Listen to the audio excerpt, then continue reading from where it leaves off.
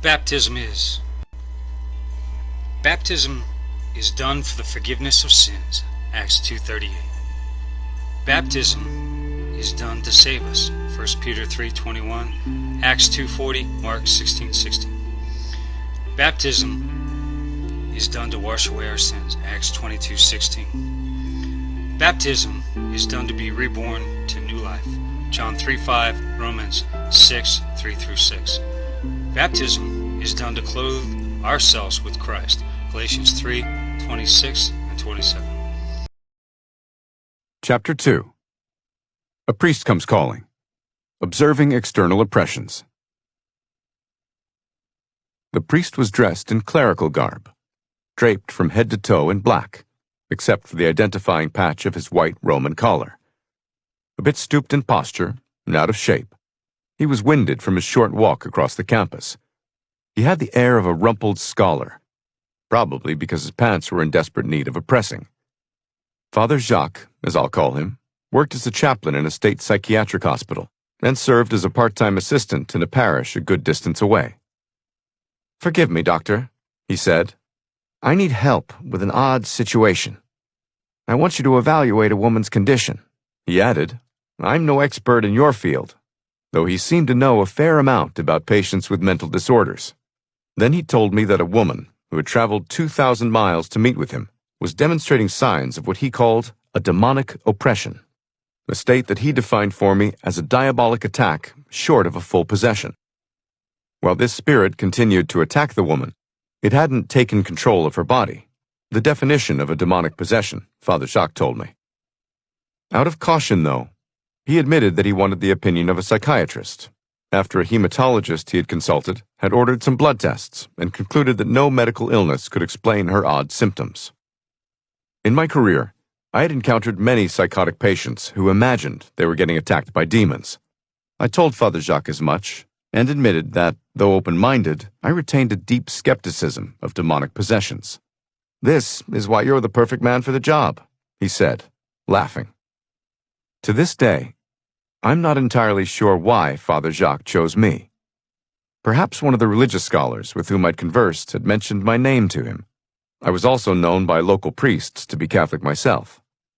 Despite my ambivalence, I confessed a curiosity that I might learn something from the kind of case that had begun to fascinate me as a physician, at least on a theoretical level. I was struck that this articulate man wanted to introduce me to a real-life, modern problem case that might prove demonic in nature, but I was also wondering whether I wanted to get involved with him professionally, not knowing how credible or superstitious he might be. A few days later, Father Jacques brought to my office a pleasant Mexican woman. I'll call her Maria. A devout woman, she was dedicated to her children and charitable work. Maria reported no psychiatric symptoms or any past psychiatric treatment. Happily married, she enjoyed her life. She felt fine, except for a striking complaint. She told me that she was being beaten by invisible spirits. "It usually occurs when I'm in bed," she admitted, a bit embarrassed. "I can't see them." Her husband, Alejandro, corroborated her story, telling me how he would stand by helplessly while Maria absorbed these recurring blows. "Out of nowhere, these bruises appear all over her body," he said. Since the couple were Catholic, Maria and Alejandro believed the devil was targeting her, possibly for her religious zeal and good works. Or perhaps, Maria added, a brujo, a nasty man or sorcerer, had put a curse on her, although neither she nor Alejandro could explain why he would single her out. My job was to evaluate whether there might be any diagnosable mental or physical illness behind Maria's bruises, some of which were still visible on her arms. Could she and Alejandro both be delusional? A shared psychotic condition, called folie à deux, exists, but neither appeared paranoid or impaired in any way. Could Alejandro be beating Maria and making up a story to hide his abuse? But he seemed a gentle man, clearly enamored of his wife. And why would they have traveled so far and involved Father Jacques and me in their ruse? I could find no standard pathology to explain this bizarre symptom. Although I did not believe the couple's hypothesis of a possible hex, I was struck by the sweet nature of this woman, and the couple's sincerity and good sense. I wanted to be careful with the case, though. I ordered a battery of tests, including a physical exam, repeat blood work, especially tests for clotting abnormalities, an EEG, and a CT scan. All were negative. The only physical ailment were the bruises on her body. Her mental status exam, a series of questions about her cognitive abilities and her emotional state, was also normal. While her bruises showed a superficial resemblance to a few disorders, such as psychogenic purpura, her history was very different from any conventional organic pathology. Psychogenic purpura, which is also known as the Gardner-Diamond syndrome, consists of temporary skin swelling, followed by multiple ecchymoses, or bruising. Psychological stress and trauma are thought to contribute to this rare condition. But Maria reported no such early manifestations of skin swelling. She was also mentally healthy and reported no significant stress, other than the physical beatings, which she described as outright blows to her body. In our conversations, Maria's story remained consistent and coherent. I eventually told Father Jacques that I could find no diagnosable psychiatric or medical condition. I suspected as much, he said. Sometime later, Father Jacques told me that, through a series of his and her parish priest's deliverance prayers, and through Maria's own redoubled spiritual efforts, the attacks gradually decreased and, over time, went away completely. Over the years, I have met with many people who similarly claimed to have been beaten by spirits. Some even said they were choked and scratched, a claim supported by photographs. They would usually offer a personal explanation of their own, sometimes plausible, other times not at all. After consulting other physicians or their clergy, most had come to believe evil spirits had targeted them. None of this, in my professional opinion, was evidence of psychosis or someone being overly prone to suggestibility. There is always some cause, Father Jacques would always tell me. These things don't just happen out of the blue to victims, and these people are not mentally ill. Soon after Maria's case, Father Jacques invited me to meet a young African woman who was possessed.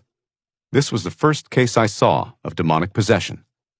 We met in the basement of an ornate rectory, where I observed him and another priest perform a major exorcism, as the authorized prayers of the formal Roman ritual are known. After the rite, I was convinced that this woman had indeed become liberated from her long-standing possessed condition. I believe Father Jacques wanted to show me different cases of possession and oppressions. In their many manifestations, during my ad hoc training in this odd new field, I'd already encountered some gruesome stuff in my work with abused patients at Cornell and sociopaths at the Yale Psychiatric Institute. Still, I wondered how I would react sitting in a room by myself with a fully possessed person, as I expected would eventually happen. As I gained experience with oppressions, I became aware that I was at first primarily being asked to comment upon what are labeled external oppressions, which demonstrate bodily symptoms. Such cases most often confuse spiritual advisors, who have considerable trouble distinguishing such physical signs from an organic illness, especially if few other features are present, as is often the case. Most priests or ministers or other clergy seeking out Father Jacques were not themselves able to know for sure whether such symptoms didn't just comprise an odd illness unfamiliar to their untrained eye. The causes of such attacks proved another important indicator of their validity.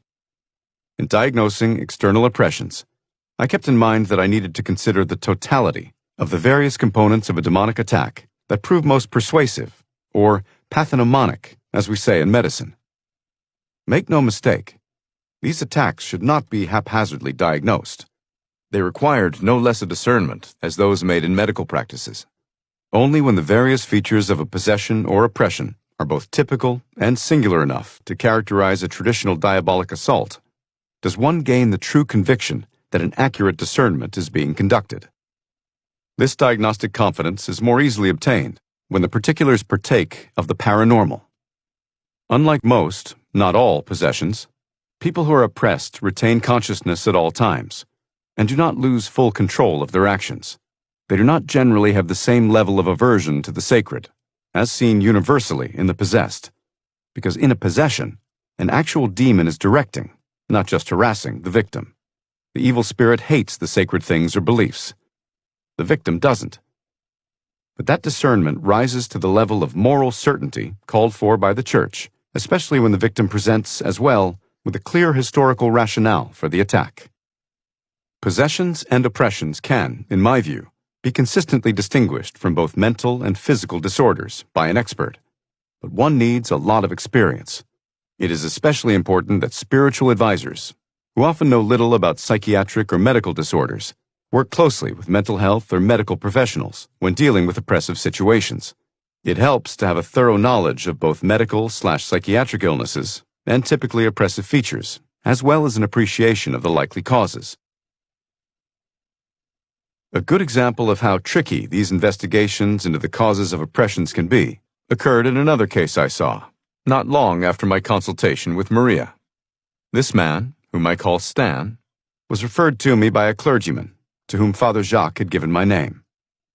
Stan was a tall, middle-aged man from the Pacific Northwest. Highly intelligent, he worked in a technical field. I found him reasonably composed and stoic, but his wife told me she was terrified by what was going on. Like Maria, Stan also felt he was being beaten by, in his words, some spiritual force. He complained that he was periodically scratched and occasionally choked. Again, in his words, by some kind of weird, unseen assailants. The scratches, which he showed me, were mostly to his neck and face. He also brought me photos of past cuts that crisscrossed his legs and torso. Some psychiatric patients cut themselves for a variety of reasons, often masochistic ones. But Stan and his wife firmly denied he was engaging in self-mutilation. Before meeting with me, he had already been evaluated by a number of physicians. Though they were all puzzled by his story, none believed he was emotionally troubled, psychotic, or lying. All medical testing done in this case, too, had been negative. To verify Stan's story, I talked to both his primary doctor across the country and his specialists. No one had any idea what was going on with this seemingly otherwise healthy man. Upon further questioning, Stan admitted to exploring various spiritual traditions throughout his life. For years, he had questioned the Christian beliefs of his upbringing, and in his adult life, he had briefly explored Eastern religions. For a time, he also, quote-unquote, seriously investigated Islam, under the tutelage of a Muslim co-worker. He impressed me as being a genuine seeker of spiritual truth.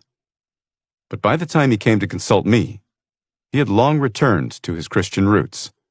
Stan denied any period during his life when he had pursued any overt occult practices, which is often a telltale cause in a diabolic case. I was puzzled. Thanks to Father Jacques, I knew genuine oppressive attacks don't just arise out of the blue. Though I pressed Stan, he firmly denied omitting any serious, potentially relevant, and more suspicious factors in his personal history. After I met with Stan, Father Jacques telephoned me. I do think it's an oppression, he told me, but he isn't giving us a plausible cause yet. Would you be willing to meet with him a few more times to get a better feel for this guy? I liked Father Jacques' caution. Since Stan had come so far, at no little travel expense, I agreed to extend his visits with me. As always with these sessions, I made it clear to Stan that I was a consultant to the priest, and not in any way his physician. Because I was a psychiatrist, and because Stan was looking for a spiritual discernment, I emphasized that Father Jacques would make the eventual official spiritual diagnosis. I came to find Stan a brilliant man, well-read and knowledgeable about religious history. He had even learned some Hebrew to grasp better the nuances of the Old Testament, or Tanakh. For several sessions, however, I remained convinced that he was hiding something. Then, at our 5th meeting, he finally blurted it out. I know you've been pressing me about an explanation for why all these peculiar symptoms are occurring. Please forgive me. I didn't mean to take advantage of your generosity, but I have a confession to make. He hesitated. Throughout our meetings, Stan had always exhibited an intense but congenial manner. His apprehension here caught my attention. I knew whatever he was about to tell me had been weighing on him, perhaps for years. I could only think to say, "Go on." Then he told me that, as a young man, he had briefly turned to Satanism, of a sort, he added defensively. Stan admitted that he had spent a few weeks worshipping Satan, and even promised his soul to that figure, if he received favors and experiences in return. It had been a foolish impulse, and undoubtedly a transient misjudgment, but the entities he had called upon seemed to have taken him at his word, and were still exacting their price. I really thought it was nothing, Stan said. My flirtation, as I called it, was extremely brief, only for a few weeks or so at most. His wife nodded. I had also been smoking a lot of pot at the time, which I haven't done in recent years at all. But maybe the weed affected my judgment. You know by now, Dr. Gallagher, that I'm a sincere searcher for the truth. But also, I guess, I describe myself as someone who's always been hungry for spiritual experience. That's the best way I have of putting it. That made sense to me. As a kind of New Age seeker, Stan was in constant search of a concrete experience that would satisfy his spiritual yearning. Many Westerners turn to Eastern religions for what they perceive to be a more direct connection to a spiritual realm. Some of them, unfortunately, flirt with occultism and even diabolic pursuits. By then, I was learning in depth how various elements from a victim's personal history were involved in the genesis of these weird, oppressive phenomena. In Maria's troubles, for example, it seemed clear that she was being punished, not because she had engaged with the occult, but because, as such a devout and charitable person, she became a target for demonic foes. As I'd learned by this time, oppressive phenomena of beatings and other sorts of physical attacks had been reported throughout history in surprisingly sound documents, and such historical records often document that the kind of oppressive assaults Maria endured frequently affect fairly saintly individuals in response to their continued devotion to God and their steadfast rejection of Satan and his realm. By contrast, Stan had turned to outright diabolism, which instigated his external oppression. He'd been caught in an imprudent bargaining with forces beyond his reckoning, and however he tried to justify his brief lapse in judgment, he was paying a punishing price. I wasn't sure whether the brujo Maria had mentioned had something to do with her condition. Seeing her case in a whole different light from Stan's, some spiritual experts refused to use the word oppression at all in characterizing her suffering. Rather, they prefer a term like a diabolic attack on the holy. But I doubt demons quibble about wording as they ply their mischief. Yankee rationalist that I remained, as well as a trained physician, unlikely to jump to occult hypotheses without a lot of evidence. Maria's theory about a sorcerer putting a curse on her seemed all too crude, too superstitious to me at the time. But later cases, where curses and hexes and the like proved all too common parts of the story, gave me pause. I was seeing firsthand that occult factors in a person's suffering or healing were by no means the silly or benign phenomena most people supposed. I was reminded of my brother John's contact in France with the good witch who had healed his warts, and started to take his experience more seriously. As Stan's story illustrates, a person who starts to follow Satan, but later tries to turn away, may be especially vulnerable to evil spirits, or an individual who seriously dabbles in the occult and opens a door, as it is put, but then attempts to reform his or her life and return to serious religious practices. Like organized crime figures, once a person pledges to the group and knows the players, the organization hardly wants to let that person leave without exacting its revenge. Such people know too much. Later, I met another person who had turned naively but seriously to occult pursuits. A psychologist I knew had examined a woman around 50 years of age who seemed to be suffering serious oppressive symptoms. According to Father Jacques, the troubled woman had extensive past experiences with the occult. Originally from India, she had immigrated to the United States, where she became a citizen and successful businesswoman. But then she began to experience all sorts of strange and painful paranormal experiences. Hinduism is the major religion in most of India, and many Hindus believe in both malign and beneficent deities. This woman had been a student of what's known as Kundalini awakenings, which are generally described as experiences that range from feeling a cool breeze, or heat, to spasms at the base of the spine, visions, alternate states of consciousness, and, adherents claim, possible enlightenment. To understand and best assist some of the cases Father Jacques was introducing me to, I needed a fuller knowledge of each person's underlying beliefs. Before my visit with this Indian woman, I read as much as I could about the phenomenon of Kundalini awakenings. To my surprise, there was a large amount of research literature on the topic, however controversial. The Sanskrit word Kundalini means coiled snake, and the term refers to what is called divine energy, in Sanskrit, Shakti, which is believed to be located at the base of the human spine. The concept is also identified with a serpent goddess, and students such as Carl Jung and Joseph Campbell were intrigued by its symbolism and its original spiritual significance. Prominent among the 4 major schools of yoga, Kundalini Yoga has centers throughout the world, including a number in New York City. Many of these centers emphasize their neutral physical practices of breathing, exercise, and meditation, often without any mention of underlying Hindu beliefs. Whatever one makes of these notions, many adherents of Western religions with traditional ideas about evil spirits have argued that its undoubted paranormal elements, as claimed by those who have undergone these awakenings, have diabolic roots. Predictably, some secular critics have characterized these awakenings as simply nonsense or deluded, an idea hotly denied by traditional Hindus. In any case, this woman had in recent years turned to Catholicism and had become convinced that she had opened herself to demonic forces through her Kundalini practice and was seeking relief from her very painful experiences. She wanted deliverance from what she had come to believe were attacks by malign spirits. The core of her complaints, which also entailed a number of odd internal experiences, again mostly consisted of painful physical ones. Though she experienced very real pains, her physicians could never discover a medical reason for them.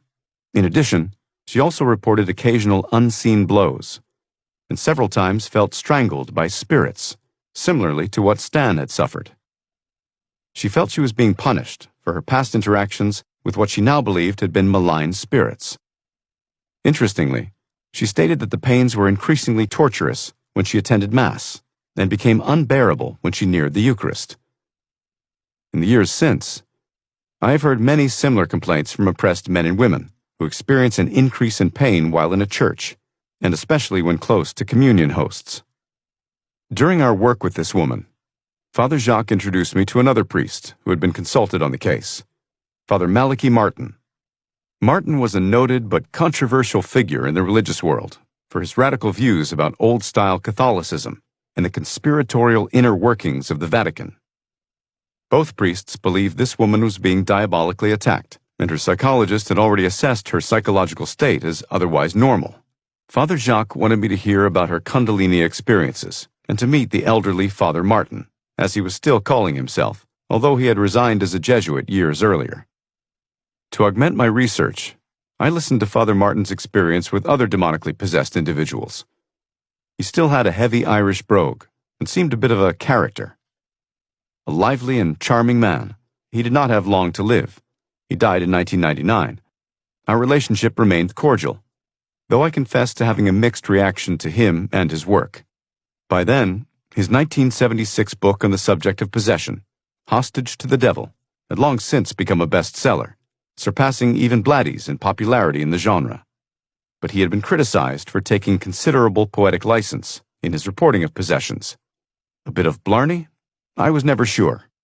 I have been told on good authority that Martin did not really have much personal experience in the field of exorcism. He called himself an assistant to cases and skirted going through proper channels. Some reviewers thought he perhaps had based his account on a number of real cases that he had heard about, and then fashioned into 5 stereotyped subjects, each proving a general ideological point about the modern world. Some commentators also have argued that he exaggerated the toll taken on the exorcist, overemphasizing the idea of exorcism as a personal duel between demon and priest, rather than as a prayer for God's intercession.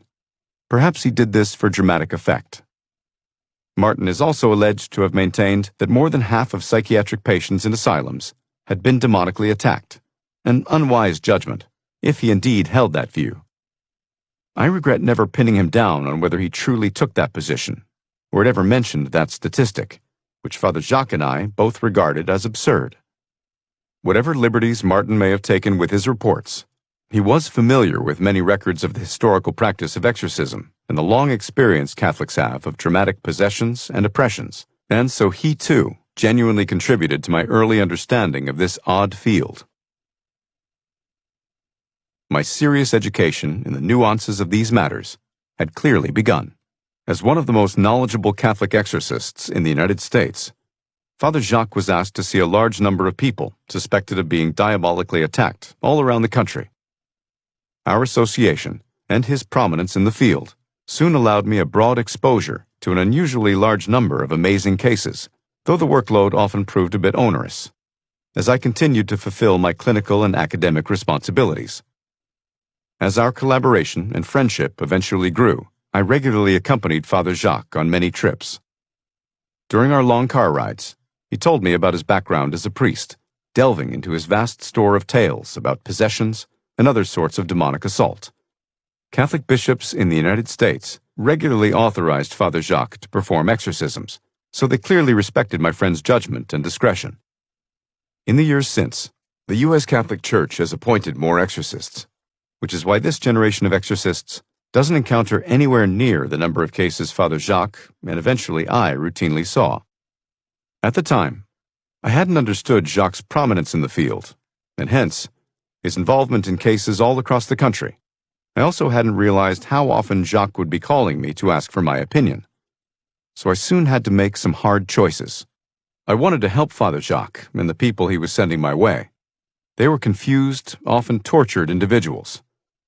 Even if psychiatrically troubled, as some turned out to be, I didn't want to ignore their pain. If nothing else, I knew I could generally help them sort out the more precise nature of their difficulties, whether psychiatric/medical or demonic, and secure the kind of help they so desperately needed. I also had to admit that the field intrigued me. These were certainly not the sorts of cases I had heard about in medical school. Was I going to commit to this strange, new endeavor? As a rough rule, I decided that I'd try to do my best to help out whenever I was asked. Since I hadn't gone out of my way to seek out this field, I trusted that events would help dictate my level of participation, which allowed me to think of my involvement as, in a way, providential. But I wasn't prepared for the next case Father Jacques literally brought to my door. Chapter 3. Julia, the Satanic Queen. Her possession and her remarkable abilities. The night before I met Julia, something unnerving happened. My family loves animals, and at that time, a French bulldog and 2 cats prowled around our house like longtime relatives. All 3 always got along well. The cats often curled up next to each other on our bed at night. But one night, around 3 a.m., loud screeching sounds startled me and my wife out of our sleep. Our 2 normally docile cats were going at it like champion prize-fighters, smacking and clawing at each other, intent on inflicting some serious harm. My wife grabbed the female cat, and I held on to the male. As we separated them into 2 different rooms, they continued to growl and bristle. My wife and I got back into bed, mystified, but wrote off the tiff, as perhaps caused by some bad cat food or one too many sniffs of catnip. The next morning, Father Jacques rang our doorbell. He was standing at our front door with Julia. She was dressed in black pants, with a dark purple blouse hanging loosely around her slight frame. I guessed she was in her late 30s or early 40s. Her short hair was dyed jet black, and her black eyeliner extended to her temples, the style I later learned that was favored by her fellow cult members. Dressed again as always in his clerics, Father Jacques had his hands in his pockets, avoiding eye contact. "This is Julia," he said. "She has something to confess." With a smirk, Julia gazed at me. "How'd you like those cats last night?" she asked. I stared at her, taken aback as much by her manner as by her astonishing statement. She regarded me with that smug smile, evidently pleased with herself. "What are you amused about?" I blurted out. Her smile widened as she leaned against the doorframe. "Look," I finally thought to say, "I respect Father Jacques, and he asked me to see you. But let's not have a repeat of last night, understand?" My thoughts came fast and furious. What the hell am I saying? Could she really have had anything to do with the cats? Unperturbed, Julia just stood there, with the air of an honored house guest, offering no apology. For the rest of the day, I tried to collect my thoughts. What in God's name have I gotten into? This was the first time I had ever doubted or even questioned my involvement with Father Jacques. To get a few things off my chest, I called him, throwing away common courtesy and asking, "What on earth were you thinking, bringing her here?" He apologized profusely and told me she had arrived earlier than he had expected. He'd wanted to make sure I was around so we could meet with her as soon as possible. Jacques was eager to get my input, though I already knew he was convinced that she was possessed. Striking while the iron was hot, he put it, since he didn't seem to trust that her motivation to get help would last long. He further astonished me by admitting that a similar thing had occurred in the house of another psychologist who had interviewed Julia. The man's wife subsequently forbade him from having anything else to do with that horrible woman after their crazed cat tore up their living room couch. "Now you tell me," I said. I felt annoyed, invaded. Father Jacques went on.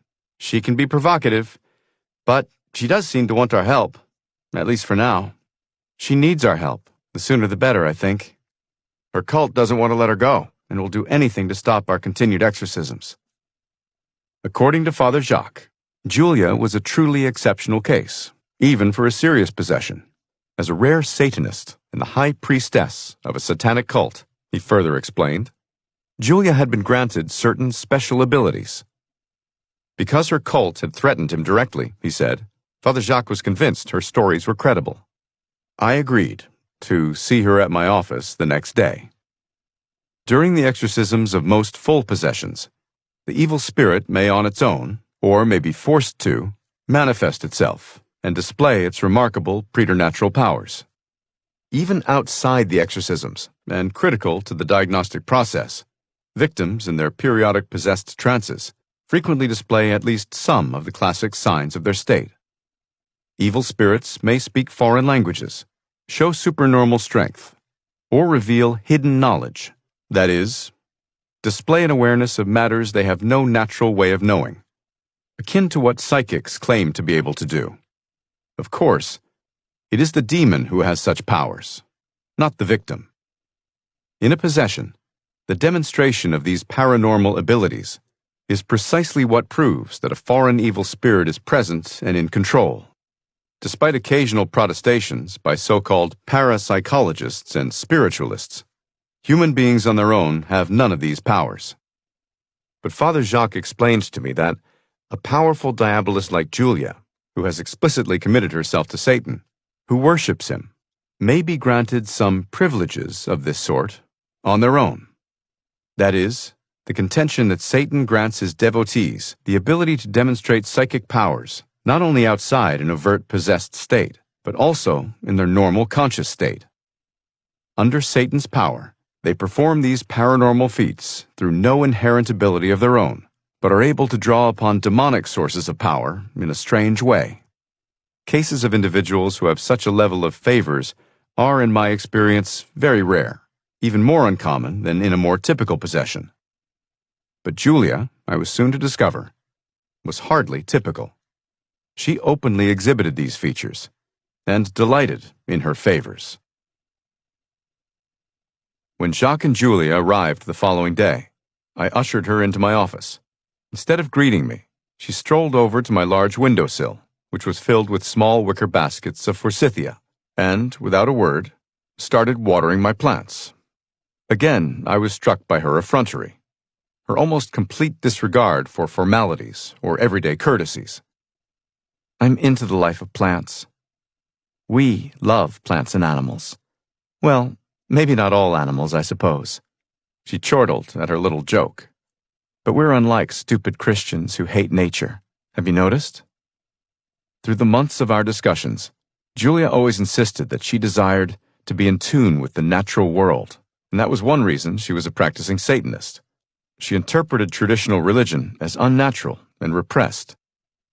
My philosophy is this, Doc, she told me. Indulgence instead of abstinence.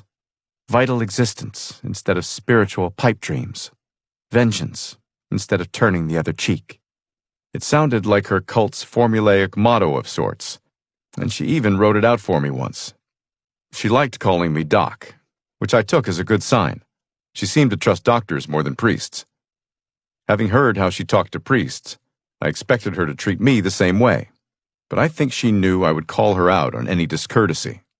And as it turned out, she gave more respect and heed to my views as a physician than to the admonishments of priests, however obviously well-intentioned on their part. She wanted my perspective on, as she called it, this possession business. "I know I'm possessed," she said. "I space out and then don't recall what happens. They tell me a voice comes out of me. I don't know. I don't remember anything. It's a demon, I'm sure. It's not Satan. He doesn't bother himself with small things like that. But it comes from him. Everything is under his control. I've long followed the Master and done everything he wants for years." I was struck by the calm and rational way Julia talked about her condition. It wasn't what I had expected. She stood in front of my office window, staring at the neighboring buildings and surrounding wooded area. I had chosen this office specifically for this view, and I regularly took in the scene, in much the same way Julia seemed to be enjoying it. If I hadn't known what she was enduring within her spirit, I easily could have mistaken her for one of my usual patients. She struck me as intelligent and in firm control of her emotions. She did not seem to me the unbalanced or limited person I had been suspecting. I decided to dig a little deeper, hoping she would reveal to me some crucial detail about her story that would allow me to gain a better understanding of her situation and her mental state. "Why do you think you became possessed?" I asked. She claimed not to have a clue, which I found odd. "Well, Satan is certainly in charge, so he must have his reasons. But I don't understand why, and no, I don't like it. It's always unwise to oppose the devil, but I decided to seek help. The cult would hate that too, so I told them I would infiltrate the church and get any priests I met in trouble. I assume they believe me, but I'm leery and afraid they'll turn on me. But I just sense I have to get rid of this possession. I heard only priests or ministers can help me. Can psychiatrists? I don't think so. I'm not crazy. That I know." I was impressed by her frankness, including about the priests. She finally sat down in front of my desk, easing into our conversation. I decided to let her talk, which she seemed eager to do. I figured out quickly that she liked the fact that I just listened. In that, she didn't prove immune to something I've observed in my years as a psychiatrist. If you say little, people often tell you everything. Plus, she knew that I was taking her seriously, not charging her a fee, and not automatically assuming she was mentally disturbed or pushing for a hospitalization. She mentioned that Father Jacques had taken her to a couple of psychologists first. Jacques had told her that in their view, no psychological explanation came close to explaining her strange condition. As believers, both agreed she was possessed. She went on to say that Jacques wanted the opinion of a physician, however. She took some glee in telling me that the original shrinks were a little scared of her. Then he put me on the phone with a Jesuit priest he knew. He seems to know a lot of people, big shots. This priest was also a psychiatrist. I couldn't stand the guy. He was a real smartass. He said he couldn't tell me his full opinion over the phone, but he went out of his way to tell me he thought my thinking was off.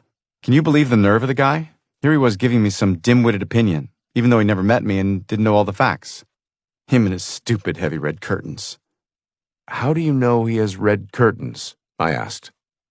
"You told me you spoke to him over the phone." Julia laughed and lit up, visibly excited. With a glimmer in her eyes, she explained that she had some powers. One of them, she claimed, was what students of the paranormal call remote viewing. I can also wreak havoc whenever I want. I was learning fast here. My characteristic incredulity faded by the minute, with every new piece of information Julia presented me.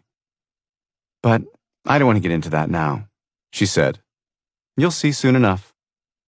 She promised to tell me the truth, but she wasn't ready to tell me everything about her devotion to Satan, or anything about the cult or its leader and participants. It might be better for you not to know anyway, if you get my drift, Doc.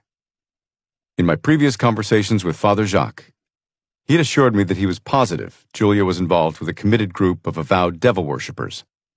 I also knew she claimed to be a kind of satanic witch, a claim that still seemed fantastic to me, despite her continued candor.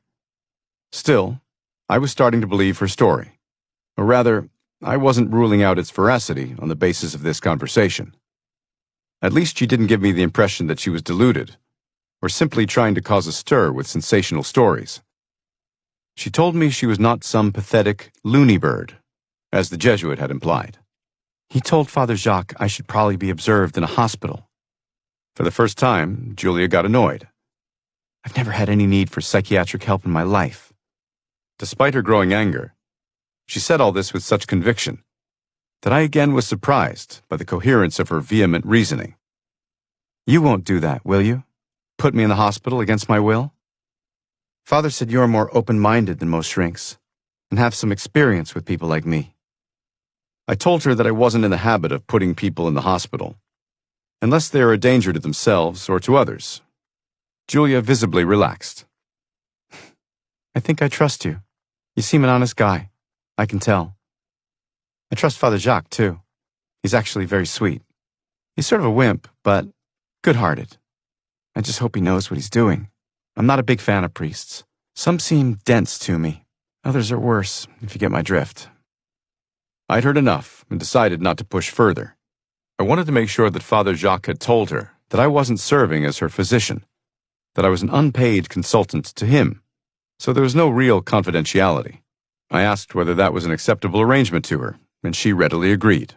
I felt compelled to add that her talking to me was voluntary, and that I wasn't going to do traditional therapy or push any medication.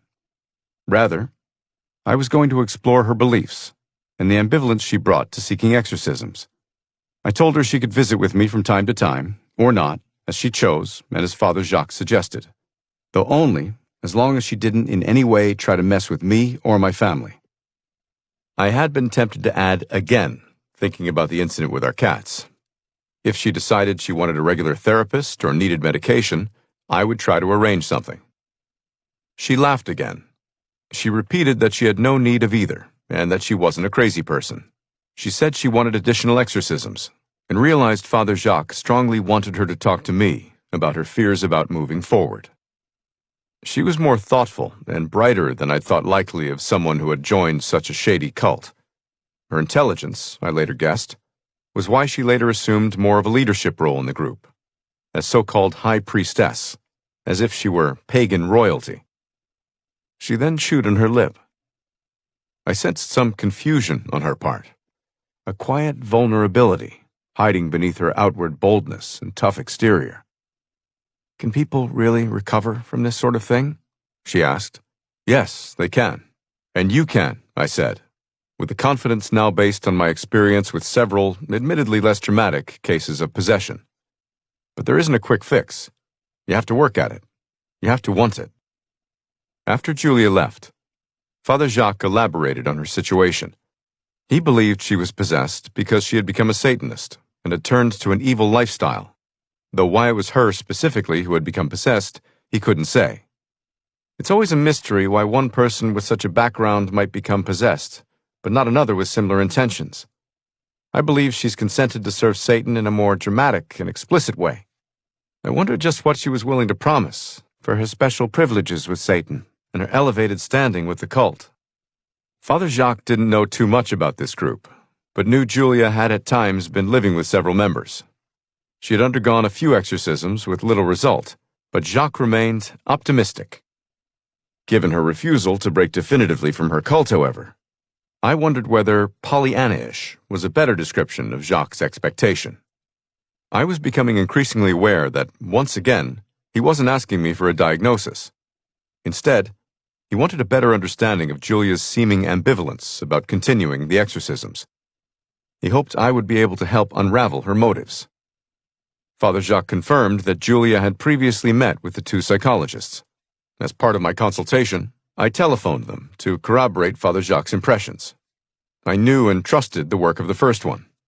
After interviewing Julia a few months previously, he had concluded she wasn't psychotic. The second psychologist agreed. She doesn't seem at all delusional and has no reason to make things up, he told me. Although she may like intimidating people with her accounts, I don't think she exaggerates. She gives a lot of specific details. I would question her motives if she were lying at the very time she's asking for exorcisms of her own free will. It seems counterproductive to get help from the church, to acknowledge still being in the cult. Neither man believed that Julia had any overt psychiatric disease, even though they felt, as I did, there were clear features of a personality disorder. That is, ingrained and poorly adaptive character traits, in her case, of an unsavory and long-standing nature. Both concluded there was no clinical or conventional explanation for the paranormal features that seemed to follow Julia, and that her overall story seemed credible. Father Jacques entertained no doubts. Shortly after my first office visit with Julia, Father Jacques, Julia, and I were speeding along a highway in the priest's old Chevy, searching for a suitable venue for the next exorcism. At least, that's what Father Jacques told me we were doing. I later realized that he wanted the three of us to spend some time together, so I could observe Julia in a more casual setting. I sat in the front passenger seat, and Julia was in the back, alone with her thoughts. I wanted to talk to her, but Father Jacques' erratic driving distracted me. "I'll be the assisting exorcist," Father Jacques said, swerving the Chevy between lanes and riding the brakes. "The chief exorcist is an interesting character. You'll meet him soon." From the back, I heard a deep, raspy voice. "Leave her alone, you fucking monkey priest."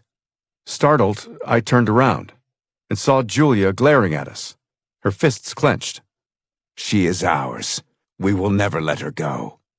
You'll be sorry, you stupid monkey priest." The monkey part, I've always felt a fair indication of how evil spirits view us humans.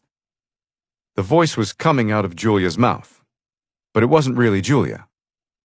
Her face had taken on a distant, even vacant look. She went on like this for 10 minutes. Suddenly, the voice stopped, and Julia re-emerged from whatever state I had just witnessed. She had no idea what had just happened. I asked her whether she remembered telling the priest anything. She did not, and she asked us what had been said, where we were, and how far we had traveled. After that trip, I lost any lingering doubts about her situation, but I still wanted to question her further, especially about her boast of being a satanic witch, a claim that still seemed fantastic to me. A few days later, she and I met again, this time at Father Jacques' office. Not hesitating, I dove right into how she viewed herself and her status in the cult. She told me that she enjoyed her powers. She took great pride in them. A funny sort of pride, I was thinking, considering their source. Smiling, she promised their demonstration soon. I encouraged her to continue. "You have to realize that I'm the priestess of the cult," she told me. "I'm their queen, Satan's queen. I trust him alone." She pressed further. "Why do you think people worship Satan? People usually think we're just superstitious or crazy and delusional and make things up. Well, I'm not nuts, and have never seen or needed a head shrinker. You think we become Satanists because we're stupid? It's because we get a lot in return. We worship Satan because he looks after us and grants us big favors." Julia stated matter-of-factly that her psychic abilities were the traditional privileges of a high-status devil worshipper. "They're my due," she said. She didn't quibble about the term witch, but felt she was actually of a higher status than most witches. She relished her role and insisted that her paranormal abilities were typical only of a powerful witch, not a run-of-the-mill one. Her clear-eyed appreciation of her gifts intrigued me. In my years as a psychiatrist and psychoanalyst, I had never encountered a person like Julia before. In addition to her apparent capacity to view people remotely, Julia's powers included an accurate knowledge of others, without having direct contact with them. She once told me how my own mother had died, by the precise cause of ovarian cancer, which she had no way of knowing, without a special source of knowledge. She did the same with other people, too. Some of this awareness falls under the category of hidden knowledge. Like speaking foreign languages, it is another of the classic signs of possession, as noted. Later, I called Father Jacques to discuss proposed dates for Julia's next exorcism. Suddenly, Another voice interrupted our telephone conversation, hissing, "We said leave her alone, you fucking priest. She belongs to us, not you. You'll be sorry." The voice was the same unsettling and creepy one I had heard in Father Jacques' Chevy. As cliched as it sounds, I felt the hair on the back of my neck stand up, and I nearly hung up the phone in a startled reaction. I asked Father Jacques whether he had just heard the voice too. "I've heard a demon's voice come over a phone line like this in a number of cases," he said. "Always the more severe ones." I reflected that I again felt invaded, even more so than by the incident with our cats. They can intrude on my own phone, I was thinking. Just how far can these nasty creatures manipulate our surroundings, even our belongings? I imagined that the battle lines were drawn more starkly. I was being targeted, too, at least to a point, because I was trying to help Julia. Our demonic foes now considered me part of the problem. What else was in store? I always believed that skepticism should start out governing all these investigations. But it is difficult and foolish to hold on to disbelief in the face of such overwhelming evidence. After observing Julia on our trip, reflecting upon her knowledge of the cats, and now hearing the disturbing voice over the phone, I lost any lingering doubts about her dire situation.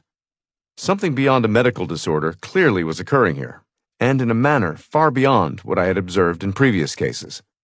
I could not diagnose any mental or physical reason that could explain these events. It had long been difficult to see Julia's state as any sort of psychiatric disturbance, particularly when so many inexplicable and peculiar events were simultaneously happening. From my work on inpatient units, I had seen many cases of so-called multiple personality disorder, now more properly labeled dissociative identity disorder. This was hardly that. Although such patients dissociate, this exchange, and the other paranormal features I'd experienced firsthand with Julia, convinced me that this case entailed phenomena far beyond what any psychiatric patient presents. I wondered again just what I had gotten myself into. Before the next scheduled exorcism ritual, I had another long talk with Julia when she returned to the area. I was direct, asking her, "Why are you hesitant to keep going on with the exorcisms? And yet, you're the one requesting them." She didn't say anything for a long time. I was trying to imagine her emotional state. Oppositional and ornery, manipulative and scheming, fearful. I felt all these options were on the table. Finally, looking down, she said, "I'm scared. I'm suffering. I need to get rid of this." "Tell me more about that," I said. She sighed and finally recounted what she called a long story. She hadn't had an easy life. She had been baptized a Catholic and attended Catholic schools, but never took religious beliefs seriously. Her family life wasn't so great, something I fully expected to hear, but she was reluctant to provide much detail about her parents, or criticize them either. When she was a teenager, a priest took an interest in her. "I soon found out what that was about," she stated. "Julia told me he had sexually molested her." Strangely, she didn't think it had affected her much, although she noted that it certainly drove her away from the church.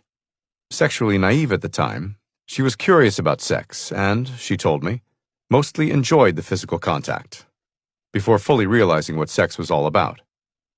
She dismissed it as her dalliance, but admitted that the molestation did more than disillusion her about the church.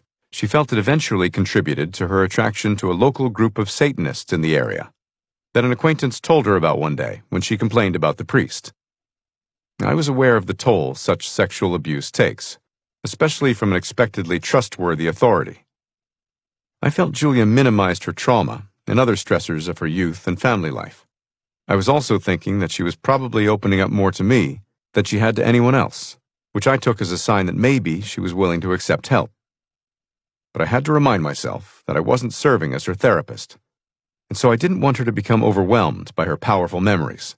I had seen patients fall apart after sessions where they first ventilate such traumatic issues. Still, Julia continued to describe these painful memories in a matter-of-fact manner and didn't seem overwhelmed. Because of my training, I knew she was omitting many details, but I let her continue without pressing her. It was hard to be sure of a confident formulation of her dynamics. I was curious, for instance, about her early family life and what her cult was like. But because I was explicitly not her therapist, I decided to let her go on at her own pace and choosing. Her tale lacked key details, but I got the sense that, in turning to this bizarre cult, she may have been looking for a substitute family. I fell in love with its leader, a powerful guy named Daniel, she admitted. He was the first really strong man I had met or had relations with. Very handsome and domineering, a little dark-skinned, not like that pale priest who looked like he'd spent his life in a library. Daniel had an air of danger. I know certain women go for the bad boy type. I guess I was one of them. The search for pleasure, the point of existence, was at the core of how she thought of herself. This, she stated, was the typical thinking of true Satanism. Julia explained how the cult eventually made her its queen. She called herself Queen Lilith, after the name of a legendary demon seductress. The cult also worshipped Asmodeus, the demon of lust, she added. What she really liked to call herself, though, was the Queen of Voluptuous Delights. She had signed letters she'd sent to Father Jacques with that title, as he later showed me. Sex was obviously a big piece of all this. Sex seemed a part of many weird cults, in some way, shape, or form. The women, especially the younger and more desired ones, were often sought after for their favors, until, that is, they weren't. Male leaders often restricted the females to their own pleasurable purposes, excluding lesser male followers from the delights of such benefits. Julia developed a taste for kinky sex. I was pretty perverted, she told me, grinning. Still am. She'd been flattered that the priest, a smart and educated man, had found her enticing. But she didn't seem especially clingy or obsessed with him, as many patients with borderline features tend to become. She was hardly impressed with his sexual prowess, describing him as inexperienced and fumbling, though a nice, gentle man. She recounted without much emotion that he eventually got kicked out of the priesthood. She thought he may have later killed himself. By contrast, she stated, sex with Daniel was like something I fantasized about. Rough at times, but it excited me to no end. Orgies with the other members of the cult were a frequent occurrence as well, which Julia also found arousing. She liked that the men in the group all wanted to have sex with her. Julia did get jealous to see Daniel with other women, but she felt that was the life she had chosen. She enjoyed the orgies, which she called parties, but sex was often a part of their more elaborate rituals, too. She hesitated to tell me much about these periodic ceremonies, which she called black masses, in parody of the traditional Catholic Mass. Scholars date such rituals to at least the Middle Ages, and some to even earlier times. Though these rituals have varied widely over the centuries, sex and bodily fluids have often played an integral part in them. Julia told me little other than that they would dress in robes and use stolen Eucharistic hosts during ceremonies. Daniel, who ran the ceremonies dressed in full satanic garb, was the most powerful member of the group.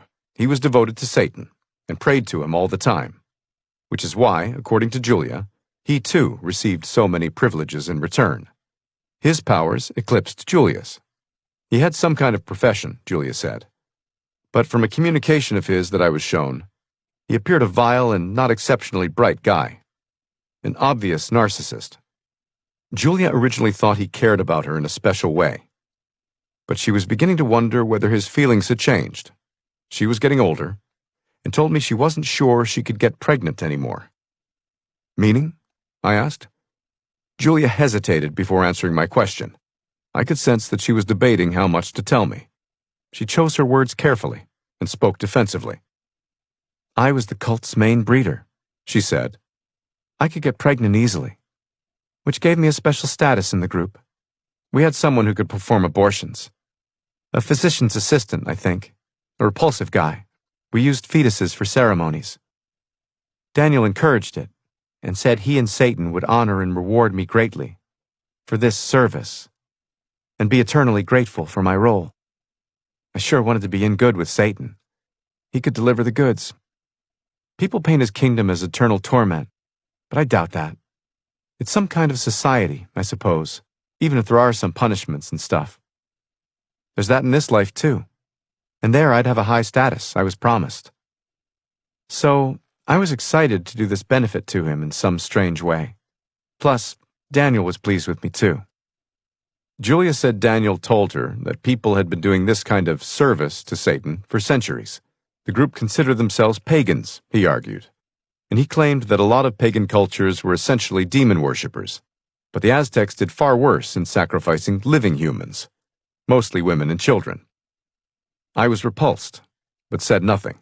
Later, I heard similar stories from a few other individuals, though I was rarely sure of their credibility. I generally doubted their veracity, though a few such stories seemed credible to me from their details, in addition to Julia's. I once asked an assistant district attorney whether such a thing as using a dead fetus in satanic rituals was illegal. Well, technically yes, he told me, but no one's going to prosecute someone for that. Plus, how are you going to obtain evidence? He asked me whether I knew of any ongoing examples. I told him that everyone who spoke of such offerings, as Julia called them, claimed they no longer engaged in that behavior. As Julia recounted her role in these demonic ceremonies, she seemed untroubled by her past actions. What seemed to bother her the most was her fear that Daniel no longer loved her. For the first time in my life, I had felt really special, she said. Daniel had singled me out. It started out when I was a cute teenager. It was really intoxicating for a while. But now I'm not so sure. I'm getting older and wonder whether Daniel still cares for me. He said okay when I told him I'm just trying to cause some mischief with the priests, by seeking their advice and maybe get them in hot water if I can. He'd love that, trust me, and so would Satan, but I'm not sure if he still cares what happens to me.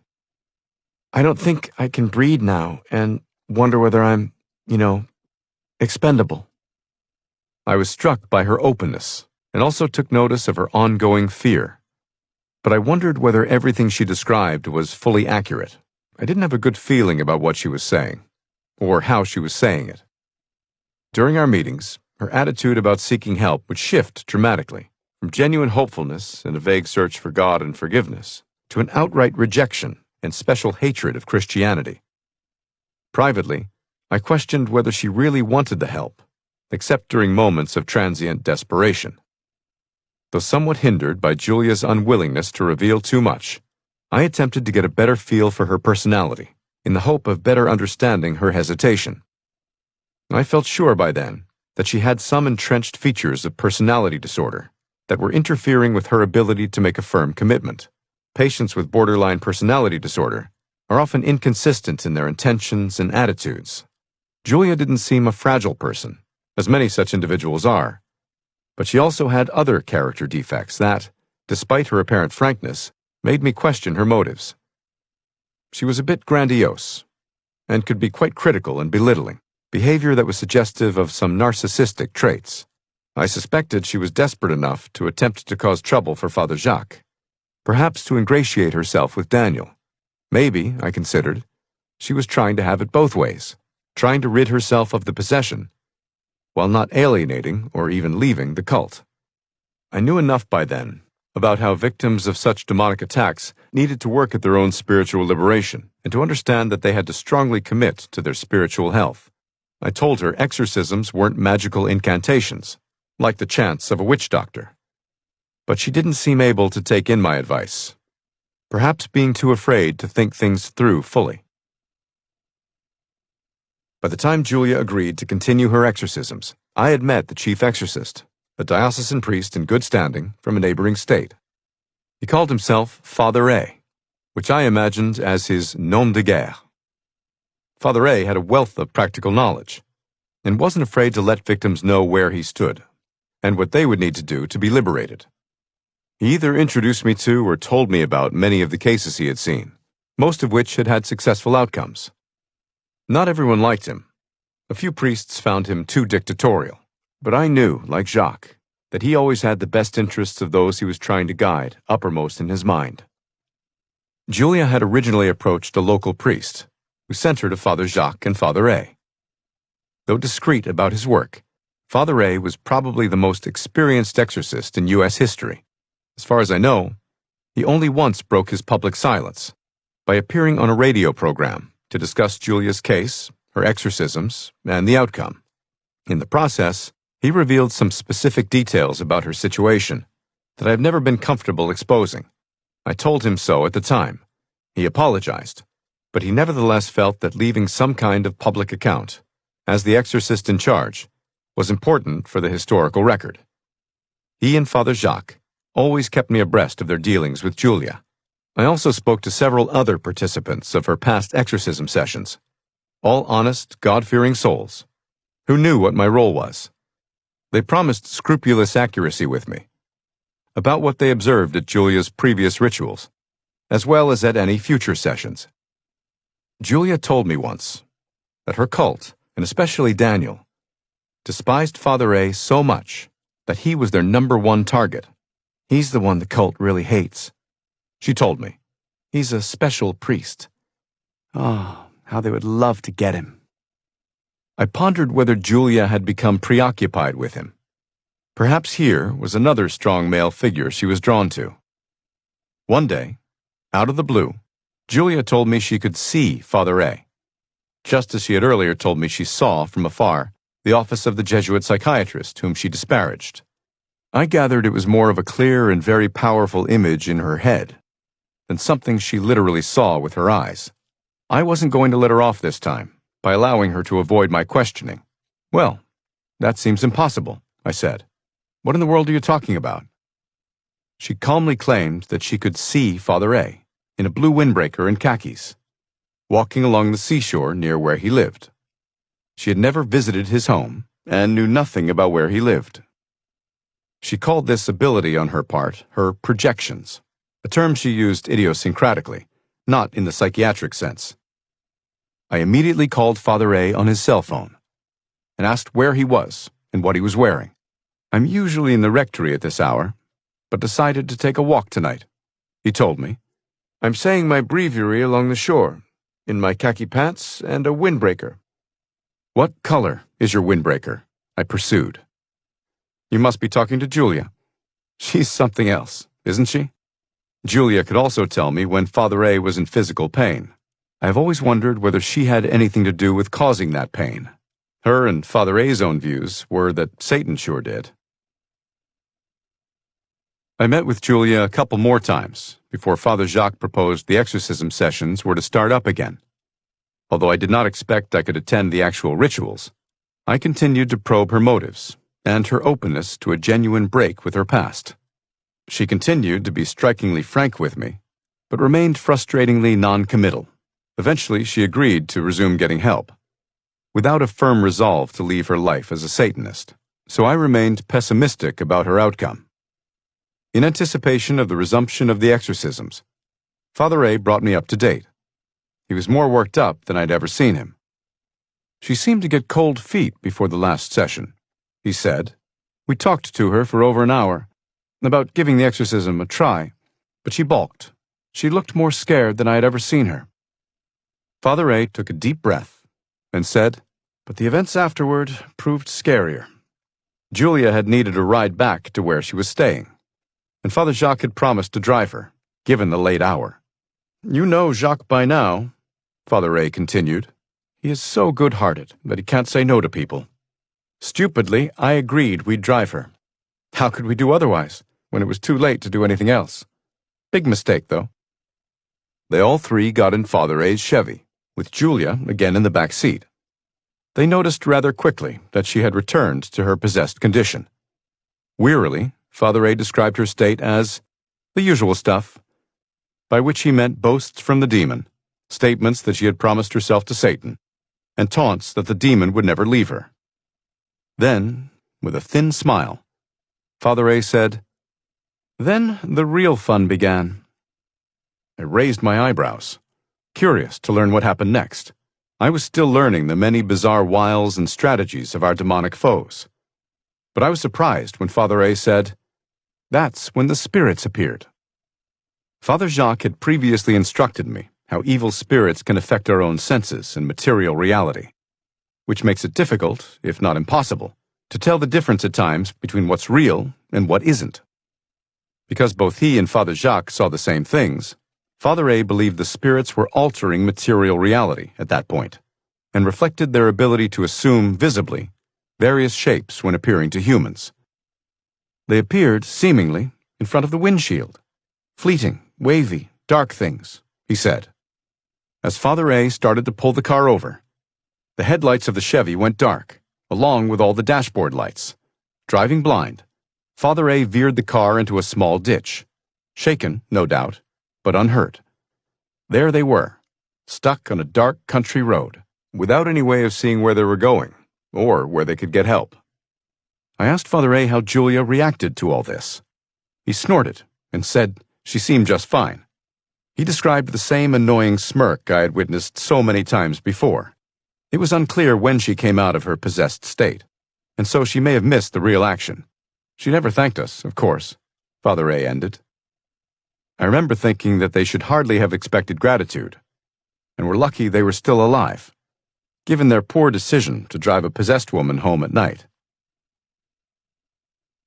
2 weeks later, following Julia's next exorcism, Father A telephoned me again. This time, he told me that he feared Julia might never agree to attend another session. The ritual began on a cold evening in the late fall on the grounds of Father Jacques' parish in his well-heeled suburban town. The team included 8 people: Father A, the chief exorcist, Father Jacques, who assisted Father A, 2 nuns, one of them a nurse, and 4 lay people, recruited to help: a woman and 3 strong men. Everyone gathered in a chapel in the small house where Jacques lived. Julia was half an hour late, and when she finally arrived, she was hesitant and nervous, perhaps already under some influence. Nevertheless, she signed the requisite forms to proceed. Father Jacques started the formal prayers, using the older Latin version of the Rituale Romanum, which includes the classic text for exorcism from 1614, his preferred source for the rite. As the litany began, Julia rapidly entered a full trance. Soon, the voice was expressing itself, again adopting its typically arrogant tone, Father A told me over the phone. It protested that no one had a right to liberate this woman, because she had freely promised herself to Satan, a typical sentiment of evil spirits. The creature, or creatures, was trying to bully them all, and employed the usual complaints, blasphemies, and boasts. "We won't ever leave. Stop. Go."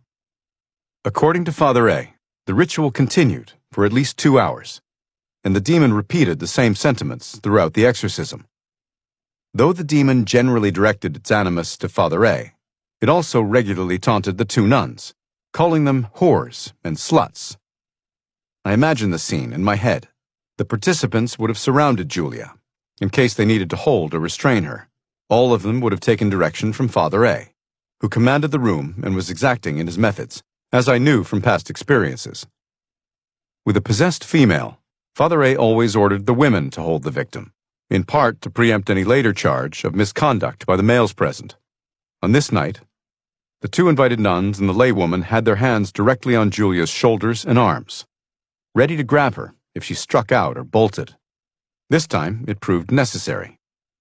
Father A told me that from the beginning of the exorcism ritual, Julia was straining with considerable strength. She tried to grab Father A's stole from around his neck. Fortunately, her arms and hands had been restrained.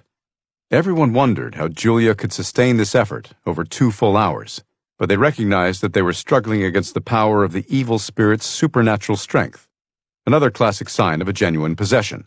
And then, Father A continued, it happened. What? I asked. Julia levitated right out of her chair, for half an hour. All the witnesses later corroborated this story. Julia visibly rose about a foot off the chair, and, in the clear impression of all attendees, would have ascended higher, if it hadn't been for several of those present, including all the men, laboring mightily to hold her down. Later, one witness commented to me, she would have gone to the ceiling if we hadn't stopped it. Was it an attempt to escape or scare the participants? It's hard to say, but everyone was shaken. Levitation is a rare but well-documented event in religious chronicles, including past and current exorcisms. I tried to imagine their astonishment and fright. Father A paused. He seemed fatigued and discouraged, absent in the conversation, in a manner I wasn't used to. "Father, I now pressed him. "Are you still here?" "Sorry, Rich. I'm feeling a bit pessimistic as I'm telling you this. The demons, because I thought multiple ones were involved, kept up their constant barrage and seemed to get stronger as I grew more tired. One told us that Julia had invited them in and had received many favors in return, so she had no right to be freed of their presence." He hesitated again. Maybe they know her intentions better than any of us. I had already been wondering whether she ever felt interested in renouncing them at all. Then Father Ray recounted a long list of the more dramatic phenomena he had encountered during the long session. The demon, or demons, frequently writhed in pain upon any contact with holy water he sprinkled on Julia, yelling, "Stop, it burns." On the other hand, Julia had never had any reaction to tap water during any of her earlier test assessments, though her possessing spirit, of course, would not have been told which water had been blessed. During the rituals, including this one, Father Ray told me, the demon often spoke in several foreign languages Julia didn't know.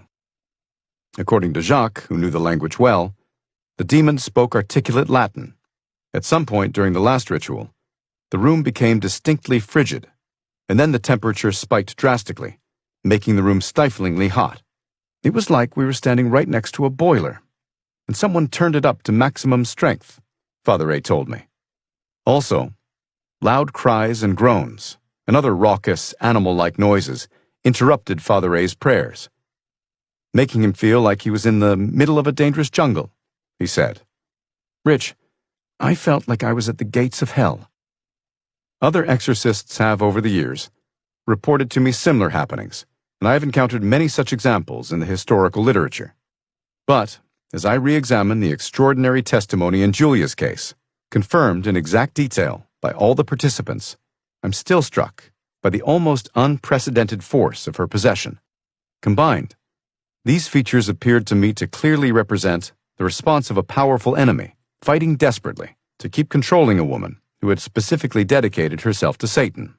The intensity of Julia's exorcism surprised even Father Ray and Father Jacques. The display seemed intended to frighten them away, or, they surmised, to prevent Julia from abandoning the cult or continuing to reveal its nefarious behaviors to perceived interlopers. Other experienced exorcists later commented to me that Father Ray and Father Jacques should have prevented such theatrical manifestations by commanding the demon or demons not to create such havoc. But given the immense pastoral experience of my two exorcist friends, I feel that in this case, they encountered a spirit, or spirits, too powerful to control. When the session ended, Julia rapidly emerged from her trance-like state. Like most, though not all possessed people, she characteristically remembered nothing, though the exorcism had lasted a little over 2 hours.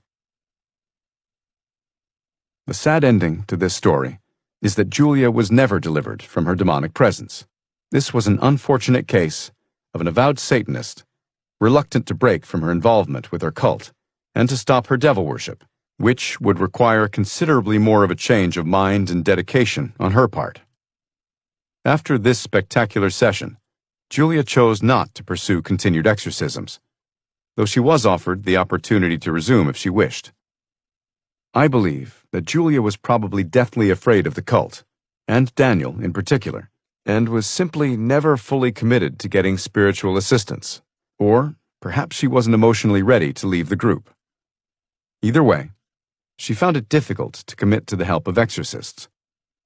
I increasingly mistrusted her motives too, because, in subsequent meetings, she told me stories made up to discredit many of the priests she had known in her life, including Father Jacques and Father Ray. Her ambivalence was best illustrated in one of my last conversations with her. I already knew that she enjoyed her high status in the cult, but feared she was becoming less attractive to Daniel.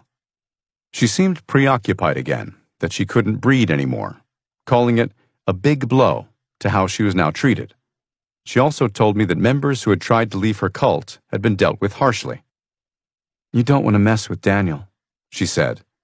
"He's too close to Satan." I did want at least to get rid of the possession, but now I'm not so sure what I should do. I listened closely. Her fatalistic tone and use of the past tense were new, which made me believe, as Father A did, that we were losing her. Jesus, God, whatever. I understand nothing of all that. Where were they when I needed them? But Father Jacques keeps telling me I have to turn to them, whatever that means, and renounce Satan. Renounce Satan. Are you kidding me? How can I do that?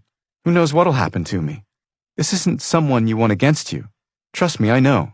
He's punished me plenty already. Julia then went on to talk in a manner surprisingly reflective. People think hellfire comes from God. That's not true. It comes from Satan. That's how he disciplines his subjects. He has to have some way of punishing people, at least from time to time. He's done the same to me. Julia complained about experiencing a burning sensation from her own diabolic tormentors. What's it like? I asked. Not like a material fire, kind of a spiritual type. Very hard to explain in words. You don't get burned up. But it does hurt. Like hell, I was going to say. She laughed a little, without mirth. Gruesome as such comments seem, Julia is hardly the only demonically attacked individual who has complained to me about experiencing a burning sensation from their evil tormentors, in addition to a variety of other pains. Satan, according to Julia, was still her master, and she continued to place some crazy hope in him. She still worshipped him, she admitted, calling this demand for devotion to Satan a direct challenge made to all humans, and to what Christians call their God.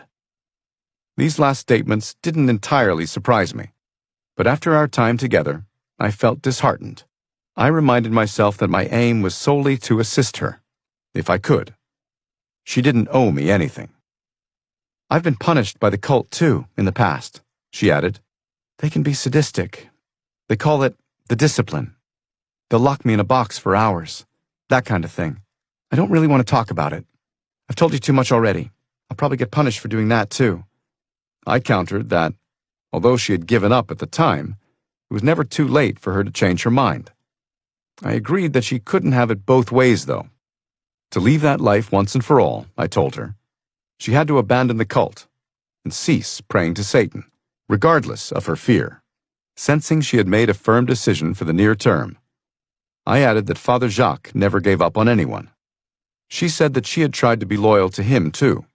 Despite telling Daniel she aimed eventually to get Jacques and Father Ray, she realized we three genuinely cared about her, which was at least something positive, I thought, but I felt that I was clutching at straws, and that she seemed much more concerned about Daniel's reaction.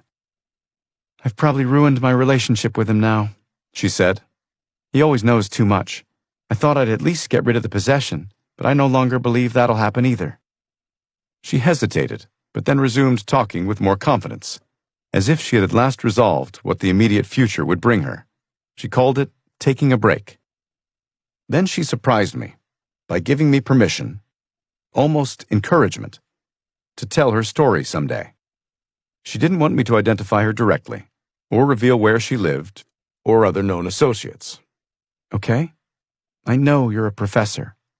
It's the least I can do, to maybe warn some other vulnerable people, she said. I think she wanted to give me a last gift, or perhaps soothe her conscience. I realized again, for all her bravado, she was a conflicted and tortured person, and probably had been for much of her life. I kept thinking of the word trapped, which is how I saw her at that moment. She was probably too confused and scared to make a rational decision, I concluded. And here, as I was getting a sense of a looming ending, I felt I'd obtained a fuller grasp of why she felt the way she did. She always felt threatened in some way, either by the cult, or by the stipulation the exorcists were making to overturn her lifestyle, or by the loss of Daniel's love and attention. Maybe until that moment she had never fully grasped the true price she had to pay, the real-life demands, and not the magic that had become so much a part of her mentality. Several months after Julia's last exorcism, at Father Jacques' strong urging, we visited her in her southern hometown. She remained reluctant to carry on. As I was traveling home by plane from our meeting, my wife and my secretary both received a phone call from a man posing as a priest and friend. He told them that Father Jacques and I had been in a serious car accident and were in critical condition. Without answering any more questions, he hung up. Fearing the worst, my wife frantically tried to locate the hospital where I supposedly had been taken. It wasn't until several hours later, when I routinely checked in by phone from LaGuardia Airport in New York, that they learned I was fine. A few weeks later, I was walking along East 29th Street in New York City and noticed two women in their 30s following me for a few blocks. They were adorned with prominent black eyeliner makeup, as Julia often had been, and dressed in the eccentric manner peculiar to the group with which she was involved. When they saw that I had spotted them, they veered off around a corner onto Madison Avenue, and I never saw them again. I spoke with Julia only one more time. A year after the last exorcism, Father Jacques asked me to call her and check her health status again. Julia confided that she'd been diagnosed with terminal cancer, but said she wanted to be freed from demonic influence before her death. To me, Julia still sounded ambivalent. She told me she would have to think about giving me permission to get a report from her oncologist. Then she never contacted me or Father Jacques again, although Jacques tried to reach out to her several times before his own death some years later. I was never able to verify with certainty whether or when she died. Though doubtful, I hope she is still alive, of course, and was still just looking for some brief contact with us, to see if we still cared. Part 2. Investigator and Diagnostician. Beauty is mysterious as well as terrible. God and the devil are fighting there, and the battlefield is the heart of man. Fyodor Dostoevsky, The Brothers Karamazov. Chapter 4. Troubles of the Spirit. Diagnosing the spectrum of possessions. I was learning rapidly about this strange battlefield.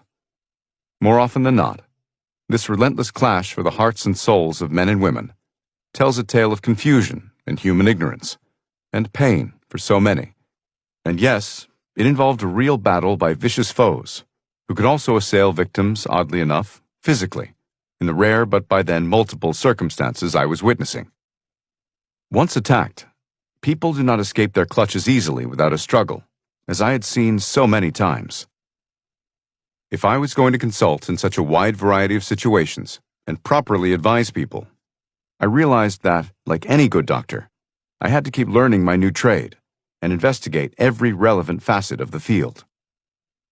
After those early cases, I spent the next years delving into both the history and the present reality of demonic activity and exorcisms. I studied every book I could get my hands on about the subject, pro and con, religious or secular, some dating back centuries and written in various languages. My knowledge of Latin and ancient Greek proved especially valuable in reading classical and medieval accounts of possessions and exorcisms. At the same time, I became connected to the wider exorcism community. I consulted for and taught a rapidly growing number of official Catholic exorcists, and some of the most noted practitioners of deliverance ministries in the United States and around the world, generally Protestants, but also Catholic charismatics. In addition to my work with Father Jacques and Father A, I was starting to receive calls from many non-Catholic and non-Christian victims too. In the process, I came to learn the strict criteria that allowed me to understand the varieties of demonic attacks and those psychiatric conditions that have always confused so many people. I needed to keep my hat on as a physician and firm believer in science, but I also needed to remain open-minded and compassionate about the immensely suffering victims of this stark and obscure world I had stumbled upon, or that had stumbled upon me. I came to see by that early stage that the major task of physicians in working with exorcists is to differentiate what may be termed troubles of the spirit from troubles of the mind. The former are also called extraordinary attacks of evil spirits, which include possessions and oppressions. These conditions exist on a continuum, representing a spectrum of penetration by demons. In turn, each of these conditions needs to be distinguished from what believers call ordinary influences of evil spirits upon humans, or simply temptations. Human beings are also perfectly capable of sinful or evil behavior on their own, of course, though there are plenty of people who prefer to blame their misbehavior on demons. Before I encountered Julia, I had already seen about 8 or 9 cases of what I regarded as full possessions. I define those as cases where the evil spirit completely takes control of someone, such that the victim has periods when he or she has no remembrance of such episodes. I have since seen scores more such possessions, and a much higher number of cases of oppression, which are far more common than possessions. Because of my involvement with the International Association of Exorcists, I have heard reports of hundreds more of each type, but that hardly implies they are anything but rare conditions, as I still know them to be. About 4 years after my dealings with Julia, I met another seriously possessed victim, a man from Chicago I'll call Juan. His case ended much more happily, an outcome that generally occurs when victims are more diligent in working at their liberation. Juan was 51 years old, a big and well-muscled man, with a string of tattoos up each arm. At our first meeting, despite his unwillingness to admit it, I could sense his anguish and vulnerability. His wife, Stella, seemed equally desperate. As a teenager, Juan had become involved with the neighborhood gang, turning to a life of crime and violence. He was an okay life, but dangerous, and I wanted more, a lot more, he said. A fellow gang member told him that if he turned to Satan and the dark side, he would be much more successful and operate under Satan's protection. I became a devil worshiper, I guess, and I used to pray to Satan for everything I wanted. For a couple of years, Juan got everything he desired: girls, fancy cars, money. I was having a ball, he told me. I was king of the heap. He started recruiting other gang members into the occult, which he believed added to his good fortune. Specifically, Juan committed to Santa Muerte, Holy Death, an iconic Mexican folk saint that many occult members of Hispanic descent have appropriated for their diabolic causes. Some members of the infamous MS-13 gang are avowed devotees of Santa Muerte, and according to police reports and newspaper stories, they petition the saint for favors in a kind of perverse reversal of praying to saints for intercession. Also known as Mara Salvatrucha, MS-13 started as a Los Angeles street gang of Salvadoran immigrants who had fled their homes following the civil wars of the 1980s. Eventually, MS-13 spread to a few other U.S. metropolitan centers, including in Northern Virginia and Long Island, where they quickly developed a reputation for drug dealing, child prostitution, robbery, and other acts of violence, from beatings and stabbings to murder. A number of ex-gang members have openly testified to their worship of what they regard as demons.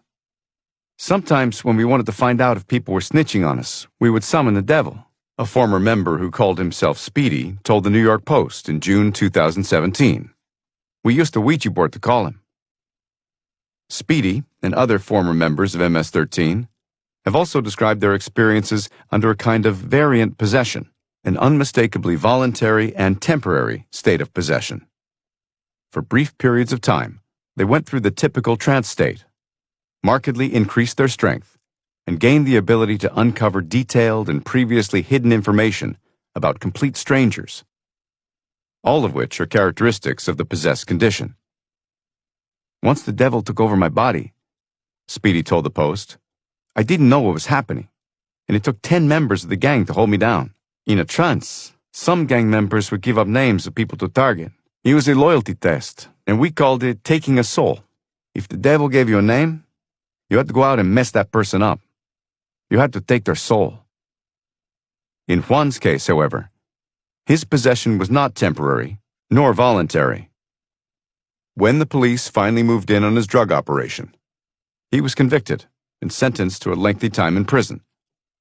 But in jail, he started to experience states of possession, slipping into persistent and prolonged trances, during which the telltale voice of a demon spoke in foreign languages, unknown by Juan.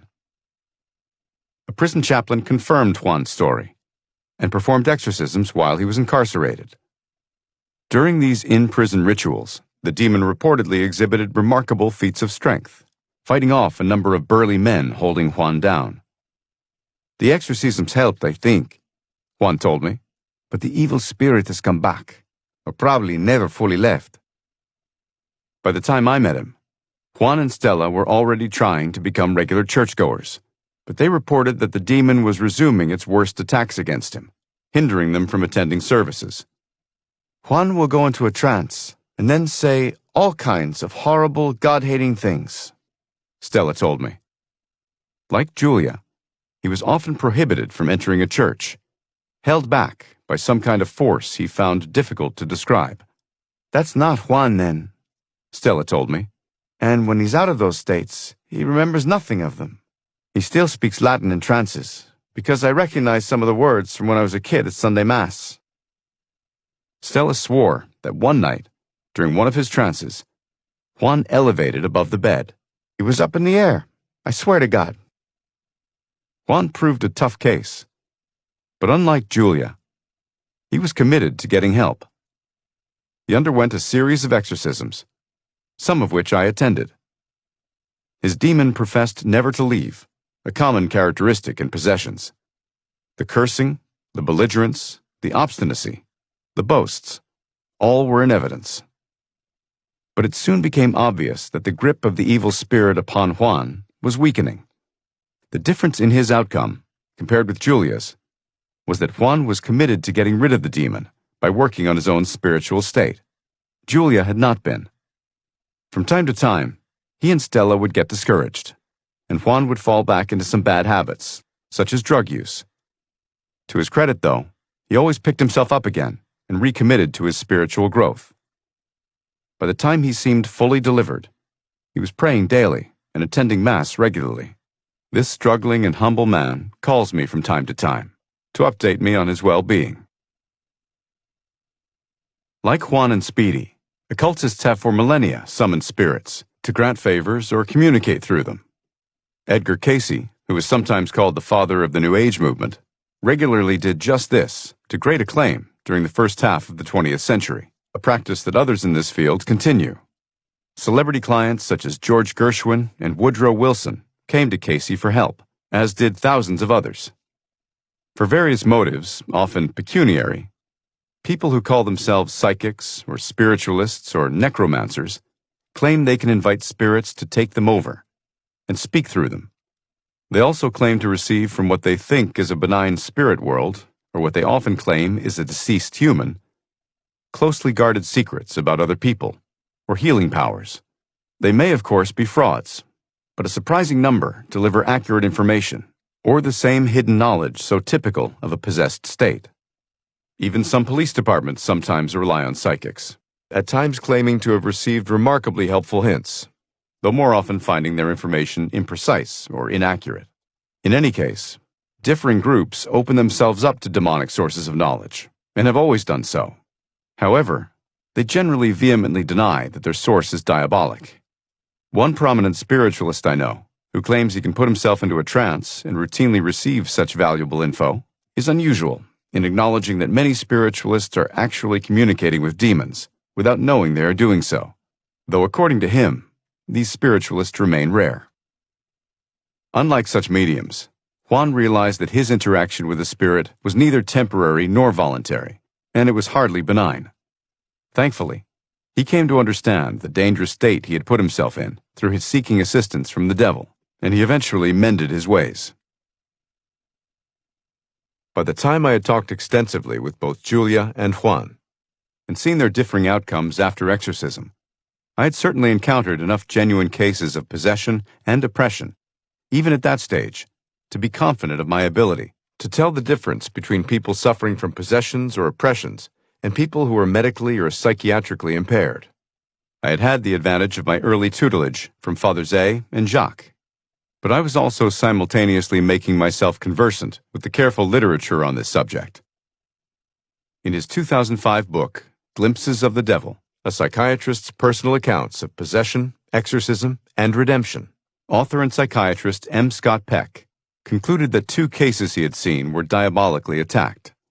I have always been struck that, though an intrepid and open-minded explorer in this field, Peck was starting from scratch and relying exclusively on his own observations. Trusting his own intuition and his limited clinical exposure to genuine cases, he once described a diabolic attack as a rare mental condition. I could not disagree more. Though they do entail a cognitive aspect, diabolic attacks are spiritual disorders. Dr. Peck appeared to have no awareness that theologians and other thinkers had long drawn up a set of specific benchmarks to definitively classify the differing kinds of diabolic assaults. What's more, exorcists are fully expected to be learned in these matters, though they also are strongly encouraged to use the naturalistic expertise of physicians, and are never supposed to just guess, as I believe Peck was wont to do. Instead, exorcists must arrive at their conclusions with moral certainty. Once, Father A asked Dr. Peck whether he'd care to witness an exorcism. Peck readily agreed, but insisted upon a hefty fee. Father A withdrew the invitation.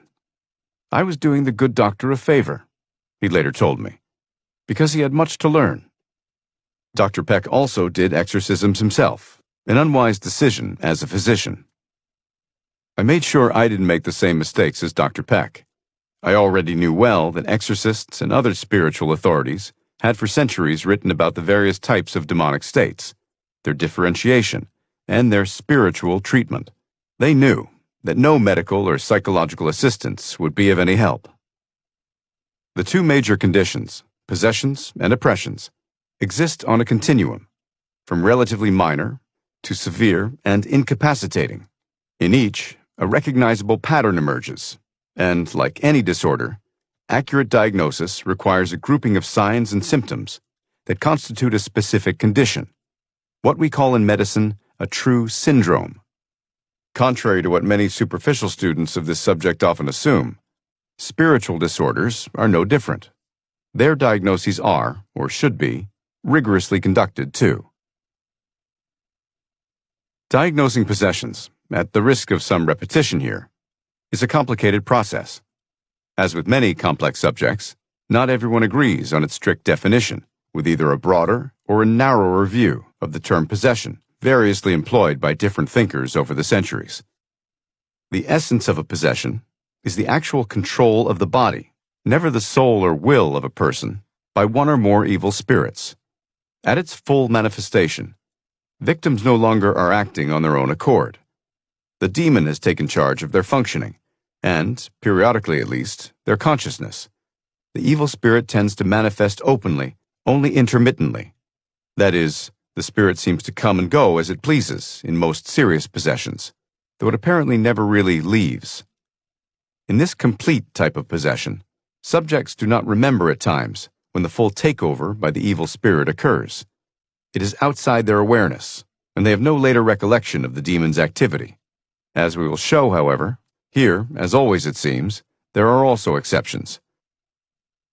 There are also said to be temporary and voluntary possessions too, as just noted about Speedy and, I'd argue, Casey, when subjects also often have no memory of what occurs during their altered states. As opposed to more serious mental illnesses, where the rule is generally a fairly continuous level of disturbance for prolonged periods, albeit with exacerbations, in severe possessions, the demon seems to do its thing, and then generally lies low for a while. It even apparently more definitively leaves in some of the voluntary cases. In rarer cases, the victim's usual consciousness may be submerged by the demon's action for a much more extended period, though that behavior is the exception, not the rule. In a serious possession, and at least especially during the involuntary type, the sort we are mostly discussing in this book, the spirit openly acts belligerently, especially attacking anything of a holy or religious nature. The entity refuses to leave the victim's body, while attempting during a typical exorcism to have the affected individual assault, or at least try to escape from, those restraining it. The extreme aversion to the sacred, frequently the initial symptom to appear, is an invariable feature of such a possession. The demonic voice, if and when it announces itself, tends to use vile and blasphemous language, with a decided arrogance. Accompanying signs vary greatly, but are generally found together in the worst cases. As previously noted, for centuries, the official manual for exorcists emphasized as strongly suggestive the following three signs: the ability to speak an unknown language, the awareness of hidden knowledge, and various abnormal physical signs. especially immense strength, but also humanly impossible bodily movements, extreme contortions, and even the rare levitation. All these classic features are not always present, but they recur often enough in serious possessions to serve as helpful diagnostic indicators. Quite often they may only fully appear during an exorcism, in themselves confirming that some entity beyond the human host is unequivocally operating. The presence of a foreign creature, a spirit, in the victim is precisely what those classic signs unequivocally indicate, since it is a common-sense conclusion that humans have none of those abilities. The bizarre nature of these features formerly was termed supernatural or preternatural, beyond nature. In the past century, we have tended to label them paranormal, a modern quasi-scientific word, as I've argued, intended to be descriptive in a neutral way, but with strongly pseudo-scientific associations. It is important to look for other potentially characteristic features too, also frequently present during possessions. For example, the evil spirit often has the capacity to be able to distinguish blessed objects from ordinary ones, such as holy water, from which the spirit may recoil. Hollywood seems to love portraying this reaction in particular. But evil spirits are always crafty and duplicitous, and I have seen how sometimes demons can restrain an outburst in reaction to holy objects or ceremonies, presumably with some fair effort, to mislead witnesses, one of their principal aims. Once, when an evil spirit in a possessed man reacted with extreme repugnance to a blessed religious medal, the man grabbed the medal and threw it across the room. Then he calmed down and lied. "Oh, that stupid thing didn't bother me a bit." Less commonly present, but associated with some traditional demonic possessions, may be a remarkable ability of the possessed person to affect the surrounding physical environment, especially during exorcisms. These doings include the ability to emit intense, raucous noises of various sorts, or to make a room hot or frigid, or to exude remarkably powerful, sometimes sulfurous smells. All witnesses to Julia's sessions testify to the periodic appearance of all these phenomena. Still other signs may not appear at first blush paranormal at all, but generally appear too. Being common, they especially serve to confuse more casual onlookers, to conclude that nothing out of the ordinary is going on. For instance, witnesses might have believed Julia's aversion to churches simply reflected her hostility to religion. But in the context of other signs, her physical discomfort in holy spaces was yet another indication of an entity's presence and its inability to tolerate the sacred. Once one has witnessed a number of these possessions, it is impossible to credit their appearance to anything but distinct creatures, entirely separate in their identity from the human host. Real entities with spiritual faculties beyond the human. They even are forced to name themselves at times. These spirits display obviously distinct and unattractive personalities of their own, and intentionally use their preternatural talents in perverse ways. They hate their human hosts, and take satisfaction in tormenting them. Satan may, in rare instances, grant his devotees the ability to demonstrate psychic powers, not only outside an overt possessed state, but also in what seems their everyday conscious state, as with Julia. Even so, they perform these paranormal feats through no inherent power of their own. Instead, they are able to draw upon their demonic sources more freely than most possessed individuals. As we saw too, Father Jacques had explained to me that a powerful diabolist like Julia, who explicitly committed herself to Satan, may be granted some privileges of this sort. It should go without saying that mentally ill patients do not exhibit these paranormal traits, though people unfamiliar with psychiatric disorders sometimes imagine so. Such patients obviously cannot levitate, as both Julia and Juan did, or any of the other 15 or so cases I've either encountered personally or had well verified, not to mention the cases documented in many historical records, like that of Robbie Mannheim. Nor do mentally ill patients possess accurate hidden knowledge. Those fed often remarkable info from spirits are hardly cold readers, as is sometimes suggested. Neither can mentally ill patients, or other humans, spontaneously start to speak foreign languages expertly, without having previously studied them, and yet, possessed individuals frequently do so. Finally, though some manic, and extremely agitated patients may display a high level of vitriol, energy, and force. They never exhibit anything close in degree to the massive level of preternatural strength or the impossible contortions seen in many possessed individuals. This difference in degree and in kind is well illustrated by the much lesser level of strength, however abnormal, seen in the manic or psychotic patient's periodic bursts of increased energy and might. The comparisons simply don't hold up to careful scrutiny. Psychotic individuals may have fantasies and false impressions of occult-like communication or thought reading of others. But such delusional states in psychiatric patients are nothing compared with the humanly impossible frequency and uncanny accuracy of such displays of knowledge in those who are possessed. Truly possessed individuals do not engage in thought reading at all. They are merely fed information by spirits themselves. Some other superficial resemblances to psychiatric states may be present in possessed individuals. A high level of agitation, for instance. This is another way that demons attempt to hide and confuse witnesses. But aside from surface commonalities like severe hostility, these resemblances are highly imperfect, especially in intensity. One among many reasons the true expert can differentiate these cases from what I call counterfeit, medical or psychiatric ones, without too much trouble, once one knows all the facts. Critics have offered explanations more implausible than the realities. Rare cases of so-called cryptoamnesia, for instance, when individuals have been able to speak, or at least to mimic, the sounds of a language to which they were exposed in their youth, have been documented. However, these cases display nothing like the fluency that possessed victims routinely display. One victim I met spoke perfect Bulgarian, though she had never once been exposed to the language at any point in her life. An American priest of Bulgarian descent, the target of the spirit's spoken word vitriol, confirmed the language.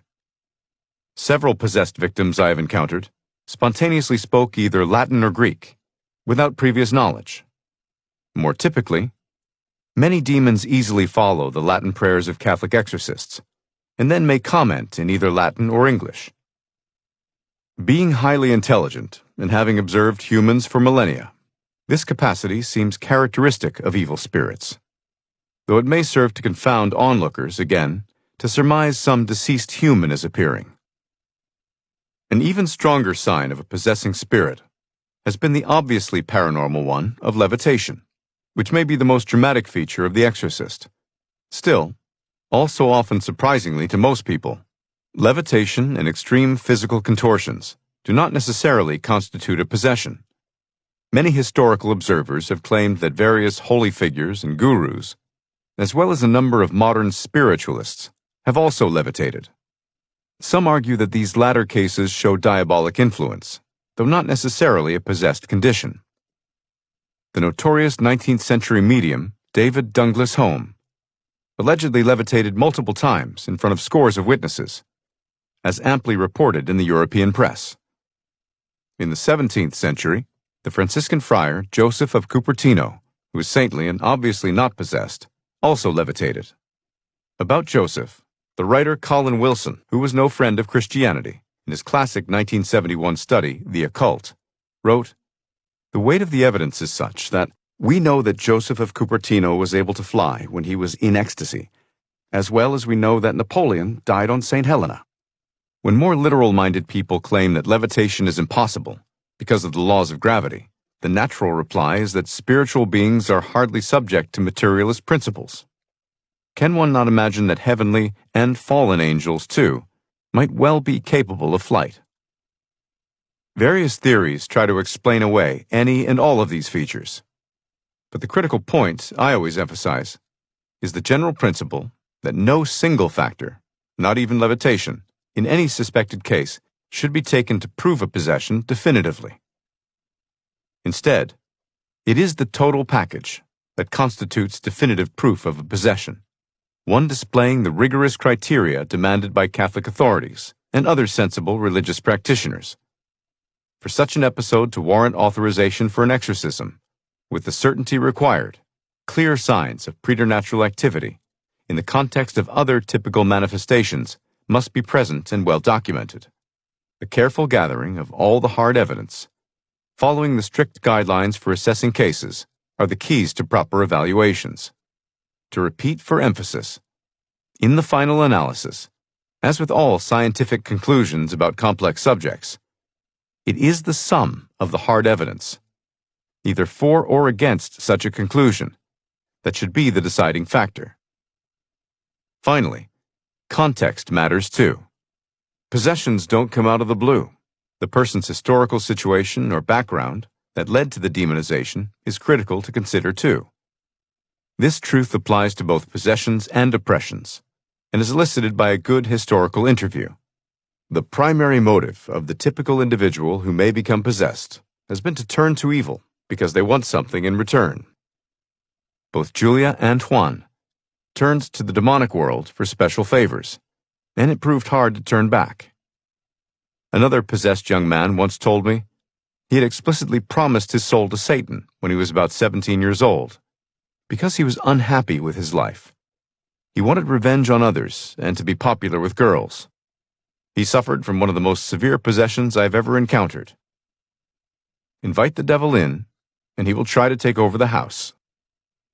Still, even most individuals who participate in variations of satanic or lesser occult practices, or who have simply performed evil deeds but don't fully commit to Satan, may suffer only from less intense forms of demonic harassment, such as oppression or, more usually, no overt demonized condition at all.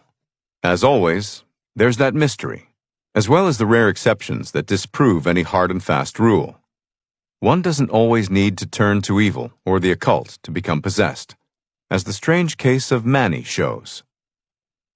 Manny grew up in Ohio after his family immigrated to the United States from their native Philippines. He excelled at school and was always one of the most popular and well-liked students. He told me he had almost married a girlfriend he dated for a few years. However, at the last minute, he changed his mind and called off their engagement because he wanted to enter a religious order. According to Manny, the woman's Filipino parents were enraged at his last-minute change of heart and put a strong curse on him. Along with some of her close friends, her mother allegedly turned to folk traditions to invite an attack upon Manny by evil spirits. This sorcery must have been the cause, Manny told me. His condition turned out to be an actual possession, though a decidedly milder one than many of the others I had seen. During his subsequent exorcisms, a few of which I attended, a demon spoke, as typically, sarcastically, and belligerently. Manny's possession lasted about a year, while he was substitute teaching in a Catholic high school, having deferred his application to the religious order. Several diocesan priests conducted a series of rituals, which helped him greatly. During the exorcisms, he revealed hidden knowledge. For instance, Manny had never met me, but the demon sarcastically commented on associates of mine, and told me that an upcoming lecture on demonic conditions I had been asked to conduct would do no good. The severity and hours-long duration of his physical struggles during the exorcisms were without question diabolically induced. Like Juan, Manny worked at getting better spiritually.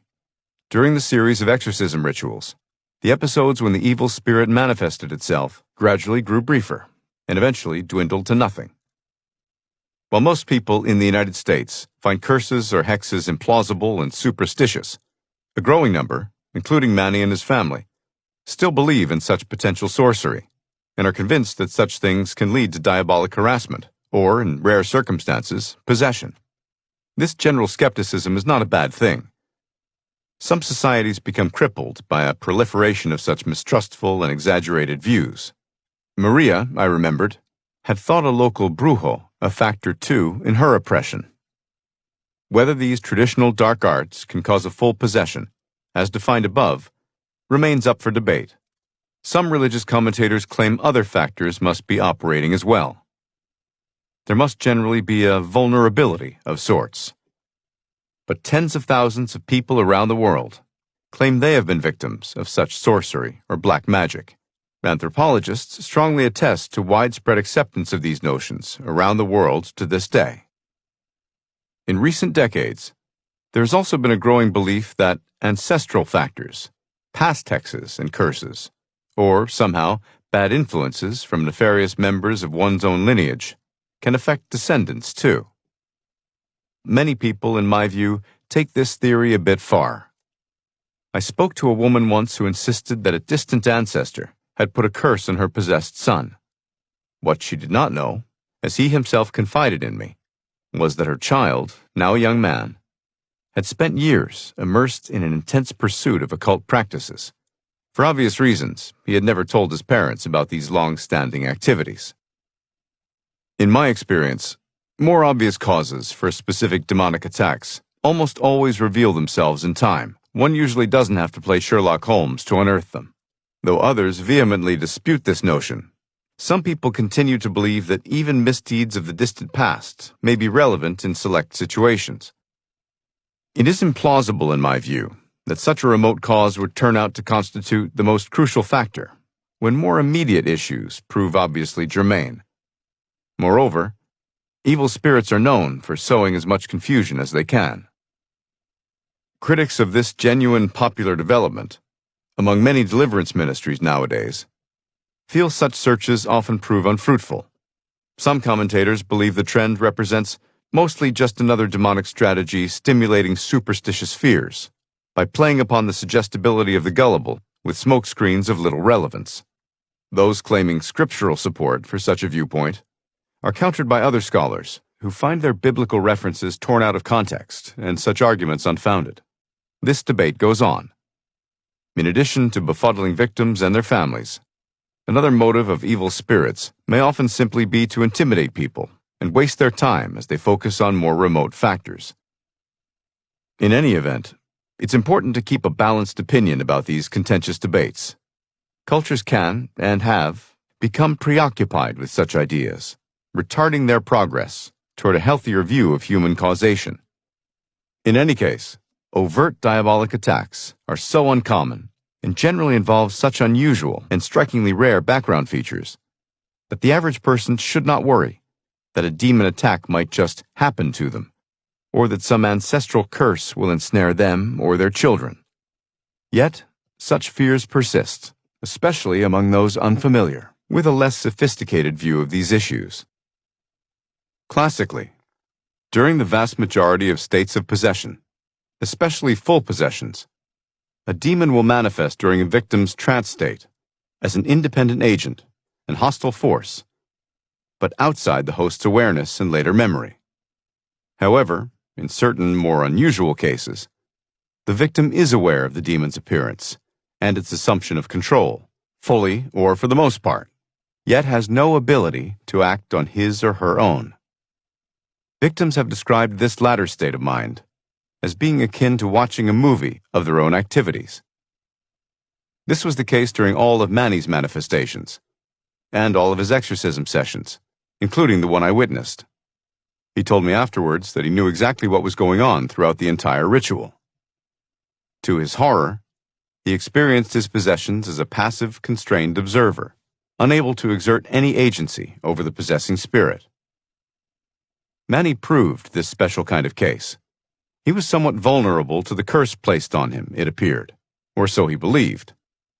But on the other hand, presumably because of his sincere religious vocation and practice, he seemed more spiritually prepared to withstand the demonic attacks. The demon could gain a tenuous toehold, true, but it was never able to take full possession of Manny's consciousness. After a relatively few rituals, the demon was forced to leave. All of which illustrates the spectrum and varieties, but also the limits, of these strange states of possession caused by our demonic foes. Manny's case demonstrates the frequent inability of evil spirits to truly penetrate those who are spiritually armed, to use a traditional term. And it shows the demon's failure to defeat the countervailing spiritual opposition, provided by exorcists and others, who lend their support to those who are wise enough to turn to them for help. In short, the latter forces are the inherently stronger ones in the long run. In the process, those who sincerely resist the devil prove the ultimate victors, even in these cosmic micro-battles that presage the ultimate struggle between good and evil more broadly, a battle in which we all appear to be engaged, whether consciously or not. Chapter 5. Diagnosing the variety of oppressions. Just as there are various kinds of possessions, there is also a wide variety of oppressions. The large diversity of oppressions is yet another way that evil spirits sow confusion and discord. The terminology related to what Father Jacques always called oppressions has varied historically and stimulated endless debate. One venerable differentiation, though an oversimplification, of such attacks is defining them as being internal or external. Maria and Stan, discussed in Chapter 2, are prime examples of external oppression. That is, they seemed to be pummeled physically by outside forces. The case of a woman I call Sarah is a classic exemplar of an internal one. In these cases, the senses and mental processes are more directly attacked, stimulating endless puzzlement and controversy among skeptics. Sarah, a good Christian woman devoted to her family, came to see me one afternoon, in great turmoil, and told me her lengthy story. She was of sound mind and sound body. She had no psychiatric history. She was not depressed and seemed mentally healthy to me. The story she told me was consistent and coherent. I could detect no sign of any typical emotional or medical illness. However, acknowledging how crazy it sounded, she told me that angels were giving her messages. I asked Sarah to describe what these communications, her word, sounded like. I wanted to know whether she was hearing voices, a sign of psychosis, or whether these communications seemed more in line with thoughts or unheard but coherent statements. Sarah responded that there were no sounds, and she in no way heard voices, but that they were not thoughts of hers either. No, she insisted. These communications were not something she was hearing or merely thinking at all. Of that she was certain. They don't really speak to me, she told me. I hear nothing with my ears. I just get this very strong sense of a message. It's very clear and articulate. I'm sure about that. It's a long and perfectly straightforward message from somewhere, strange as that is to say. And what is that message? I asked. She seemed embarrassed. Well, it is very intelligibly expressed in many ways, but doesn't really make a lot of sense to me. They say they have an important mission for me. I'm to report some special ideas from God Himself to the world about something as yet undisclosed. They're asking whether I'm prepared to take on that important task. I've certainly experienced many troubled or attention-seeking patients who had some special sense about themselves. Their alleged communications with outsiders sometimes resemble Sarah's a bit, but they tend to be shorter, more bizarre, and disjointed. Rather than resisting these messages, such patients may relish them. Almost invariably, they occur in individuals with a psychotic history, such as those who suffer from schizophrenia or bipolar disorder. But Sarah was not like most psychotic patients. She functioned extremely well, had close relationships, and was in no way self-preoccupied or grandiose, as many such patients may prove to be. Sarah had already tried medication, albeit reluctantly, but she and her doctor both concluded that it had absolutely no effect. Her humility, loving and unselfish character, and down-to-earth manner further disabused me of any suspicion about her mental health. Look, I'm no special person, she told me. I'm no saint or anything. I don't believe for a second that anyone well-disposed to me would choose me as a prophet or something, and so I'm confused, as I said. Reserving judgment, I was thinking what I could say that might prove hopeful for this woman. I wanted to let her know that I had an open mind about these matters, but I couldn't yet give her a definitive opinion. I admit it is puzzling, I told her. And then I urged her to contact clergy in her church to help her determine whether the communications had a spiritual rather than psychiatric cause. Sarah smiled and said, "But they sent me to you." I wanted to see how this would evolve. Though I already had strong suspicions of the true nature of her experiences, I maintained my customary high level of caution about such complaints. I encouraged her to continue her personal religious practices and to stay in touch. If your troubles are spiritual in nature, I told her, these are not the sort of things medication would normally resolve. Call me in a month or so, Sarah, and we'll talk about how this all develops. She called me exactly 3.5 weeks later. She was excited that the messages had shifted in the interim. It changed a few days after we talked. Now they say they're dead souls. They don't give me a lot of information, but I'm to receive further instructions. What do you make of this development? I asked, though I wasn't surprised by it. I think it's bogus. Why would they change their identity? Do they think I'm stupid? I don't even believe dead souls can communicate with us like this. The Bible condemns such stuff in the strongest terms. These are not experiences I sought out, and I would never go to a medium and communicate with the deceased, as I know the Bible warns against. So, there's got to be some other explanation. I was impressed again with her sober thoughtfulness. I agreed in my own mind, but also didn't want to lead her on. I again encouraged her to stay in touch, and on the basis of other cases, I expected to hear from her soon. I was not disappointed. About a week later, she called me again. She sounded more confident. Well, Dr. Gallagher, now I know what's going on. They finally told me who they are. They admit they're demons, so they were lying. That makes sense to me, because they've lied and bothered me for a long time now. Despite this breakthrough, Sarah was not out of the woods yet. Other obvious paranormal experiences continued, which convinced me all the more that her case was indisputably diabolic in nature. Many well-trained psychiatrists, unfamiliar with this arcane terrain, would without any hesitation automatically diagnose gross psychosis here. But these were not customary hallucinations, and Sarah was not mentally disturbed in any other way. These were not the fragmentary voices psychotic patients usually experience, but were coherent and comprehensible messages. Because Sarah was not hearing anything with her ears, as schizophrenics generally do if they hear voices, I couldn't even classify these as voices at all. When asked again, she reported that she was mentally experiencing them, again, her term, but was clearly convinced they were not the result of her imagination.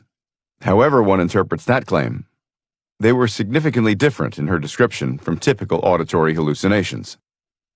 One hypothesis, sometimes labeled the psychotic continuum theory, has taken the position that all such auditory experiences arise from brain events or neurological issues of some kind, but can be essentially non-pathological. That view seems far-fetched here, since the two experiences are so qualitatively different and are found in very different sorts of hosts. That is, those with paranormal features versus those found in typical and obviously psychotic patients. Both are also to be distinguished from individuals who simply have lively imaginations. Neither can be explained as being the mere fruits of overactive thinking, as anyone would conclude with confidence after talking in depth to either of these groups of very different sorts of people. The context of Sarah's condition was a critical element as well, just as in the discernment of possessions. Sarah had already been subjected to a medication trial, which had no effect. This lack of efficacy also at least suggested the unlikelihood of any characteristic mental pathology. Furthermore, Sarah's historical context was one of a woman demonic spirits might well want to harass and confuse, or perhaps just embarrass. Like Maria, she may have been targeted because of her sheer goodness and devotion to God and others. She certainly felt attacked, or at least strongly bothered in her view, and was undergoing weird but non-psychiatric symptoms, apparently paranormal in nature. Her odd state was not happening, it seemed, because she had turned to evil or unsavory occult practices. She denied any of those factors in her background. Based on my previous experience with spiritually active persons like Maria, Manny, and others, I was optimistic about Sarah's long-term outcome, a confidence that in time was fully vindicated. She received no psychiatric treatment or medication, and yet today she is free of the communication that she knew from the start she didn't have to heed, and that didn't mean she was a psychiatric patient. The most significant aspect of Sarah's experiences may well be in showing that evil spirits habitually lie about their true nature. One of the major aims of demons is to confuse human beings, and throughout history, they have repeatedly feigned being dead souls or angels, or perhaps the deities of pagan religions.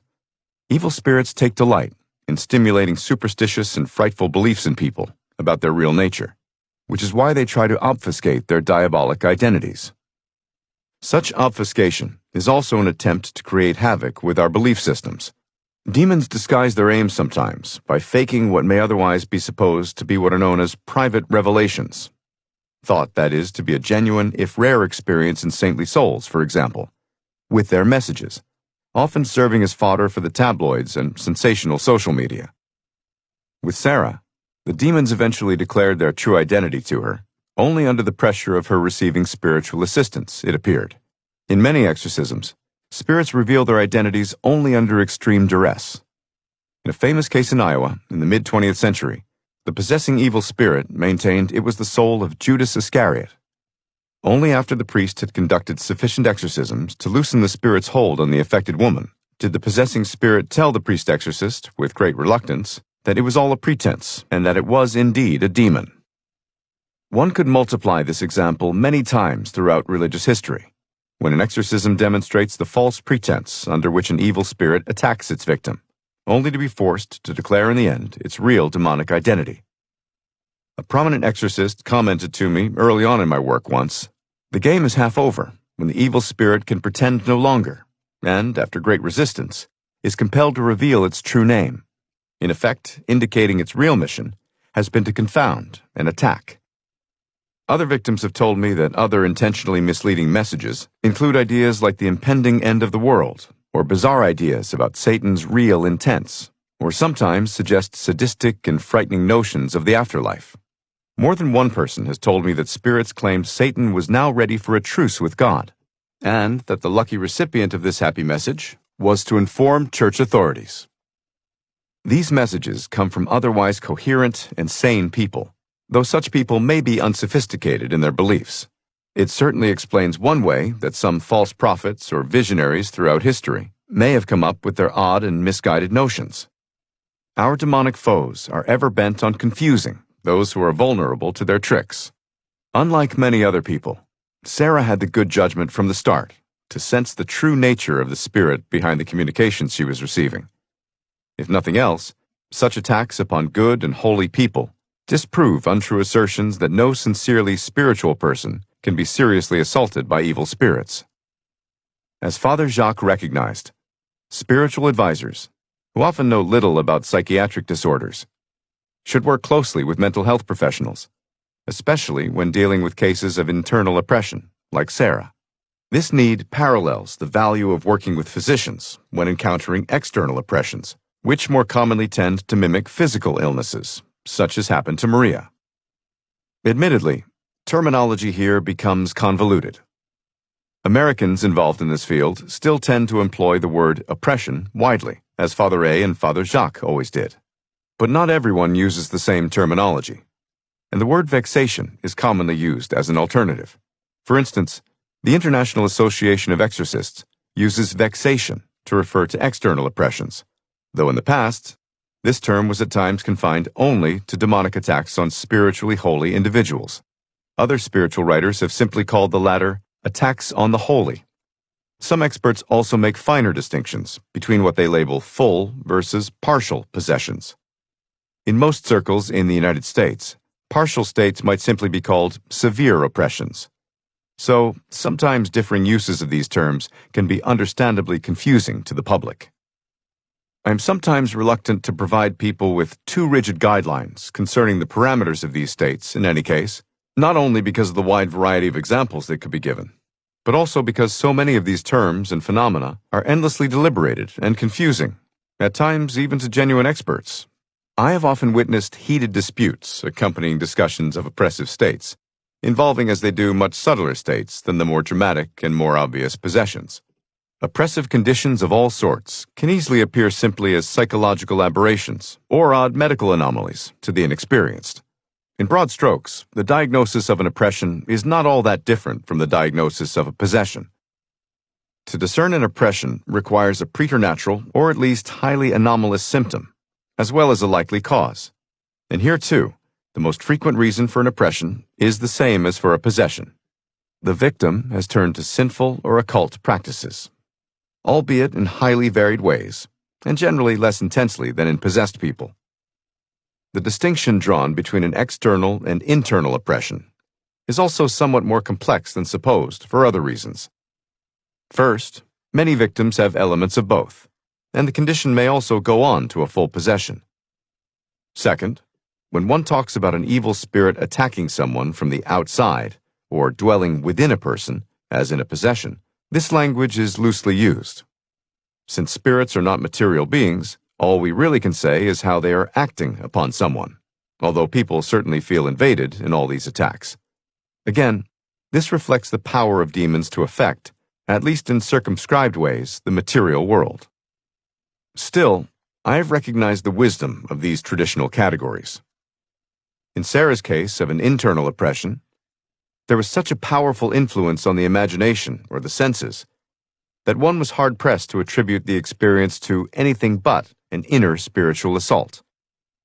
I have seen many examples of oppressions over the years. Some of the cases were truly bizarre, though most were more limited in their manifestations and almost prosaic in the crude manner in which victims were afflicted, internally or more often externally. Quite a few individuals, including Julia, as we have seen, have told me they seem to be interfered with whenever they try to pray or go to church. Oppressed individuals may also experience an unexplained pain upon entering a church or waiting in line to receive communion. Those afflicted often run to a doctor when these problems first arise, as they should. Physicians may order some tests, which prove negative. They may tell patients that there seems to be no serious impairment, or doctors may suggest that the pain is all in their head and that perhaps they should consult a mental health professional. Of course, that may well be sensible advice, and some psychological explanation, like a conversion reaction or psychogenic pain, may be operating.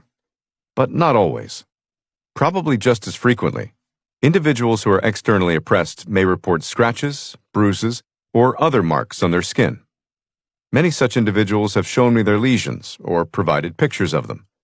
Here, too, it is sensible to rule out any physical causes, as I did from the beginning of my contact with Maria.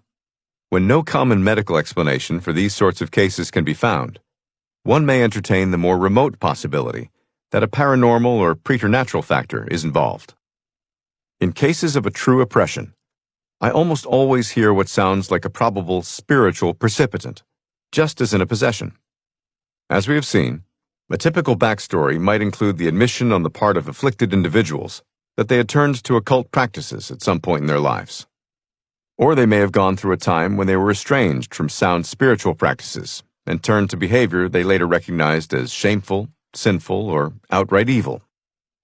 Paradoxically, the overt condition sometimes began when they turned back toward their religious observances, or otherwise turned away from their past behavior, a turn in their lives that seems to enrage evil spirits. Eventually, victims may intensify their spiritual efforts and seek out spiritual support for prayers and specialized assistance. Then, sometimes rapidly, but more commonly after a longer period of effort, these individuals finally get relief. Many in the mental health field with whom I have discussed such outcomes are astonished to discover that all the odd symptoms they may have seen in a case disappeared after spiritual assistance. Then there are more flamboyant examples of oppressions. For instance, one man who came all the way from London to consult me claimed that Satan was having a constructive dialogue with him. The gist of this idea was that Satan had decided to reconcile with God, after all these eons, and was just waiting for church authorities to recognize this breaking news. Just like Sarah, this man was not hearing this message with his ears, but experiencing it strongly and clearly in a mental, he used the term telepathic, way. Besides this claim, he was completely coherent, functioning well in his life, and had no history of mental illness or delusions. This man tried to persuade me to publicize this message to the world. I disabused him of the notion that this would be a good idea, let alone a sound interpretation of his experiences. He eventually sought help from an exorcist in addressing what was an evident internal oppression. He lost his communication channel with Satan and came to recognize how he had been duped. His life took a much happier and fulfilled course, without the strange internal drama he had been unwittingly roped into before realizing its true nature. Another woman, a housewife from Delaware, claimed to have multiple visions and direct messages from the Trinity. She showed me pictures of the apparitions she had photographed on the walls of her church. I certainly didn't believe they were genuine saintly or divine appearances, and I knew by then to recognize them as likely diabolic tricks. She showed me typed records of the messages that she said she had taken down verbatim from God himself. I commented on how amazingly ungrammatical God was, if these allegedly verbatim communications were accurate. Most people, hearing about such individuals, of course, assume that all these people are just crazy, or perhaps merely highly imaginative. It has been of interest to me as a doctor, however, that they all tend to talk of their experiences in much the same manner, and, like Sarah, in no way like a psychiatric patient. It is also striking that, after seeking the proper spiritual help, almost all such individuals no longer suffer these highly idiosyncratic experiences and get past this period in their lives without any residual problems. I suppose one could try to write such people off as eccentrics, but all came to feel eventually that they had been tricked by demonic foes. Chapter 6. Troubles of the Mind, False Cases, and Other Medical Tasks. There are the individuals attacked by evil spirits who need careful discernments and spiritual help. Then, of course, there are the much, much larger number of people who just imagine or are deluded that they are squaring off against demonic foes. Sadly, people with certain problems too often find it preferable to believe their complex problems have simple solutions and that a magic deliverance will cure them. Around the turn of the 21st century, Father Jacques asked me to consult on another case that was confounding him. Though he had not yet visited with this young woman, as he usually did before referring someone to me, he was intrigued and puzzled by the details of her story. He asked me to accompany him on his initial visit with her and her almost cult-like religious group, whose members traveled on special prayer missions around the country. Father Jacques assured me that the group was widely considered to be well-intentioned and pious, made up of harmless individuals genuinely dedicated to serving and praying for congregations and religious organizations. According to Father Jacques, its members all joined voluntarily, and its leader was an evangelical minister with a decent reputation. Father Jacques didn't know all that much more about them, but he appeared unconcerned that it was an unhealthy or dangerous arrangement. And so, I agreed to go with him, although I had some lingering suspicions. One hot summer morning, Father Jacques and I pulled into the parking lot of an old urban church. In the distance, in the middle of the grounds yard, I could hear a small group of people singing hymns. There were about 12 singers in all, mostly young women. As we approached the group, an older man rushed over. Powerfully built, he extended to me a too-firm grip. Without introducing himself, he asked to talk privately for a minute. His manner reminded me of a drill sergeant whose commands usually go unchallenged. Lowering his voice, he said, "I have this girl in our troop, the youngest. She's a nice girl, but I'm worried about her. She says she's getting attacked by evil spirits. I'm not a Catholic, but she and some of the youngins are, and a lot of fellow ministers I know advise that I consult a priest of her own faith. I used to be in the military, and we run our group a bit like a platoon, so she'll do as I ask. I want Father Jacques to say some prayers over and see what happens." The Reverend, whom I'll call Wayne, told me that Satan himself wants to destroy us. Wayne was convinced that demons were assaulting Lily, the group's newest member, and he had no doubt that evil spirits were indirectly trying to stop the group in their mission. "Everyone gets a physical before they can join the group, so I know her health is fine. It's a spiritual problem, I'm sure," Wayne added. I had yet to say a word, but I was already put off by the Reverend's dogmatism and surety about what the young woman may or may not have needed. "It's Satan's way of attacking the group," Wayne said. "That's my opinion. None of my girls or guys needs a shrink. I don't believe in Freudian mumbo-jumbo.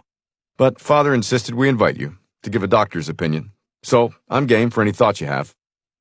I wasn't too sure of that last sentiment. The young woman in question had been watching us talk. She was 22 and had joined the group only a few months earlier. She was tall and thin, but looked physically healthy. I'd been expecting to talk to her alone in the rectory office first, but Father Jacques had other plans. He had sensed what Wayne was expecting. "Well, Dr. Gallagher," Father Jacques said in front of everyone, "let's go into the church. I want to say some prayers there." By this point, I was familiar with Father Jacques' methods, which he saw as an attempt to provoke a reaction from an evil spirit, if one was in fact present. We all entered the large Byzantine-style structure, noted for its striking restored and beautiful stained-glass windows, featuring prominent saints. Father escorted Lily and Wayne to the first pews in the front, near the sanctuary. The rest of her peers he directed to sit a few rows back. He opened with some traditional prayers, such as the Our Father. Then he calmly explained that he was going to make some special petitions to God, but it would be a private ceremony. I knew he wanted to demystify the morning's activity for all the young people, before dismissing the group from the private ritual. So, only your boss, Lily, that tall fellow over there who's a doctor, and myself will stay, he told the group, and asked them to walk over to the rectory until we had finished. At these words, most of the troop started to leave. A couple of them, I thought, seemed disappointed not to be able to witness the show. I imagined there wasn't too much excitement in these young people's everyday lives, so some may have been eagerly anticipating what awaited Lily. As they filtered out, Father Jacques turned to Lily. With a soothing voice, he said, "Young lady, I've heard a little about you, but I want to know more about what you've been going through. It's not easy to join a whole new bunch of friends and travel around to strange places every week, is it?" Lily nodded and said little at first.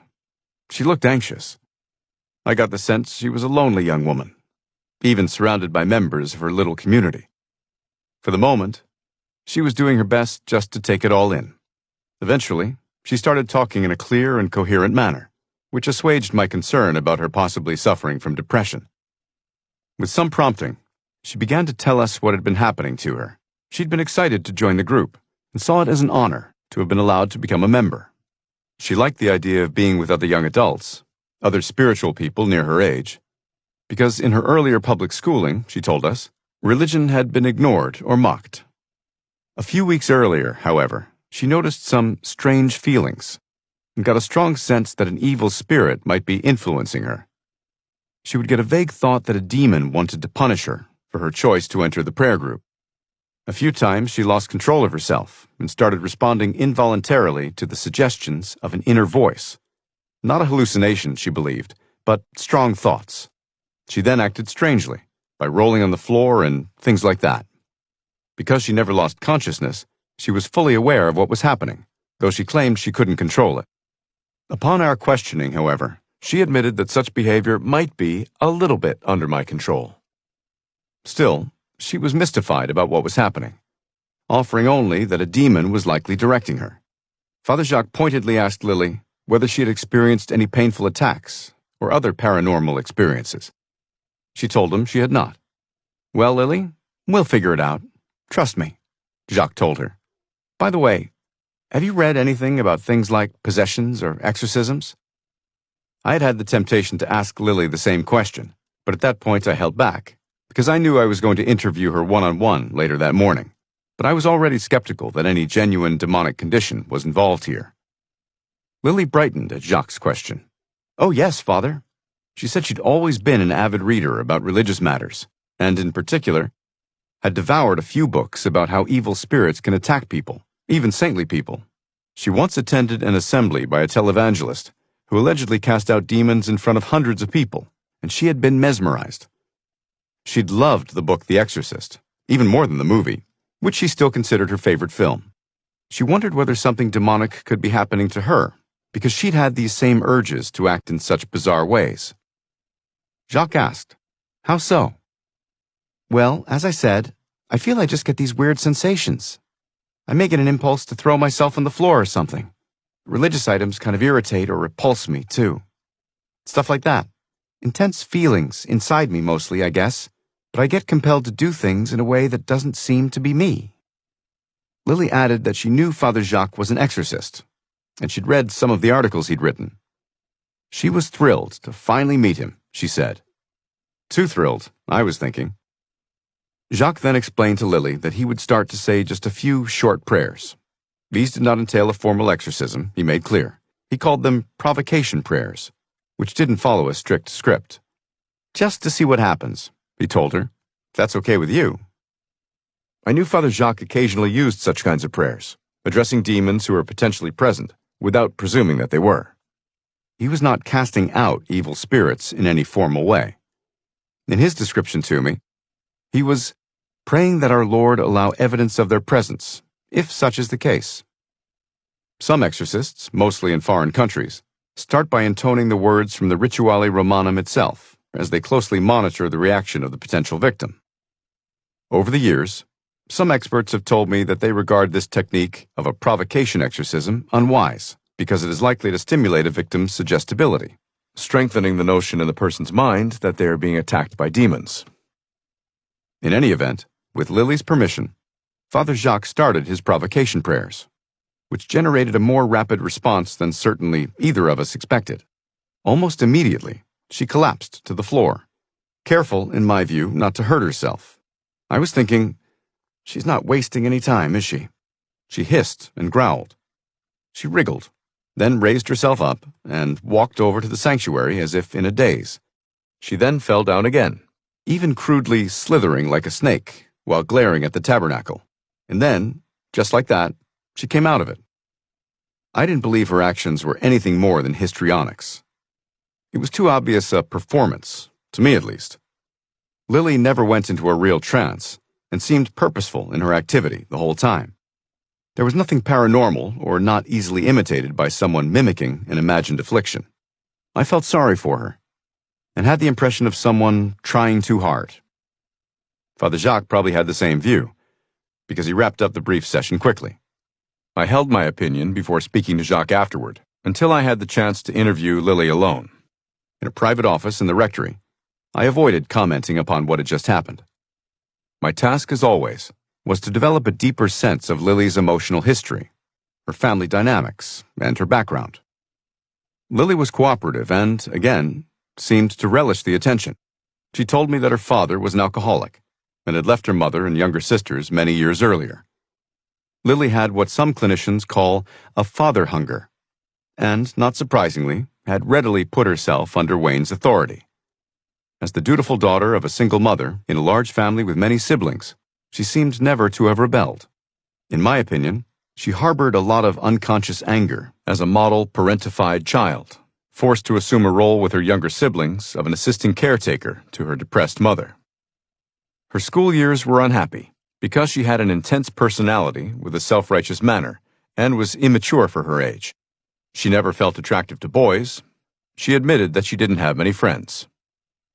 In Wayne, Lily found the strong father figure she never had, and she was quite eager to find a more accepting peer group. The hope, I felt, was that her fellow members might not only admire her religiosity, but also accept her specialness. By undergoing what she seemed sincerely to believe an assault by an evil spirit, she could use this supposed attack as a validation of her self-worth, as a singularly targeted spiritual warrior. I wasn't surprised when she told me her favorite saint was Joan of Arc. From the start, Lily displayed a classic example of a needy and suggestible character structure.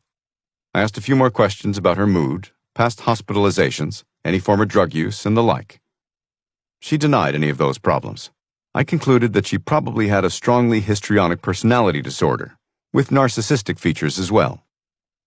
She was not psychotic, and though there were hints of a maladaptive coping style, I did not think she truly dissociated to any degree. After our meeting, I conveyed my impression of her to Jacques. As usual, it increased my trust in his judgment that he had a similar lay opinion of her behavior. He readily agreed to my more technical professional assessment, as I explained some of the psychological terms I was employing. When we met the next day with Lily, all three of us, myself, Father Jacques, and, to his credit, Wayne, told her she wasn't suffering from a diabolic attack. She seemed to grasp the gist of what we were telling her. Finally admitting to Wayne her long and distressed relationship with former peers and her family. Including her disappointment with an absent father, Lily seemed most worried about getting kicked out of the group, that she would no longer be allowed to continue her mission work. Despite its itinerant vocation, the group offered her a safe place from the emotionally complex world she had been struggling to navigate. At her young age, Lily already had a track record of applying repeatedly to enter a religious order, any community that would take her. As it turned out, every other group had turned her down, until she was accepted into Wayne's community. She must have been relieved to hear that her new prayer team had finally given her that opportunity. though her reprieve was only temporary. Later, I was sad to learn, Lily was still seeking such a haven. She continued to try to join other religious congregations, which refused to admit her after their own psychological assessments. I had suggested to Wayne that he get her into psychotherapy and have her recognize that a religious vocation is not an escape from life's painful challenges. Without being truly out of touch with reality, that is, to the point of gross psychoticism or a thought disorder, individuals of highly suggestible natures can come to believe all sorts of things about themselves, from their overactive imaginations alone. This occurs especially in the context of a mistaken or naive set of beliefs, extremely poor self-insight, and a facilitating environment or subculture. Lily fell victim to all three. Her behavior, strange as it was not something all that unexpected, given how intensely her peer group readily thought evil forces might be antagonistic to their spiritual mission. This sense, probably a bit paranoid in nature, was also shared by the only authority figure on the scene, someone who should have corrected her. But I believed Reverend Wayne was only too ready to jump to the same conclusions as Lily, probably for many of the same reasons. That inclination on his part made it all the more likely that she could succumb to assuming such a role within the putative spiritual drama being played out in her little group. In addition, her ill-digested and uncorrected exposure to similar ideas in books and movies prompted a powerful psychological identification as a spiritual victim.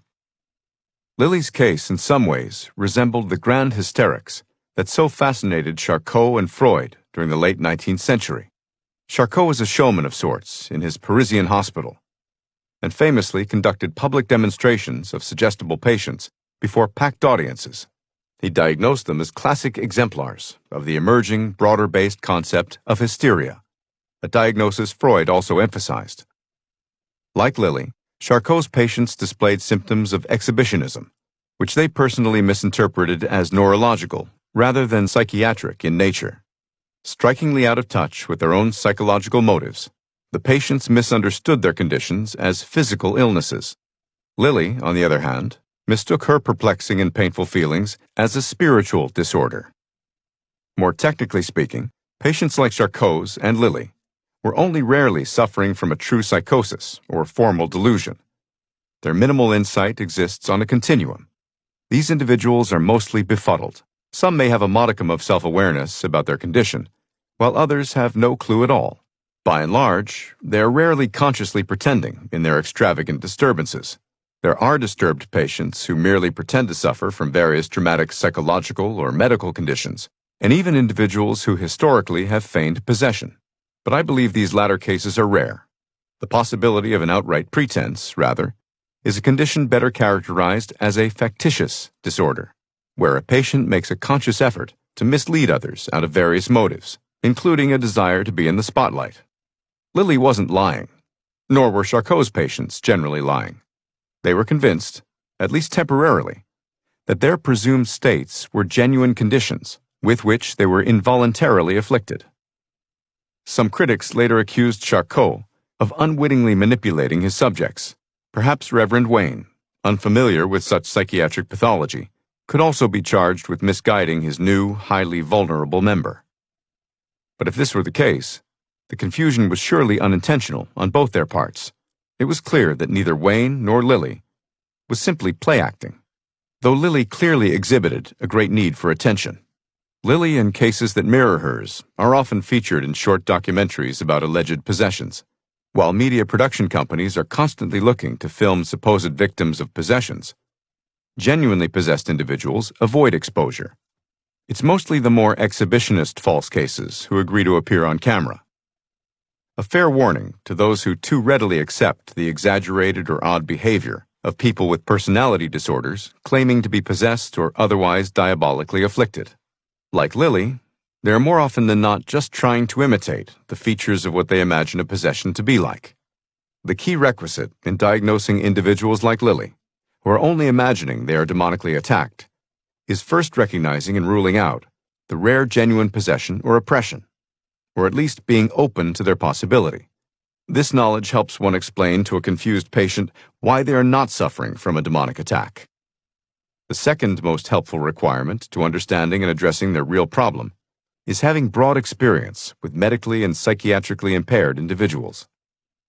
100 years ago, the Jesuit priest Joseph de Tonquédec, a Parisian philosopher and exorcist, concluded, "Some of the faithful and certain clerics take the opposite stand and also end in error, because of their ignorance of mental and nervous pathology and their failure to follow the guidelines given. As a result, they attribute to the devil certain disturbances that are purely natural in origin." 3 decades later, Dr. Jean Lhermitte gave many examples of neurological conditions mistaken for possessions, although neither he nor Tonquédec seem to have come across many genuine cases of possessions themselves. That limitation is not surprising, because Tonquédec operated in a limited geographical pastoral area, and Lhermitte worked primarily with a clinical population in which such conditions are rare. Still, the priest and doctor illustrate an essential point. Physicians and exorcists are working to the same end, of helping suffering individuals. Not all exorcists need to know everything about medicine, and not all physicians need to believe in the reality of demonic conditions to assist exorcists. What they must be willing to do, however, is to approach their respective tasks of discernment with a spirit of humility and collaboration. Even doctors and health professionals who have little to no familiarity with possessions or any belief in the demonic can be of indispensable service. They have the professional expertise to know whether a case fits a medically recognizable syndrome or not. They best assist by assuring that no medical pathology explains the phenomena in question, leaving open the possibility that something potentially paranormal might be happening. This critical role on their part can save all parties an enormous amount of time and effort by ruling out from the start conditions that only mimic diabolic conditions. The tendency for demonic states to imitate medical conditions is the critical point here, and, in my view, is no accident. In contrast to cases of genuine possessions or oppressions, an even wider variety exists of what some call pseudo-possessions. I prefer to call them counterfeit possessions, because this term underlines how evil spirits can consciously mimic genuine illnesses or disorders to disguise or mask their presence. Such counterfeit cases are often confused with psychiatric disorders because their symptoms, including trances and altered states of consciousness, often overlap. Evil spirits try to stimulate further confusion by adding other less dramatic symptoms, most notably states of pain, generalized trembling, and other manifestations.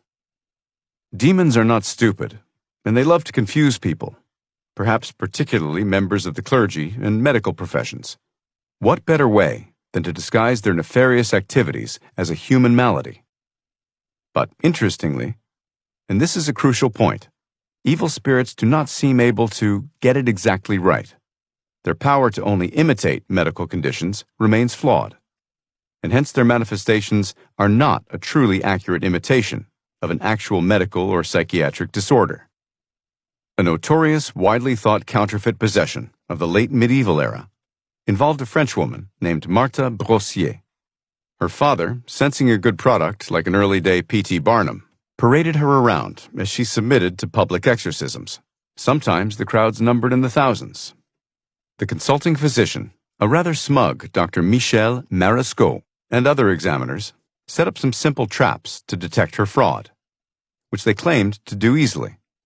She confused, for instance, the first lines of Virgil's Latin poem, the Aeneid, with the supposed religious message. The shrewd doctor summarized his view in a famous pithy statement: "Nothing demonic, much fiction, little illness. Nihila demone, multa ficta, a morbo pauca." Still, disputes about Mademoiselle Brossier continued for years, in part due to high-level squabbling about the political and religious implications of her case.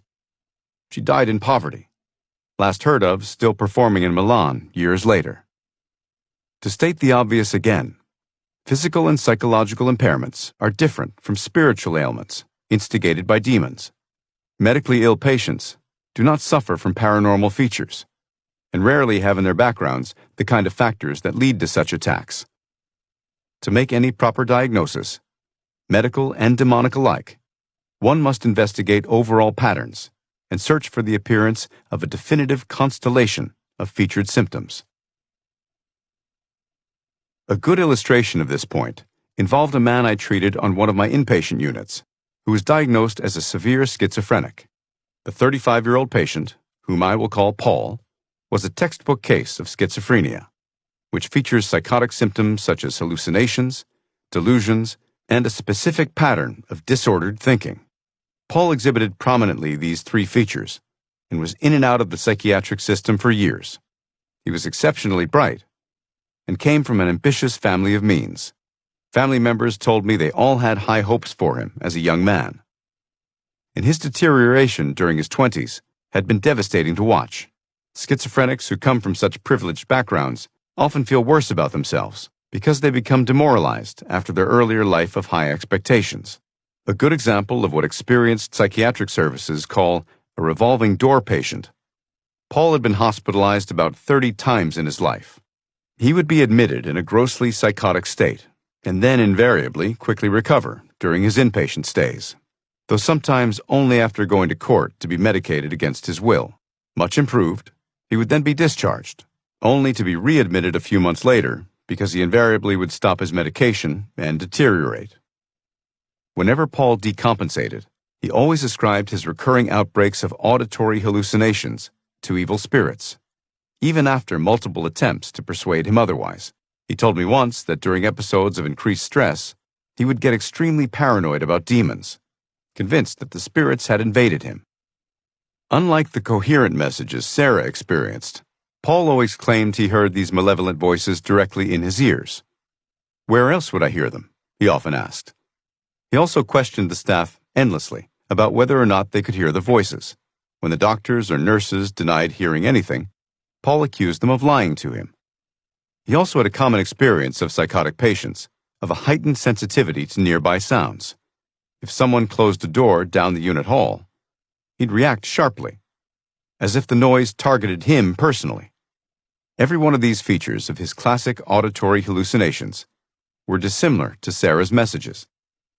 Paul had no idea of any of the work I was doing in this area, but he seemed to trust the unit personnel and routinely confided in me and the staff. Upon admission, he would plaintively insist that what he really needed was an exorcism. About once a year, he would petition the unit nurses to speak to the hospital chaplain of his own faith. The chaplain, a rabbi, was a kindly and highly educated man, familiar with psychiatric pathology. He always tried to reassure Paul that the voices he heard were the result of an illness, not a possession. Paul still identified as Jewish and was on friendly terms with some of his old high school classmates, who described themselves as Messianic Jews. They often visited him on the unit, seemingly encouraging his belief that his real problem was diabolic. In any case, it was good old-fashioned medication, not deliverance prayers or the Roman ritual, that always helped Paul. Only after his antipsychotic medication took hold and relieved his disturbing symptoms would Paul admit that the voices must have been the result of his mind playing tricks on him, rather than the supposed evil spirits. This sort of auditory hallucination is quite common in psychotic patients, not only schizophrenics. While patients may believe an evil spirit is talking to them or trying to take over their bodies, it is equally likely that patients might think that government agents, aliens, or even other family members might be communicating with them, rather than spirits. Still, just because psychotic individuals believe they are possessed or under attack by foreign agents doesn't mean they are, of course. It is the doctor's job to diagnose a natural cause, rather than a demonic one, and treat the natural disorder appropriately with medication. Physicians have long known that schizophrenia has a strong biological and brain-based component. It presents itself in many ways, and presumably has multiple underlying causes, including genetic factors. Throughout my career, I have sometimes had to bluntly tell suffering patients and families, no, the patient is ill, and there is no demon of schizophrenia. Another patient I came across when I was working on the unit devoted to patients with long-term personality disorders at Cornell, New York Hospital, also believed her major problems were caused by evil spirits. The unit program used many of the theories and treatment techniques of Dr. Otto Kernberg. Sadly, such intensive treatment programs, which were often effective with extremely challenging cases, are largely a thing of the past. Priscilla was a 25-year-old woman, diagnosed with borderline personality disorder. Originally from Missouri, she had been sent to us by her brother, a sophisticated financial professional, who felt he had to get his sister away from what he considered an unhealthy and unbalanced religious home environment. To his disbelief, the family blamed Priscilla's emotional problems on demonic attacks. Patients with personality disorders more broadly are marred by long-standing, rigid, and maladaptive styles of coping or reacting. A seriously troubled subgroup is known as borderline patients. By definition, these individuals are unstable and often self-destructive, frequently filled with deep-seated anger. Tragically, patients with personality disorders have high rates of suicide. A large subset of borderline patients may suffer from a variety of post-traumatic symptoms, as many have been abused. We confirmed in our own research on our unit population how common both sexual and physical abuse were in their backgrounds, and, even more prominently, what we strictly defined as severe emotional mistreatment. For many years, Priscilla had been sexually abused by her uncle, who lived in the home until his eventual suicide. He was often left alone with her. Her parents, oblivious to the long-standing abuse, refused to believe Priscilla when she told them about it, and never accepted that this regular abuse was a major contributing factor to her problems. During periods of heightened distress, the more fragile borderline individuals may be prone to become transiently psychotic. Perhaps for that reason, a few of these patients may come to believe they are being demonically attacked, at least to varying degrees, especially during periods of high stress. But in my experience, the most salient factors involve their non-psychotic but still deep-seated and fragile psychological states of mind. Common among psychoanalytic clinicians is the frequent observation that many borderline patients assume that their inner feelings of rage and destructiveness, often, though not always, secondary to abuse, make them think they are evil to their core. Not well integrated in their psychological makeup, they may even ascribe this bad side of themselves, as they often phrase it, to some sort of tenuously experienced foreign entity. That is, they are attempting to externalize their inner destructive feelings. In discussing their inner worlds with many of them, I've heard more than a few patients explicitly refer to a monster living inside them, or an evil thing. It is not a stretch for them to personify this feeling of badness, especially if they are brought up in a certain type of religious subculture that emphasizes the ubiquity of evil spirits. This was all very much the case with Priscilla. The perception of being beset by an evil spirit can be powerful in such patients. Their badness is felt somehow to be outside their control, while still contained within their personality structure. This psychologically defensive maneuver may minimize their considerable guilt, shame, and horror of their behavior and past traumas via externalizing the responsibility for such negative feelings. They can, however, mature out of this self-perception, often with effective psychotherapy and other psychological aids. But, caught in a facilitating subculture, such as Priscilla's religious family, they may simply never receive the psychological help they need, and be subject instead to all sorts of spiritual ministrations, including sometimes misguided deliverances. In Priscilla's case, the social worker struggled to persuade her parents that her problems, which included cutting herself and chronically thinking about killing herself, were psychological in nature, rather than evil and demonic.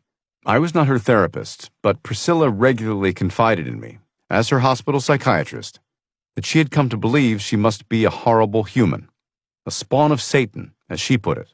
She regarded herself as the worst of sinners, despite a warm-heartedness and honesty evident to all. Over the years, I have encountered scores of borderline patients who thought the same thing. Such patients frequently share an abusive background similar to Priscilla's, which compounds their struggles. Patients with another common personality disorder, the antisocial or sociopathic type, similarly feel evil inside, but they actually go on to perform evil deeds. Rather than being disturbed by these feelings of malevolence inside them, they seem to embrace them and then rationalize their manipulative or criminal behavior. While they may commonly blame their problems on their upbringing or society, they are more comfortable with their characteristic feelings of sadism and rage. which is why they do not tend to personify these impulses, like borderline patients sometimes do. Perhaps to their credit, patients with borderline personality disorder are more troubled and conflicted about such darker feelings or destructive impulses than those with outright criminal or antisocial personalities. Individuals with antisocial features certainly do not see themselves as possessed or oppressed, nor are they. I cannot emphasize strongly enough that being a destructive or malign person does not automatically mean being a possessed person. This misconception is contrary to an occasional public perception in the face of a truly evil person, such as a serial killer, about whom the lay public may speculate, "I wonder what possessed him." One antisocial patient, a rare one on our unit since we normally excluded them, had a long record of incarceration in upstate New York. He told me that it was not unusual for some prison inmates to casually engage in devil worship. He and his fellow inmates used satanic symbols and makeshift rituals to imitate what they regarded as diabolic practices.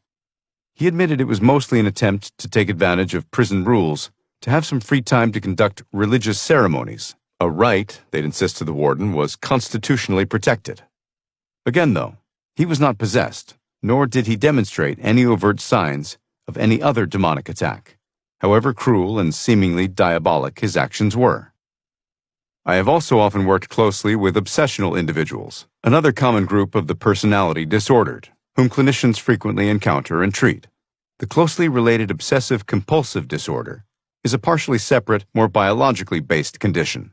Like borderline personality types, they are often highly conscientious individuals who are greatly troubled by feelings of violence and inner destructiveness. Similarly, sacrilegious and blasphemous thoughts frequently disturb them. In pronounced states, they may feel like harming, even killing, individuals they love, including children. They may also be filled with images of disfiguring or performing other inappropriate actions toward religious objects, statues, or icons. Such thoughts horrify them. I once treated a man with unsettling and obviously compulsive thoughts of murdering his son. While obsessional individuals may believe they are the targets of a demonic assault, they are suffering from a common psychiatric condition. Lily represented still another category of psychiatric patients who mistakenly believe they are possessed or otherwise attacked by evil spirits.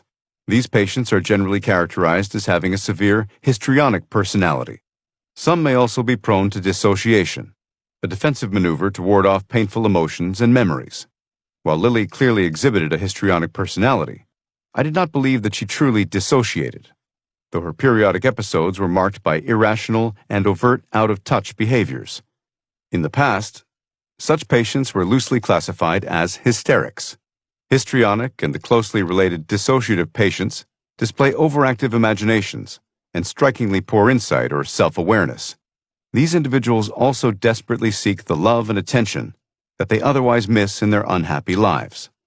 To come to believe that they are being attacked by unseen forces may paradoxically give them an otherwise lacking sense of excitement or self-importance. Again, Lily proved a good example of all these traits. She sought out attention on her own, but she also picked up subtle signs from her group, prompting her to play the part, as we noted. Other such histrionic individuals may be less in control of themselves and more actively manipulated by others. Suggestible to begin with, these patients readily try to please others and may believe, or just play along with, the role thrust upon them. In the face of exploitative or ignorant spiritual advisors or charlatans, they can readily be persuaded to assume the desired persona. In the more severe types of dissociating individuals, patients may even manufacture or elaborate what are termed separate ego states, or what has more commonly come to be known as different personalities, or alters. Patients with these features were originally said to be suffering from multiple personality disorder. In more recent years, the condition has been more properly termed dissociative identity disorder, DID. It was overdiagnosed during the 1970s and 1980s, following the release of the 1976 TV miniseries Sybil, or exposure to the earlier 1957 movie The Three Faces of Eve. For a brief time after I left my position on the borderline unit, 2/3 of the patients were admitted with a diagnosis of DID. About a year later, that craze had passed, and the unit admitted no one so diagnosed. During the course of my career, I've probably encountered about 100 cases of DID. It remains a controversial diagnosis, better recognized today as a fluid condition with several possible causes. DID may even be wholly fabricated or expressive of a frankly delusional frame of mind. At times, DID may be caused by the treatment itself, being what physicians call iatrogenic. By and large, these patients only rarely interpret their conditions as diabolically induced, but a few do. Unfortunately, poorly trained therapists and counselors of religious backgrounds have sometimes latched onto these cases and interpreted any mention of a more evil altar as an evil spirit. One case stands out in my clinical experience. A Hispanic American woman from the Bronx grew up in a heavily Pentecostal family that was preoccupied with sexual sins and strong beliefs in evil spirits. She came to interpret one of her altars as a demon. On the other hand, in my clinical work, I have never known any DID patients to demonstrate paranormal features, as a true case of possession does, or to act in ways that would not easily be understood by a skilled mental health professional as anything other than an example of severe psychological problems, regardless of the patient's cultural or religious background. Still, because of those cases where the patient comes to describe his or her altar as devilish or even as an evil spirit, DID has probably become the disorder most faddishly mistaken today by the naive and credulous as falsely constituting a mistaken possession. Conversely, some secular students of possession are too quick to dismiss every instance of documented possessions and diabolic attacks throughout history as merely instances of poorly recognized DID or other instances of dissociation. Anthropologists often aver that alleged cases of possession throughout history, and in undeveloped countries to this day, must have reflected this diagnosis. Dr. Arthur Kleinman, a Harvard psychiatrist with training in anthropology, argued this position in 1990. In North America today, dissociation often takes the form of multiple personality disorder. In a society like India, the sense of self is more fluid and socially rather than individually centered. Communal religious idioms of distress are more culturally legitimate than egocentric psychological ones. As a result, dissociation appears not as multiple personality, but in the form of possession by demons, which is usually regarded as pathological, or possession by gods, which is usually considered socially acceptable. Thus, cultural context determines the form of mental states and influences definitions of normality and abnormality. This culturally determined view of possession, however, re-emphasizes the observation that many of the same people who write about these phenomena have never seen a genuine case. In their writing, they never mention typical or distinctively dramatic features of a true demonic attack, such as speaking foreign languages or possessing hidden knowledge, an omission that undermines their argument. One can see, however, how even well-meaning clergy members, let alone ignorant hucksters, could mistake, or worse, intentionally mislabel a vulnerable case of DID as demonic possession. I have the impression that these sorts of patients often have been exploited by some ministers and their superstitious and thrill-seeking congregants. I once watched a televangelist parade a confused young woman before a massive audience for his weekly broadcast. She appeared vulnerable and was obviously in a dissociated state of some sort. The poor woman appeared sincere and played the part well, but I had the distinct impression of witnessing a case of DID. Most of these patients aren't compensated for displaying themselves as possessed before large assemblies. But a few people who appear possessed are promised help, if they successfully act the part. A prominent preacher who had his own television program asked one woman I consulted to pay him $5,000 for an exorcism. Or, she told me, I could agree to be on his program and have the exorcism free of charge. She had the good sense to decline the offer. The real danger for individuals who have psychological illnesses that are mistaken for demonic attacks is that such people may not be educated to accept that they have psychiatric difficulties. They may expend major energy looking for a simple or magical answer to their complex difficulties, such as via an exorcism or deliverance. I have encountered quite a few people who went to extreme lengths to avoid psychiatric help for years, running from one priest or minister to another, wasting everyone's time, mostly their own. It may seem far-fetched to think that anyone in these various diagnostic groups could come to believe they are assaulted by evil spirits, but so much depends upon not only their possible pathology, but also their cultural environment. We now live in an age where too many individuals in positions of power and influence are prone to entertain the possibility that everyday problems and illnesses are caused by evil spirits.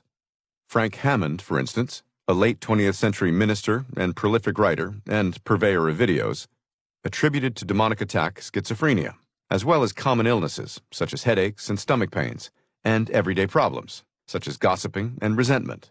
He and his wife, Ida May, published in 1973 the book Pigs in the Parlor, A Practical Guide to Deliverance. It is still in print and has sold more than 1.5 million copies. They recommended prayers against evil spirits for all sorts of similar problems.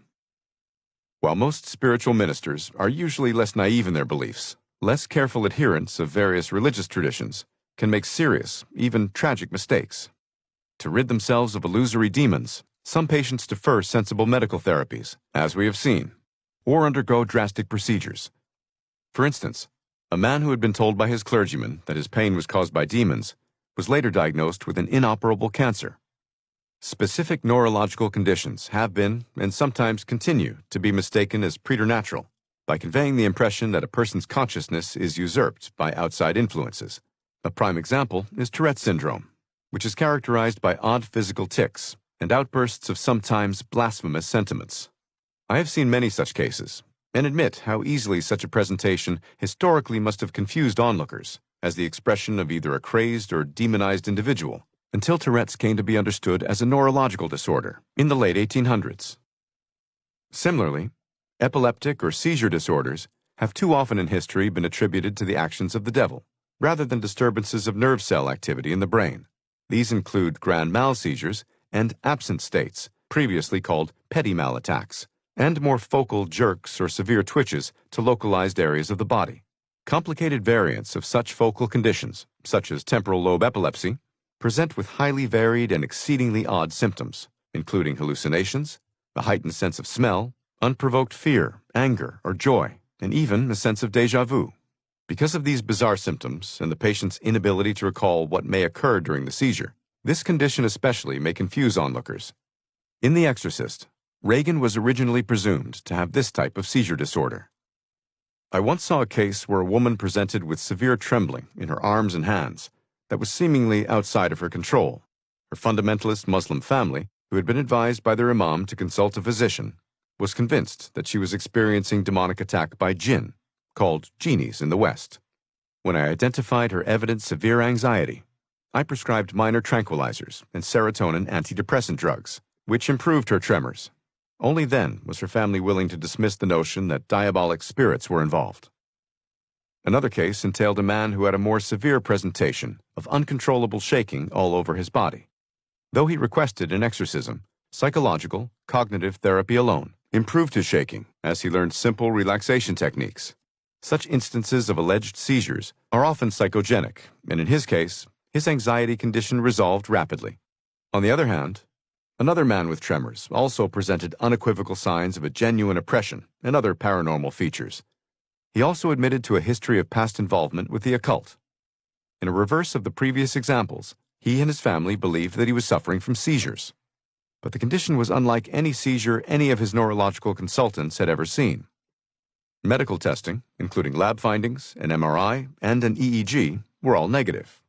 These periodic attacks followed no anatomical or other organic logic, and did not seem to me to be induced by anxiety. Eventually, they responded to spiritual ministrations alone, and he became free of all features of his original state. I also directly witnessed an even more dramatic example of an episode of a massive convulsive-like state in an unequivocally possessed woman. She and her friend, who brought her to me and a colleague, reported many typical signs of a genuine possession, including her spontaneously speaking foreign languages that she had never studied, hidden knowledge, and a levitation which her friend had witnessed. As I examined her, this woman suddenly fell to the floor and writhed in a completely inexplicable way for about 3 minutes. It resembled no previous seizure either of us had ever seen. It was certainly involuntary, and she lost consciousness, but then the state resolved, just as suddenly, and she appeared to have no ill after effects. She had never had such an attack before and never experienced it again. She later underwent a successful series of exorcisms, and all these features disappeared. The experience of many exorcists is that possessed individuals may indeed shake or exhibit odd tremors. Fortunately, careful descriptions of the more common biological states leading to such symptoms tend to be of a different nature than these possessed counterfeits, at least to an experienced modern physician and as verified by modern testing. In a true seizure disorder, the underlying brain dysfunction tends to show up on an EEG or MRI, in contrast to the clean test results in demonized individuals. Two complex cases that I heard about proved instructive for me about the diagnosing of seizures in more obvious demonic states. Both cases underscored the critical advisability of ensuring not only diagnostic expertise, but also appropriate medical supervision in dealing with demonized individuals. The first was the highly publicized and notorious case of Anneliese Michel, a young German woman who died in 1976 following a series of exorcisms. Her story has been featured in several movies and television programs, including the 2005 film The Exorcism of Emily Rose. As a child, Anneliese suffered from what was said to be genuine seizures and depression. She was diagnosed with what her doctors called epileptic psychosis, specifically temporal lobe epilepsy, as a teenager. Later, others speculated that she suffered from a more straightforward psychotic depression, or DID. Eventually, she exhibited an extreme aversion to sacred objects and reportedly a few other of the classic signs of possession. So, she and her family appealed to Catholic clergy for an exorcism. She also experienced alleged messages telling her to fast. She believed these messages came directly from the Virgin Mary. Others, however, were convinced that they came from demons who wanted to hurt Anneliese, or that they were psychotic in nature. Whatever the cause, after a series of more than 60 exorcisms over 10 months, she died of starvation and dehydration, having refused all medical supervision during her many exorcism sessions. Though rare, the possibility always exists that a combination of medical and demonic disorders is present in an afflicted person. This may have been the case with Anneliese, though on the basis of the historical accounts, it has remained unclear to me. Her case certainly underscores the point that an individual undergoing a diabolic attack may simultaneously require ongoing medical supervision, especially if the afflicted is suffering from an accompanying medical vulnerability. Some possessed victims may fall into depression, and some individuals, under the duress of their situation, may become suicidal. A court case found the two priest exorcists ministering to Anneliese guilty of negligent homicide. They were sentenced to 6 months in prison, though the charges were later suspended on appeal. Troubled by the legal verdict, the Catholic Church in Germany, many of whose members were skeptical of the possession to begin with, became reluctant to authorize more exorcisms for years. Anneliese and her family had held controversial beliefs about the cause of her suffering. They were openly critical of what they saw as dangerous trends within the modern church, and Anneliese thought her fasts were an atonement for a wayward church.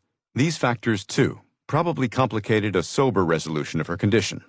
As there were few experts, medical or clerical, they trusted.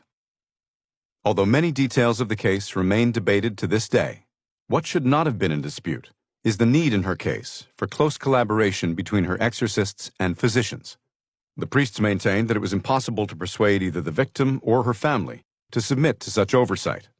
I have argued that this was clearly a dire situation when the family's wishes should have been overruled.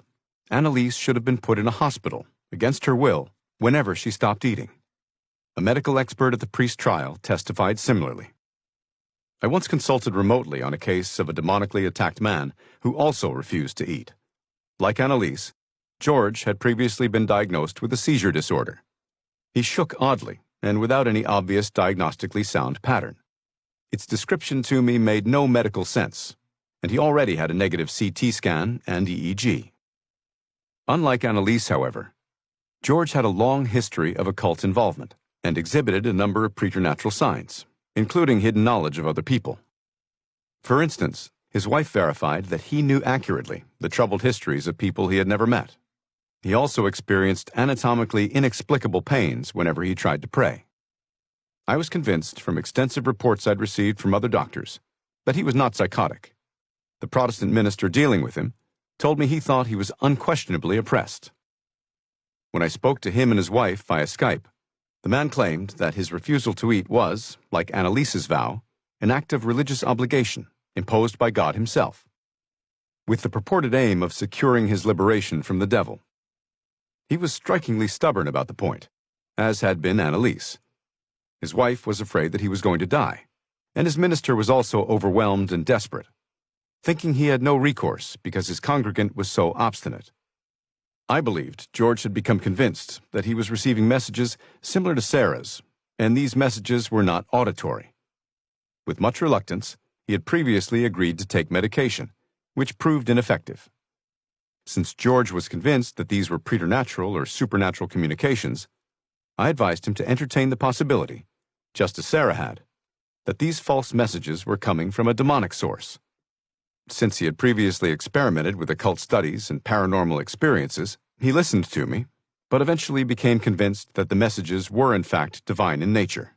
Of more immediate concern to me, however, were the reports I'd received that George was becoming dehydrated, the most pressing danger in cases of severe fasts. I tried to persuade George's minister that George was in the middle of a medical emergency, but he stated, "Well, if he goes into the hospital, we can't liberate him." I replied, "A dead man isn't going to be spiritually helped." As I advised, his family sent George to the hospital, where he was properly rehydrated and fed. Only that intervention saved the emaciated man's life, eventually allowing further spiritual assistance after he was discharged. These types of situations all underscore the critical role physicians and other health professionals can play in helping exorcists and those involved in deliverance ministries. Throughout history, doctors have been expected to monitor victims' physical health, as well as to diagnose natural causes or rule them out, before exorcists can proceed with their spiritual work. The Roman ritual is explicit on this point. Even in medieval times, sometimes maligned for being superstitious about demonic activity in disease states, people respected doctors' opinions and did not jump to supernatural explanations. In fact, the formal philosophical distinction between natural and supernatural causes reaches back to that time. Though some modern scholars have criticized its sharp dichotomy, this differentiation works well for the purposes in this area. In the 13th century, the Catholic theologian Thomas Aquinas warned clerics not to jump to a supernatural cause when a purely natural one sufficed. He and like-minded thinkers were aware of the separate existence of mental pathologies and spiritual ailments. Aquinas even ascribed madness primarily to biological factors, a seemingly modern viewpoint, and one surprising only to the historically naive. Speaking of the ideal exorcist, the Roman ritual calls for someone not only outstanding in knowledge, but also with personal qualities such as maturity and holiness. Overly emotional or poorly educated ministers or priests, just like ill-informed doctors or lawyers, don't make good judges of complex situations such as demonic states that require patience, caution, and sober judgment. Some astute and experienced exorcists are knowledgeable enough to discern diabolic attacks largely on their own. Still, they are advised to seek a medical professional's opinion whenever any doubt or other medical needs arise. A sacred role, passed down in my profession for centuries. Chapter 7. Catherine. Mother, housewife, and possessed. Her series of exorcisms and what the rituals are really like. Shortly after my encounter with Lily, Father Jacques asked me to visit a woman with him in West Virginia, which he and I did regularly over a few years. During our drives there, we spoke at length. Hoping to learn as much as I could, I peppered him with questions about the genuine cases of possessions he had encountered over the years, which he described to me in detail. In between these tales, he also told me about the many false cases of possession he had come across, like Lily's. I felt an added urgency to learn from Father Jacques whatever I could, because his health was in obvious decline. I was worried about my friend, and repeatedly told him to take care of himself. A private man, he nevertheless told me that he had some heart problems, confiding in me that his physician advised him to watch his diet and exercise more. Despite his health problems, however, Father Jacques remained committed to caring for the men and women suffering at the hands of our various demonic foes, including Catherine in West Virginia, whose prolonged possessions continued to vex and concern him. Catherine's case was one of the more intractable possessions I've come across, and she had been working for many months with Father Jacques by the time he invited me to meet her. Father Jacques thought it would be good for my instruction to see a prolonged series of exorcisms with the same person. I had already witnessed quite a few rituals by then, but most of the cases he or Father A worked on had been swiftly resolved. Catherine lives with her husband Carl and their children in a rural town in northern West Virginia. Over the years, I have visited her at home on 12 or 13 occasions. Like Catherine, her small town has seen better times. Many of the town's buildings are in severe disrepair or abandoned. Dust collects over everything. Catherine's modest house is near the center of town, a short walk down a gravelly side path. The sparse backyard extends to a small wooded area where brittle bushes struggle to stay alive. Whenever we visited, Carl always greeted us at the front door. An unassuming, down-to-earth man, he maintained an equanimity and patience about his wife's condition, despite the terrible circumstances. Unfailingly polite, he welcomed us into his home, and was effusive in his gratitude when we departed. Their home is warm, lived in, and comfortable, with sturdy wooden furniture. Family pictures fill the tables and walls, most of which were taken years ago when their children were younger, and Catherine was happier and healthier looking. On my first visit, the smell of roast pork greeted us. "Catherine's been in a bad state," Carl said, with a serious look on his face. "It was a tough night for her." He reminded Father Jacques how strongly Catherine reacted before an exorcism session, a common response, I learned, in many victims. This good husband, I realized, was trying to protect his wife from any undue stress. He hadn't told her Father Jacques was coming, or that he was bringing a psychiatrist along to help him evaluate her case. And yet, Catherine knew the details of our trip, down to the rough time of our arrival. "The things my wife knows," Carl always repeated to us. According to Carl, as soon as she became aware that we were coming, Catherine had fallen into a typical funk. Her alertness seemed diminished, and she grew distracted and preoccupied with the impending session, which she found so difficult to bear.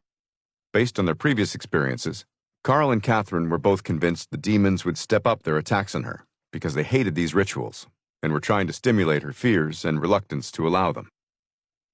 Carl also told us that Catherine's ears were killing her, a common complaint. She said evil spirits were taunting her. That morning, after preparing the roast for our arrival, she had gone back to bed. I was taking all this in when Father Jacques began to explain the plan for the day. First, he wanted to celebrate Mass in their home, explaining to me that it was a good idea to start any scheduled ritual with one.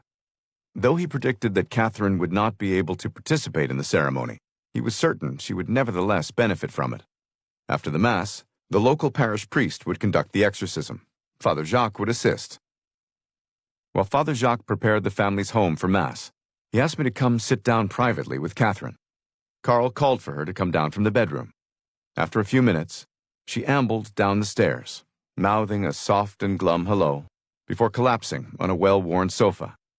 She slumped over, entirely unengaged, with a faraway look in her eyes.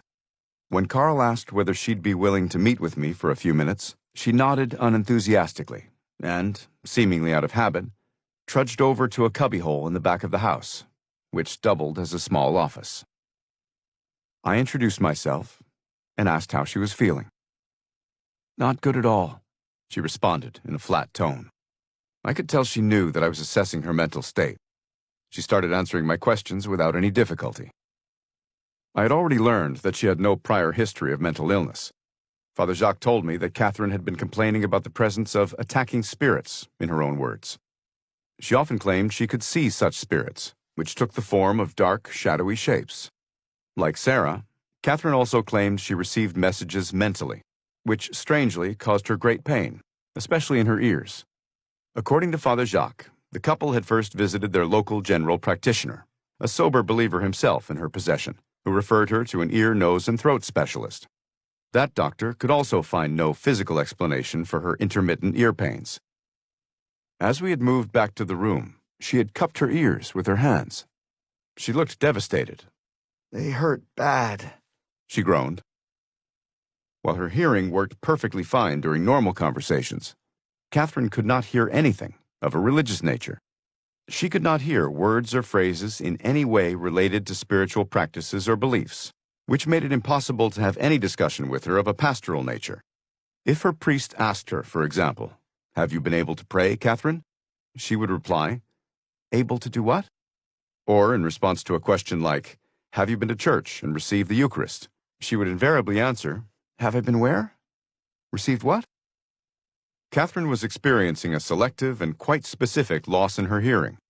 In addition to the ear, nose, and throat specialist, she had seen both a psychologist, who had concluded that there was no psychological explanation for these symptoms, and an audiologist, who likewise had been unable to discern any problem. I already knew much of her background history, but I wanted to gather some more details. Mainly, though, I concentrated on getting a sense of her current mood and cognitive state, as I tried to look for any pathology to assess her general motivation. Before meeting Catherine, I had originally suggested to Father Jacques that she might be suffering from a psychotic depression. As I was interviewing her, however, I became more and more convinced that the array of bizarre and paranormal symptoms could in no way be accounted for by any psychiatric diagnosis, though her air of pessimism and gloom did strike me as having a depressive cast. "I can see you seem pretty depressed and pessimistic," I offered. "Yes, I am." I then switched to a more informal style of conversing with her and asked whether she'd been cooking earlier that morning. She nodded. She said she'd gotten the groceries the day before to prepare for our visit. Knowing she might be blocked from answering or even being able to hear questions about any deeper issues, I tried to intersperse neutral questions with others of a more spiritual nature. I wanted us to chat in a more relaxed way. Since I'd seen a pickup in the yard, I asked her whether she drove it. She said she did, regularly. I asked about her children, the house, the recent weather, anything to put her at ease. Like any mother, she brightened while discussing her kids. At that point, I was convinced she was perfectly capable of hearing. "Have you given up trusting in God's help?" I asked. "Trusting what?" she replied quizzically. "Have you been able to pray or confide in your pastor?" Again, she seemed unable to comprehend. "Able to do what? I don't understand," she stammered. "To confide in who?" I asked a few other similar questions and realized I was witnessing the same kind of selective hearing Father Jacques and Carl had described. A few months and several visits later, with permission from Father Jacques and the family, I took along a psychiatric colleague. We interviewed Catherine together. Again, she made the same sort of dry answers to any neutral inquiries, and had the same stupefied look in response to any religiously oriented ones. We'd cooked up the idea of ending the conversation by asking her to respond to written questions on pieces of paper. She clearly understood we were testing her, though I didn't think she knew why. She responded well to about 6 or 7 written queries, such as, "What has your day been like?" or "How are your children?" But then we showed her the last 2 sheets of paper. "Have you been trying to pray to God?" and "Are you going to attend the Mass later and receive the Eucharist?" She looked at me quizzically. "Dr. Gallagher," she said, "why are you showing me these blank pieces of paper?" During our visits, I never found evidence of any hysterical conversion reaction or the like, nor did I or anyone else suspect Catherine of guile or play acting. Her loss of hearing was so specific that it seemed implausible to suspect anything other than demonic activity, a hypothesis supported by my experiences and from my research. Blocking one or more of someone's physical senses or speech is a demonic effect frequently reported in possession cases. A demonized man once told me that evil spirits had deprived him of his hearing and his vision. Similar cases appear throughout history. For instance, in the mid-1800s, Théobald and Joseph Brunner, 2 brothers from Ilfurt, France, were both possessed, according to numerous witnesses and contemporaneous parish records. Like Catherine, the older, Théobald, became deaf during the course of his possession, though in his case, he fully lost his hearing for long periods. The brothers also entangled themselves in impossible contortions. While possessed, both brothers spoke fluently multiple unstudied foreign languages, including Latin, Greek, French, Italian, and Spanish. When Théobald was finally delivered of his possessing evil spirit, these features disappeared, and he immediately regained his hearing. What made Catherine's deafness especially relevant to her demonized state was the evident motivation of the evil spirits to deprive her of her ability to communicate with others, in any pastorally supportive manner, a cruel strategy from the demonic realm. Because Catherine couldn't hear the spiritual advice of her priest, her family, or anyone else, she couldn't be consoled. There is no doubt she was being prevented from receiving that support. How could she receive help to work on her own dire situation, so integral a part of so many cases of serious demonic attack? Catherine was happily living as a mother and homemaker before she was possessed. She was a valued member of her community. There was nothing to suggest to the citizens of her small town that there was any likelihood this pleasant neighbor, raised on a local farm, would come to suffer a dramatic possession. But she eventually admitted that, for a period as a young woman, she and 2 female friends had formed a small witches' coven, and the 3 of them had pledged some sort of loyalty to the devil. Though Catherine had long ago left and renounced the group, evil spirits were evidently not done with her. Her behavior had been, in her words, no lark. At the time, she took her involvement in this devil group, as she came to call it, fairly seriously. She had participated with her peers in what she and her friends understood to be diabolic rites. During one ceremony, they all thought they'd made contact with Satan himself. She also reported that they had offered several aborted fetuses to the group for ritual use. Presumably, the fetuses had come from that small band of young women, a delicate piece of information I was reluctant to ask about. Due to her shame, I doubt she would have answered the question, or been able to do so in any case. As with some of Julia's grimmer stories, I was repulsed, but I was accustomed, particularly as a psychiatrist, to remaining non-judgmental and focused on Catherine's sad story and her present condition. Another idea the family entertained about why Catherine might be possessed was that her mother's aunt was said to have been an avowed witch back in Poland, where that family originated. I never learned any more particulars of this evident guess. Just as Manny's parents had speculated, people in Catherine's life wondered whether she were paying the price for some kind of familial issue or curse. As noted earlier, I'm always somewhat skeptical of these remote hypotheses, especially when a more obvious and contemporary historical factor involves the individual directly. It would be hard to know whether the speculation about her great-aunt had any plausibility, but Catherine's reported contract with Satan certainly did. This brief and foolish period in Catherine's life weighed on her constantly, and she was still guilt-ridden and despairing. She saw herself as having committed unforgivable acts. She felt she could do nothing to lift the pain or bring about her liberation. In my view, she feared her fate would be to suffer perhaps eternally, as the demonic world engulfed her. Catherine's problems first surfaced with the not uncommon features of a preliminary oppression, and then progressed to a full-fledged possession.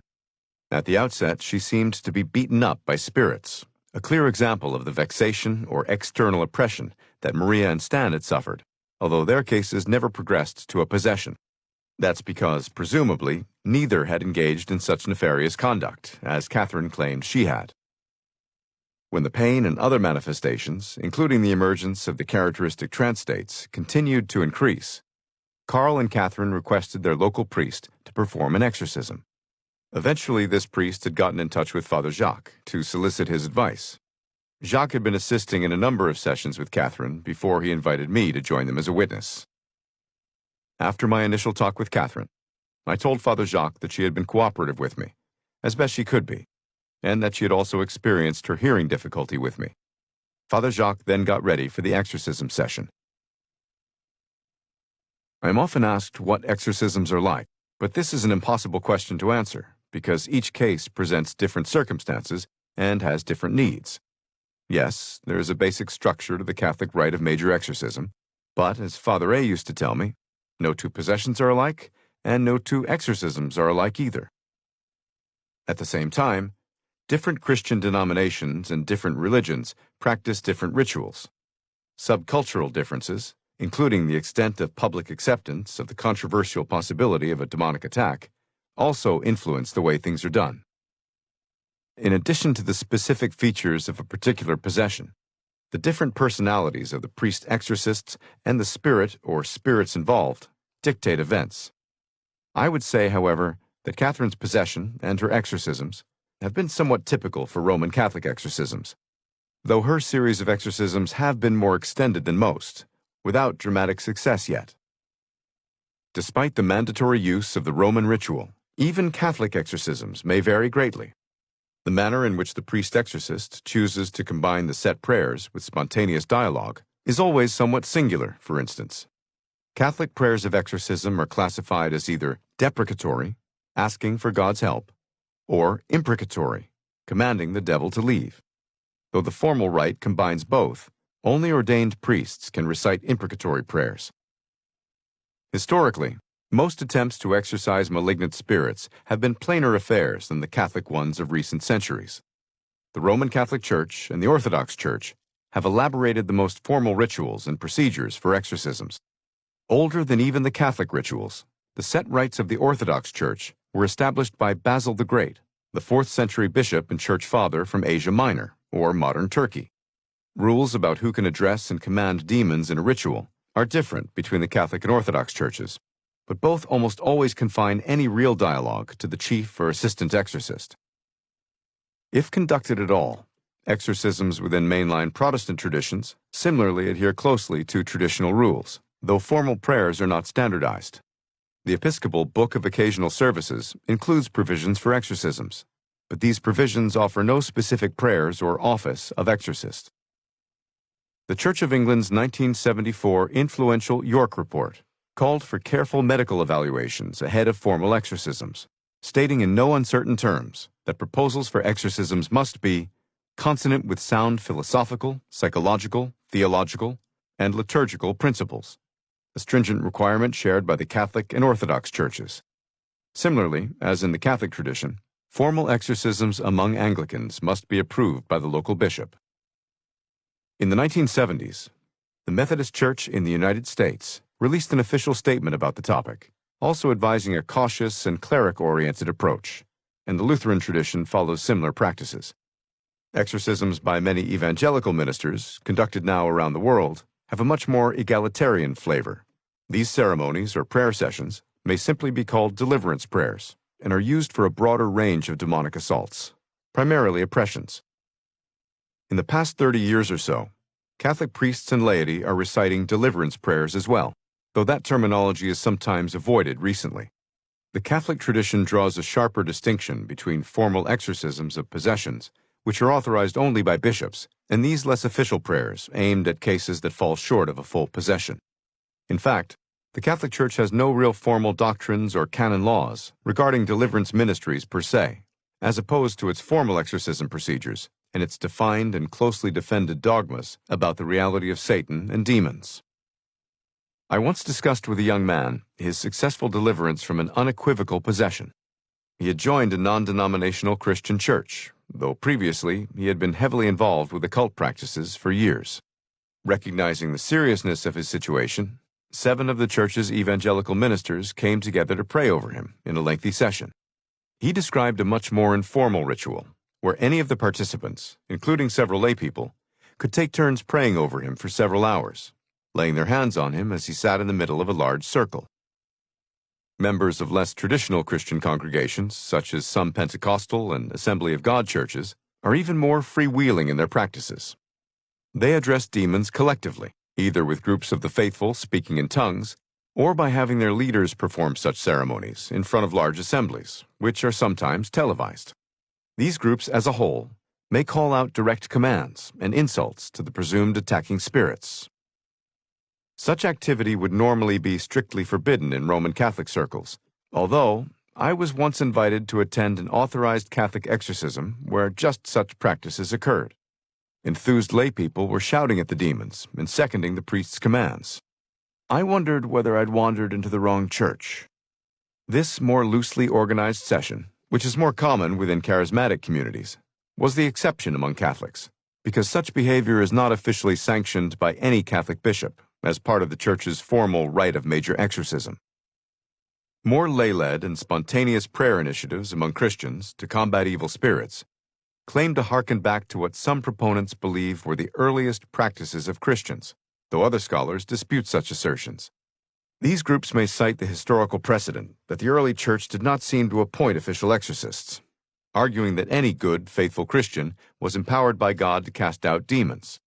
By the 3rd century, The organized Catholic Church seems to have become more sensitive to possible excesses and abuses among overzealous lay faithful in these matters, and its hierarchy decided to confine the role of exorcists to clerics.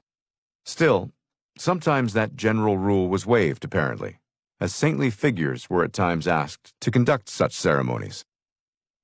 As we have seen, in his practice, Father A preferred to employ the Roman ritual in Latin, specifically the older text from 1614, although he believed others were free to do it differently. In Catherine's exorcisms, and those I've witnessed during the past 15 years in the United States, the priest has invariably recited the rite in English, and specifically employed the revised 1998 version. However, Father Gabriele Amorth, the second president of the International Association of Exorcists, AIE, held the controversial view that the newer ritual's lesser stress on commands was less effective than the more traditional approach to exorcism. Those rare Catholic priests around the world who still seek permission to use the Latin text may maintain that they find the Latin starker and more beautiful. They also feel that its use precludes any possibility of suggestibility, as only the demon, not the victim, can understand what is being said.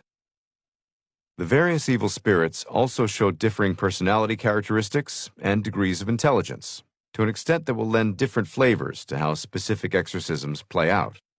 The traditional teaching is that, as spirits and fallen angels, demons are quite intelligent. But, like humans, this intelligence varies greatly from demon to demon. Once, as a priest recited the Apostles' Creed in Latin, to be discussed later, I heard the demon speak with sarcasm and despairing intelligence. Within the voice, I detected a distinct personality. Most exorcists prefer not to have the demon show off through such diatribes or ad hominem attacks, via a mocking commentary or personal attack. In some cases, a distinct impression of low intelligence is given, although it's hard to know whether that is a ruse or simply a mark of narrow mentality on the evil spirit's part.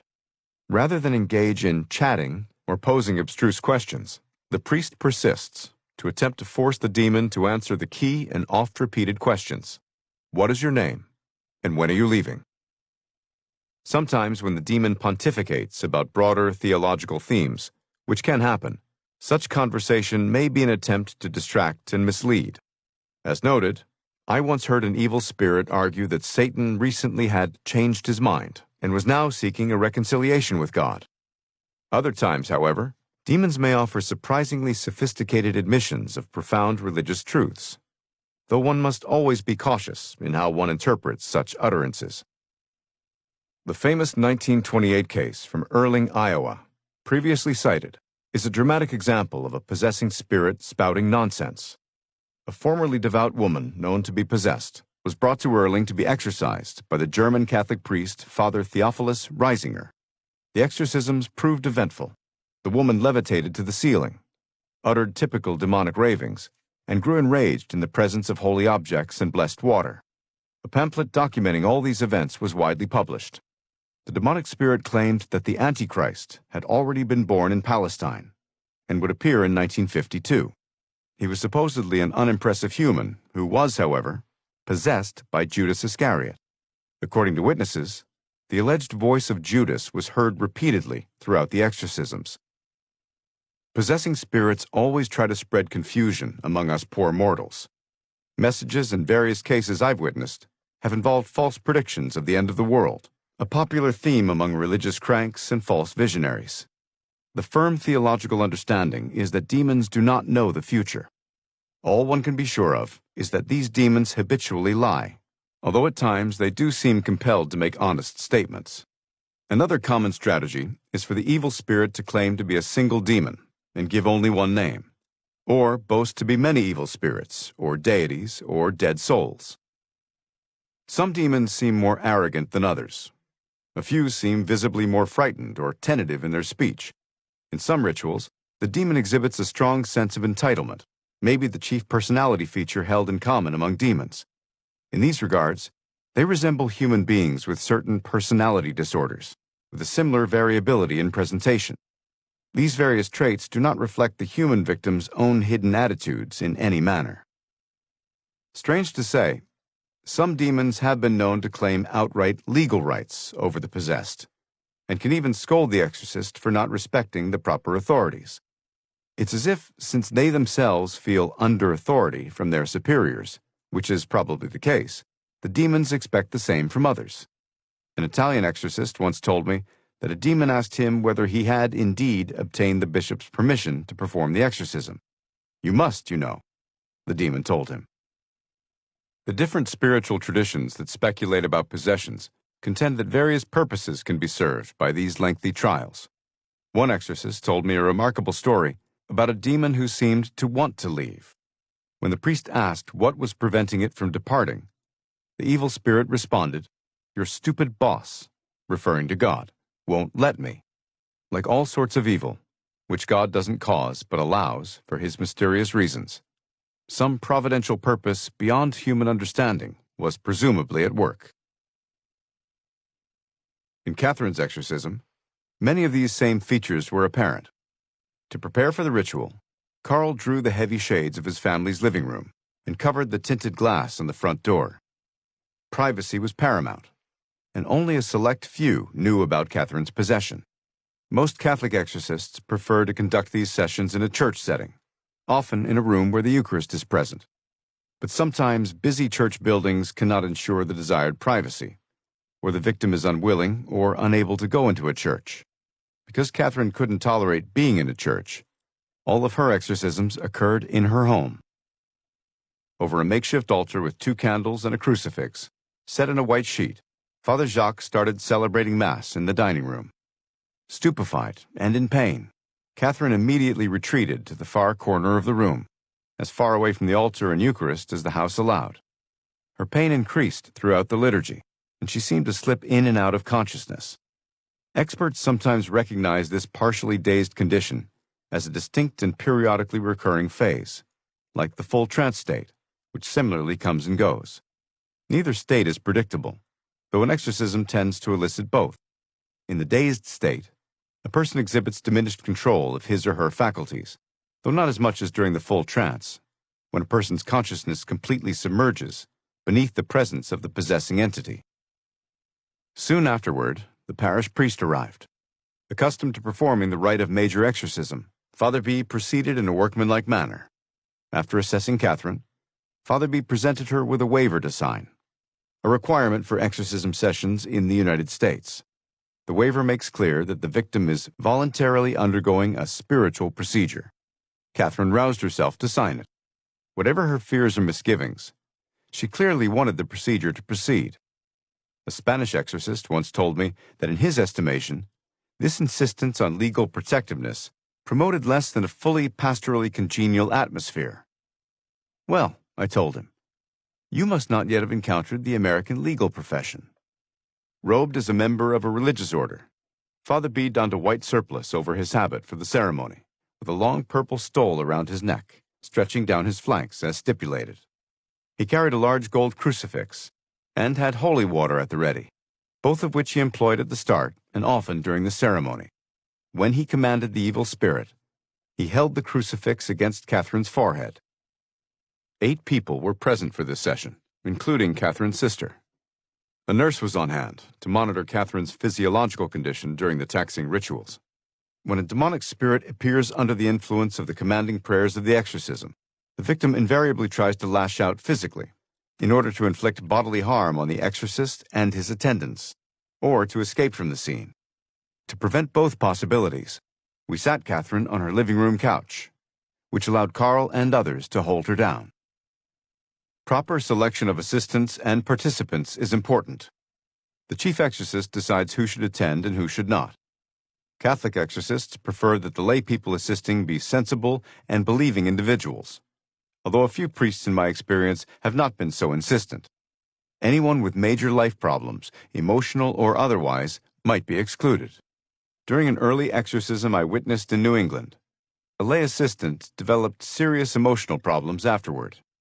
Children are not allowed to attend the rituals, and sometimes even close friends or relatives may be excluded if they do not possess the necessary objectivity or equanimity.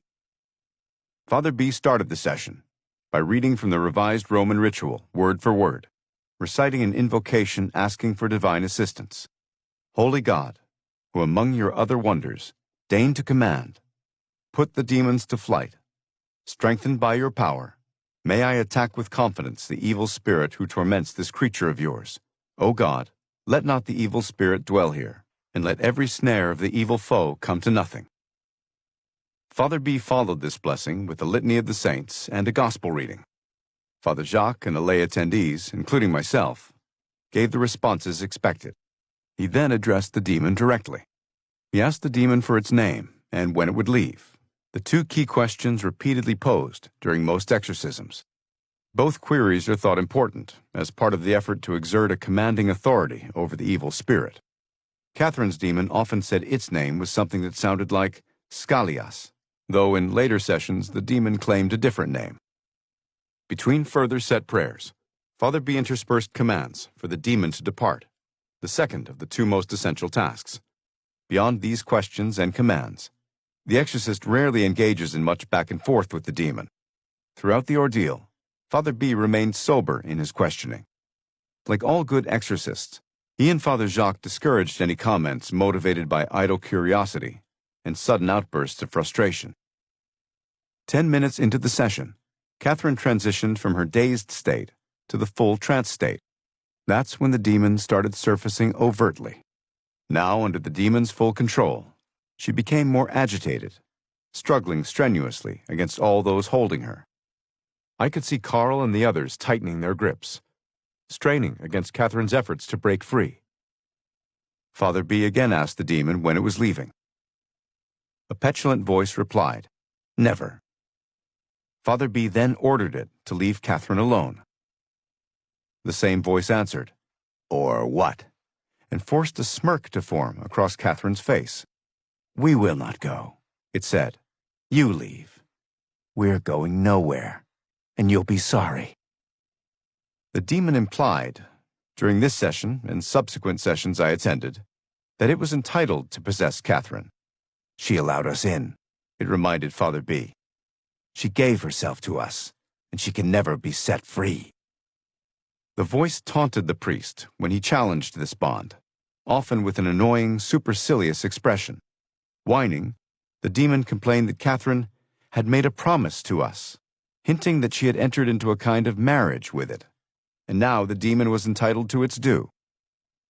There was a recognizable personality there, perhaps more than one, of an arrogant and giggling torturer. To make itself difficult to hear, the demon often whispered, although if I listened closely, I could make out constant boasts and antagonism, which were interspersed with vile and blasphemous sentiments, sarcastically mocking the priest in his prayers. The demon's voice pattern changed over the course of the session. The general manner, however, was of an obstinate bully, an immature and pompous adversary. Mostly the demon spoke in English, but at one point, I detected some ancient Greek. At a later session, it also interspersed a vague, Asian-sounding language and was able to contort Catherine's face, especially her eyes, into a distinctly Far Eastern facial expression. Despite being physically restrained, Catherine was clearly trying to escape the scene, attempting, unsuccessfully, to strike and kick those holding her down. Father B. was the demon's primary target, however, verbally and physically. If we hadn't kept Catherine's lower limbs secure that day, Father B. would have been kicked on numerous occasions. The entity also repeatedly tried to bite or scratch people nearest Catherine. Interestingly, she sometimes seemed to be prevented from doing so, without anyone grabbing her hands or face. Many participants believed they escaped injury because of the commands of the exorcist to the demon not to harm anyone in the room. I had that experience myself several times during later rituals, when I assumed a position to restrain her, and her face stopped within an inch of my arm as she moved to bite me. The rite of major exorcism generally takes about an hour, but different exorcists choose differing lengths for these sessions, or may repeat the prayers more than once. On this day, the battle lasted for about 90 minutes. Catherine's exorcisms were true physical ordeals. How she was able to sustain this effort was remarkable. The duration exhausted Carl and the others, who fought equally long in their roles as protectors. During a later session, I was asked to help hold Catherine, and by the end of the ritual, she had resisted so vigorously that we were nearly spent. I once heard about a case of a petite woman who easily raised her leg with a 250-pound man clinging to her, lifting him straight off the floor. I've attended some exorcisms that lasted 3 hours or longer. If the sessions are too long and frequent and seem unproductive, the attendees may grow discouraged, and some exorcists feel these lengthy sessions are not a productive use of time. The need for extended sessions may suggest that the time for deliverance is not yet opportune or permitted by divine favor. For some possessions I've witnessed, 1 or 2 exorcisms result in the resolution of the demonic assault. Catherine's were obviously not so efficacious.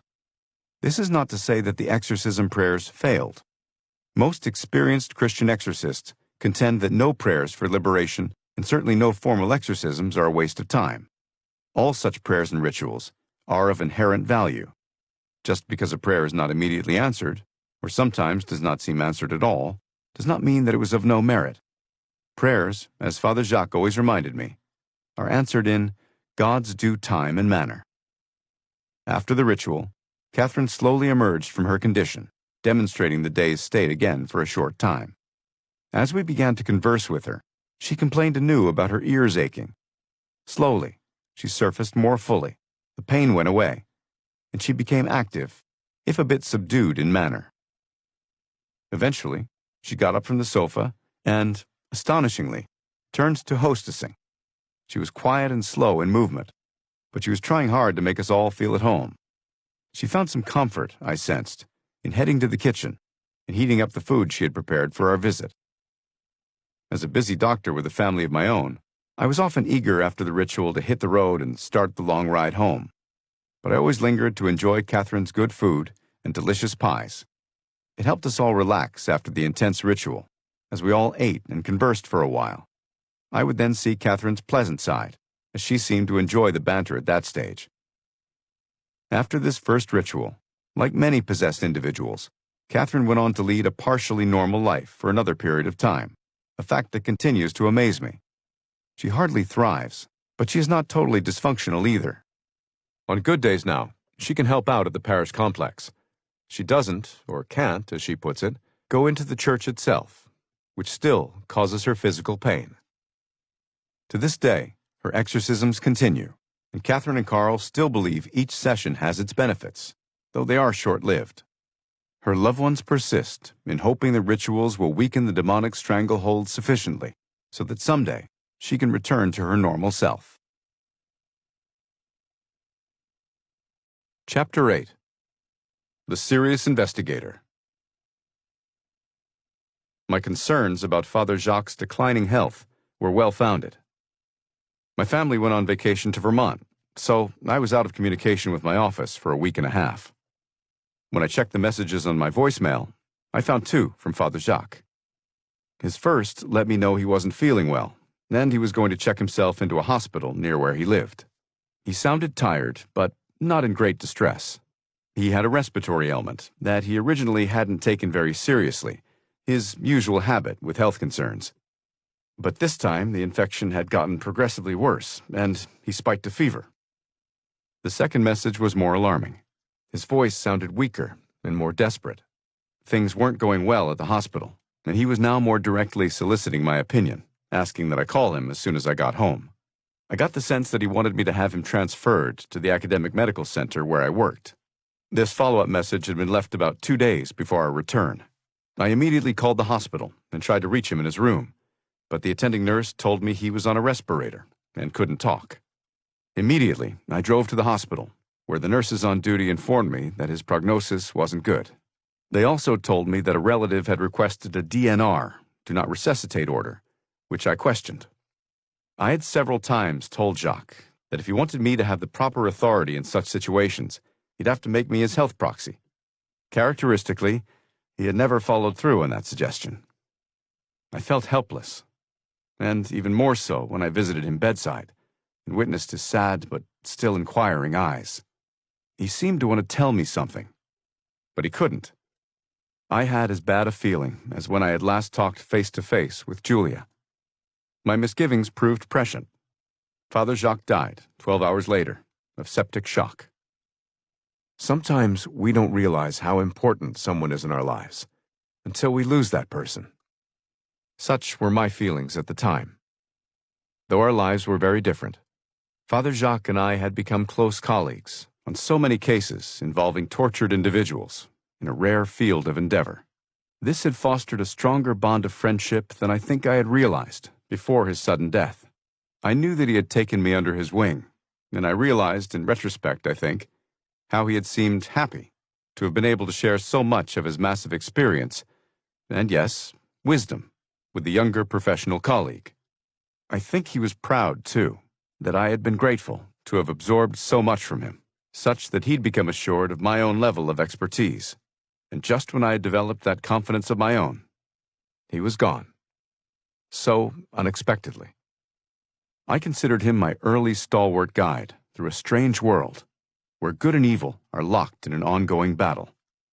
All these years later, I still greatly miss him. At Jacques' funeral, I met Lorraine Warren, a noted, if somewhat controversial, paranormal investigator. With her husband Ed, she became a centerpiece of the Conjuring series of films, which were based on their experiences. The blockbuster franchise has earned more than $1 billion at the box office, a testament to the public's insatiable interest in this topic around the world.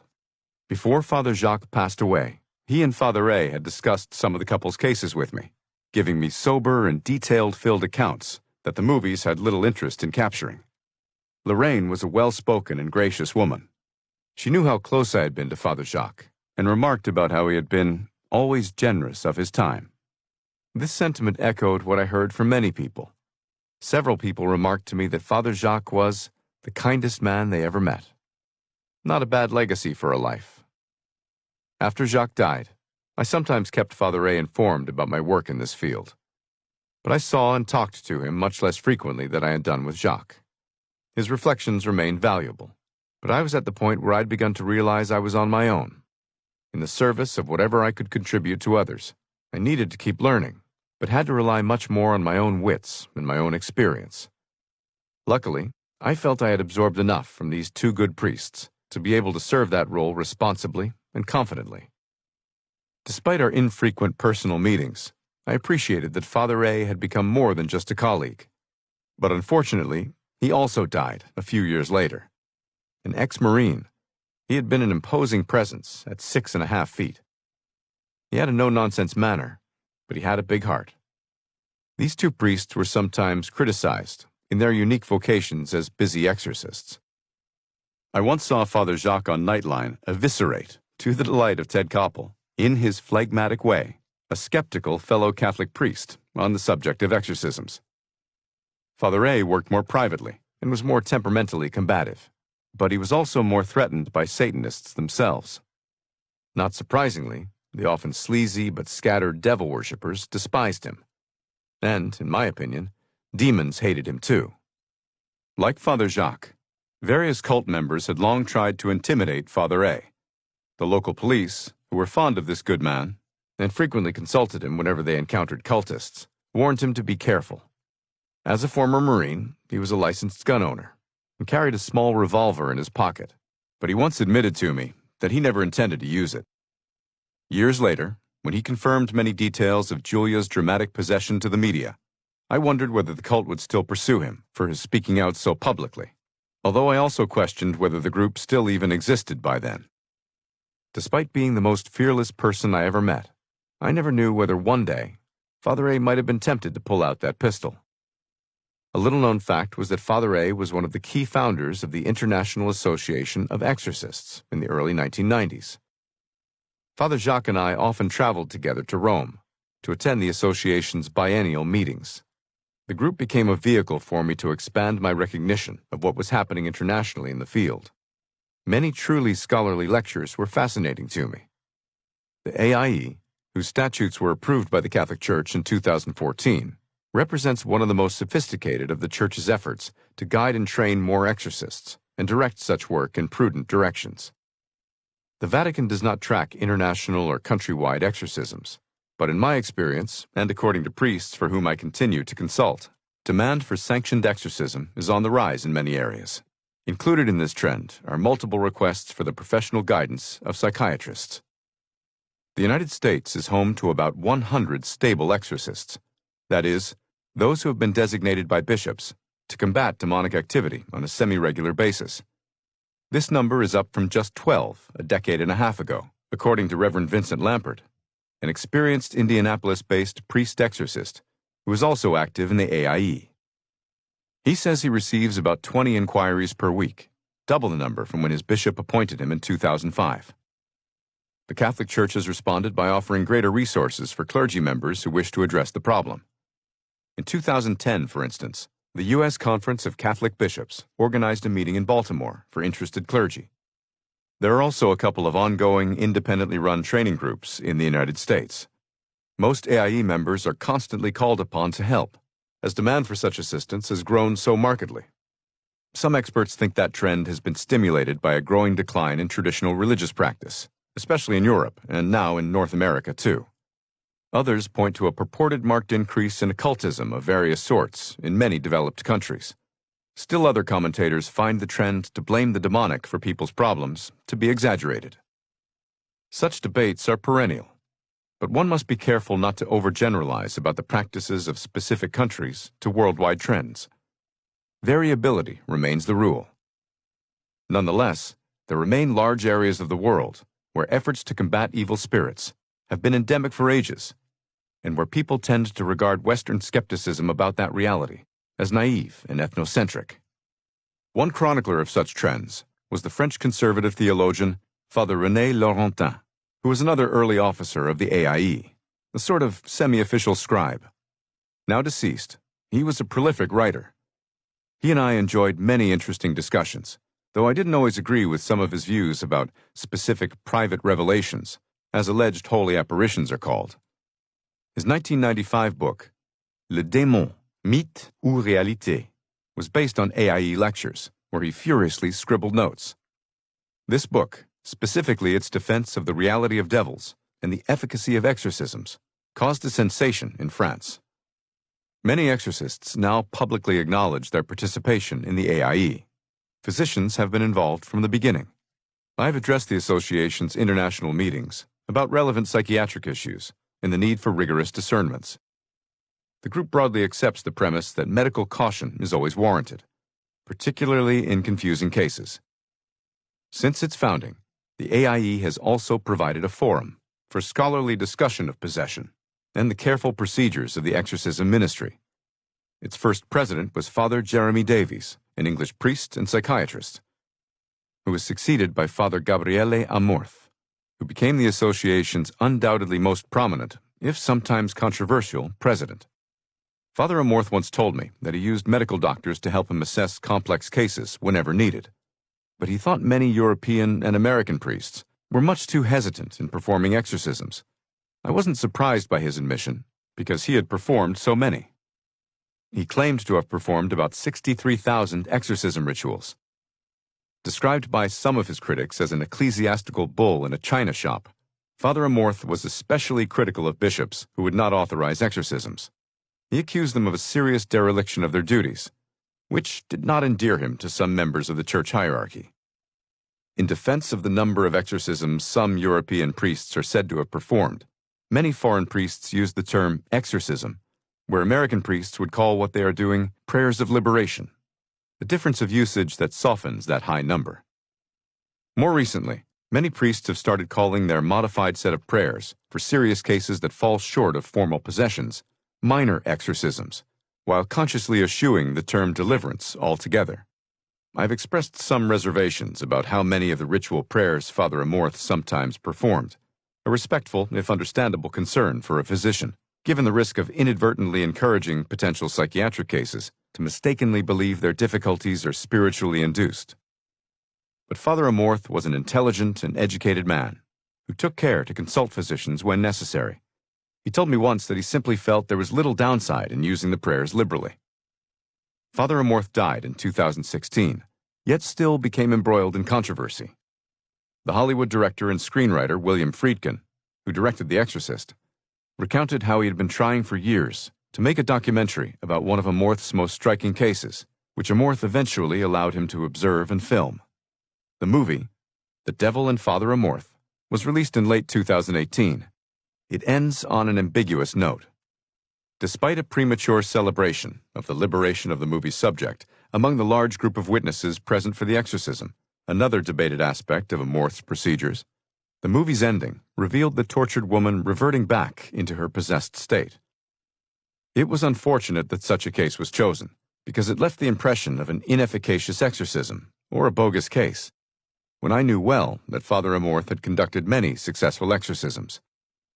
Despite the controversies, I found Father Amorth a generous and thoughtful man who had a good sense of humor, especially about himself. He once commented that his successes as an exorcist, and he had many, may have been the result of his being homelier than Satan himself. Through the AIE, I came to know another fine priest, Father Giancarlo Gramolazzo, who succeeded Amorth as the association's third president. He appointed me to the governing board for a time. I think he appreciated that a professor of psychiatry was involved and understood the aims of the organization, especially in combating simplistic errors about false cases. Father Gramolazzo died in 2010.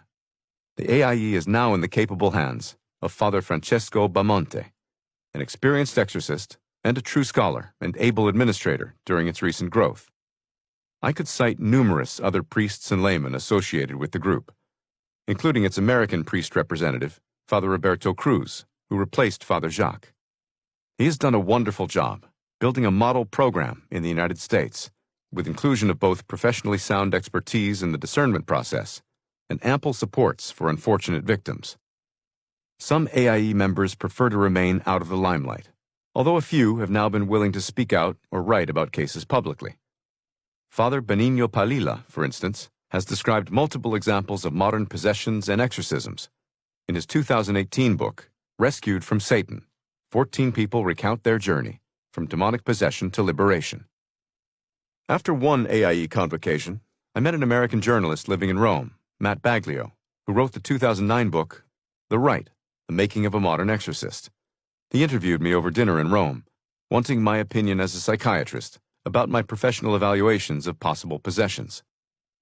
The book is about the real-life training of the U.S. priest Father Gary Thomas to become an exorcist. Father Thomas, who is now a busy pastor in California, was amazingly open with Baglio in sharing his personal history and emotions as he underwent his training. The 2011 movie, also called The Rite, was loosely based on the book, but it is an example of Hollywood's ludicrous mangling of the theme of exorcism. The experienced Italian priests about whom Baglio wrote are a well-educated and dedicated group of men. Neither they nor Father Thomas, whom I know, are anything like either the troubled trainee priest or the elder eccentric exorcist portrayed by Anthony Hopkins in the movie. Around the world, multiple efforts are being made to ensure safe and sensible exorcism procedures, and to describe for the public these formerly secretive matters fully and openly. Among Catholics, there are now more official exorcists than ever before, a trend fully supported by recent popes, including the progressive Pope Francis. Official exorcists among Catholics are exclusively priests. Lay participants sometimes assume quasi-exorcist roles, but too active a role has met with official disapproval. Protestants, especially evangelical Protestants, have also given increasingly serious and detailed attention to instructing exorcists and ensuring sound practices. Their efforts at training new exorcists tend to be more informal and often involve mostly apprenticeships and the inclusion of laymen. Official associations of professional Protestant Christian mental health experts have also been made available for consultation. Chapter 9. The History of Beliefs in Evil Spirits, the Emergence of the Idea of the Paranormal, and Infestations. Throughout history, personal and cultural preoccupations with states of possession and the fear of evil spirits have waxed and waned. A cycle of fascination and uninterest that will likely continue in perpetuity. Nevertheless, these are truly perennial beliefs over the ages. In a remarkable display of scholarship, Erica Bourguignon, a prominent modern anthropologist, unearthed documented accounts of possession in about 3/4 of 488 cultures she surveyed. Considering that the absence of evidence is not the evidence of absence, belief in possessions in primitive, prehistoric cultures was nearly ubiquitous Certainly, the belief in evil spirits was. And, as Bourguignon's work shows, such beliefs appear in probably nearly every era, and nearly every culture in recorded history, too. To underline this point, there has, it seems, never been a time in human history, or prehistory either, when beliefs in evil spirits, or specific efforts to combat or exorcise them, were not present within specific cultures or subcultures. However these evil spirits or acts of exorcisms were understood. The same is true today, in modern times. The great non-event of the 20th century, according to many commentators, was the non-disappearance of traditional religion. Other critics have labeled the present era as the return of the devil. Enlightenment thinkers, and later, the atheist philosophers of the 19th century, argued that religion represented an infantile stage of human development. Freud thought so too. Many predicted that by the end of the 20th century, traditional religions with beliefs in supernatural beings, including angels and demons, would die out. They were wrong, spectacularly so. Far from becoming extinct, a concern with spirituality retains a strong hold on most humans.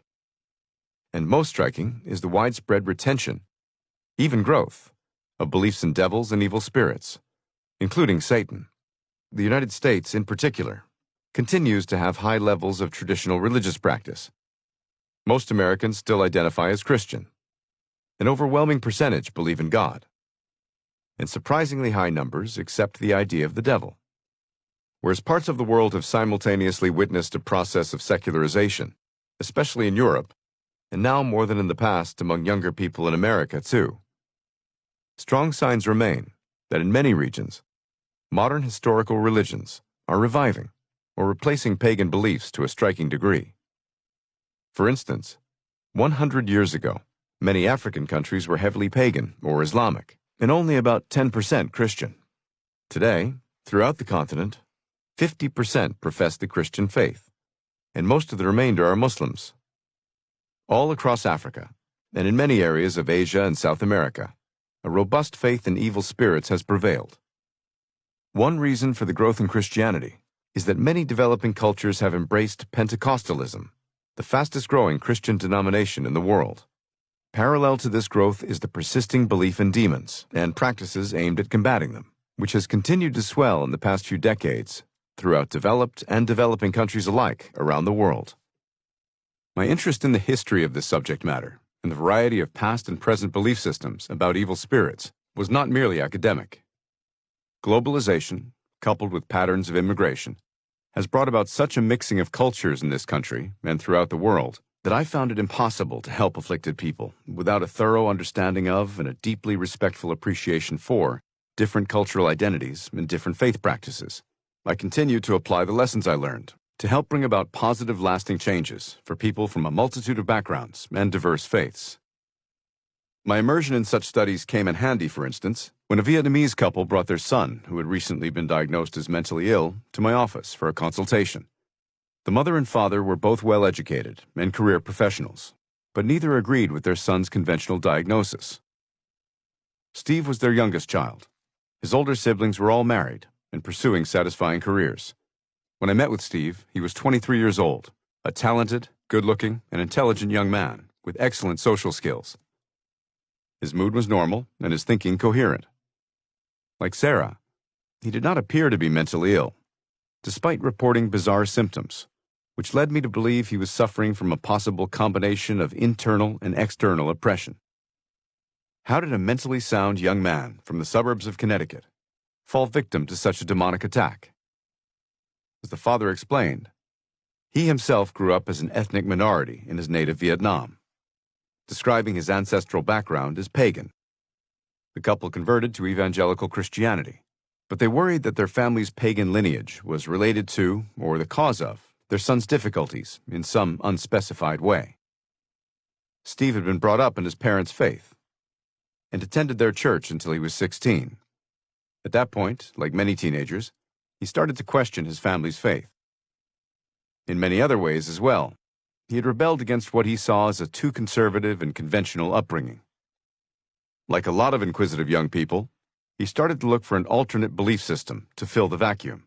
He eventually began to practice what some scholars label neo-shamanism, a term based on a traditional concept, shamanism, now broadly employed by anthropologists and scholars to describe a set of beliefs and methods of seeking visions and of healing historically associated with many native cultures around the world.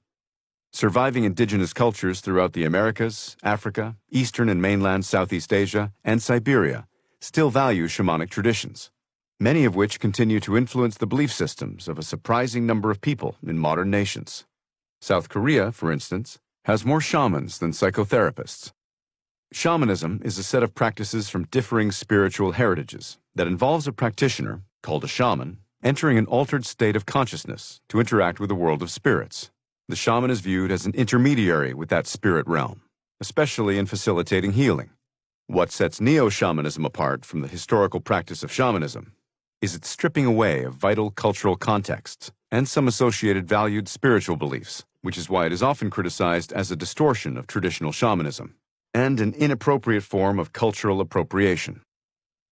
Curious about such indigenous practices, Steve started associating with local neo-shamanic adherents in and around New York City, of which there are surprisingly many. He combined his interest in neo-shamanism with Wiccan and other neo-pagan tenets. According to Steve, he initially went through a wide range of paranormal states. Eventually, however, he became disillusioned with the movements and turned away from this shamanic period. Unfortunately, the spirit world was not done with him. Even after he broke off his relationship with devotees of such esoteric practices, he continued to experience visions of spirits and other seemingly paranormal images. Many were downright weird. Images of crude beings in the shape of dark shadows, or Steve described them, blobs. And like Stan and Maria had reported, Steve told me that these spirits turned hostile and violent, physically striking his head. To be clear, he wasn't experiencing headaches. He felt literal blows to his head, though he did not bruise, as Maria had, nor show any signs of scratching or other marks, as Stan had. Our demonic foes vary their strategies and methods, once again, to be maximally confusing and disorienting to curious students. Like Maria and Stan, and countless others, Steve gave no evidence of any psychiatric problems. His symptoms did not respond at all to medication. He had no thought disorder, per se. And the context for his strange condition was clearly defined by a phase of serious occult involvement. All the criteria for a genuine diabolic attack were occurring. Another striking case of a simultaneous internal and external oppression, that is, involving both internal images and so-called physical vexations by evil spirits or demons, as Steve came to believe on his own. After I ruled out any psychological or physical ailment, Steve returned to Christianity and started to work with a local priest to help him in a process of liberation. I'm happy to report he has vastly improved, though he has not yet been fully liberated from his demonic oppressors. Strange paranormal experiences associated with a variety of spiritual or esoteric traditions are unusual, but hardly as rare as most people today believe. Many seekers attempt to experience what can be termed either the paranormal or the spirit world, depending on one's interpretive framework. I have directly spoken to many of these self-styled explorers, who often get in over their heads, as one regretful woman described her surprising outcome. Steve's suffering was similar to what many people undergo who have been curious to elicit pseudo-mystical or esoteric states of mind. They too often get trapped in a world beyond their imagining. They struggle to understand how their troublesome symptoms came about, or why they won't go away. One woman I met had traveled to South America to spend time with an indigenous shamanic healer. She has been afflicted with spirits ever since. Stan's story was similar, and he eventually interpreted his spiritual oppressor as explicitly satanic. No biological explanation will ever suffice to explain these bizarre phenomena. And if one thinks these stories, so often associated with New Age searchers and the like, are always benign or uncommon, one doesn't know much history or much about spiritual life. Still, if you assume that the best historian of the spiritual states of oppressions and possessions was an exorcist or a theologian or even a traditional Christian believer, you would be wrong. The classic work of states of oppression and possession throughout world history was written almost 100 years ago by Traugott K. Oostenrijk, a professor from the German town of Tübingen. An agnostic German polymath, Oostenrijk became an early believer in parapsychology, a field that also secretly fascinated Freud. The wealth of detail in the voluminous 1966 translation of his work from 1921, Possession, Demoniacal and Other, Among Primitive Races in Antiquity, the Middle Ages, and Modern Times, is unmatched. Author William Peter Blatty read it before writing The Exorcist, deriving a lot of his background material for his fictitious account.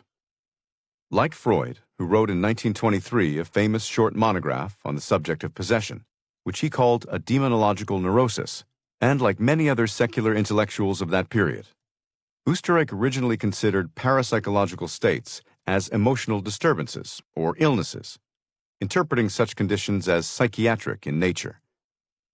He categorized the trances and aggressive behaviors of possessions as resulting from dissociative states related to inner hostility projected outward as a personification of evil, or as compulsions.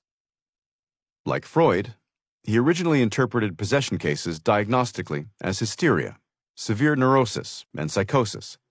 However, Oostenrijk never could explain how such mentally disordered individuals could levitate, possess arcane knowledge, speak or understand foreign languages, or experience many of the other features he cited in the myriad historical cases. Mystified by such observations, he changed his mind. He came to feel the mysterious phenomena to be so inexplicable that he concluded that states of possession must go beyond the natural and material world to reflect spiritist, his word, or paranormal realities. And so, in his magnum opus, Oostenrijk concedes that his earlier, more exclusive focus on mental pathology was mistaken, and noted that researchers of scientific standing consider such explanations as unsatisfactory and regard the spiritistic hypothesis as valid.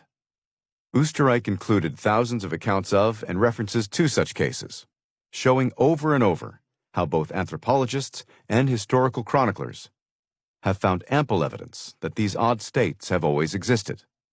Not surprisingly, Oostenrijk again and again gives historical citations of many of the phenomena described in this book. For instance, he chronicles voluntary and involuntary possessions, and how pagan rituals over the ages typically solicited spirits thought to be benign as spirit guides and helpers. But these episodes often turned out badly. Sometimes, as we witnessed in the case of Speedy, the MS-13 member who was expected to solicit hidden knowledge from the spirit world to achieve the group's evil purposes, these voluntary requests backfire, and supplicants conclude they were the true victims. Oostenrijk cites hundreds of examples of involuntary possessions across cultures that are remarkably similar to many of the cases for which I have consulted.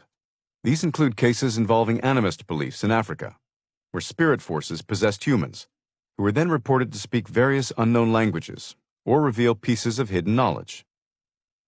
He describes historical Hindu possessions, presumed to occur by the activity of gods and lesser powers, but that this thoroughly agnostic scholar remarks bring us perilously close to belief in demons.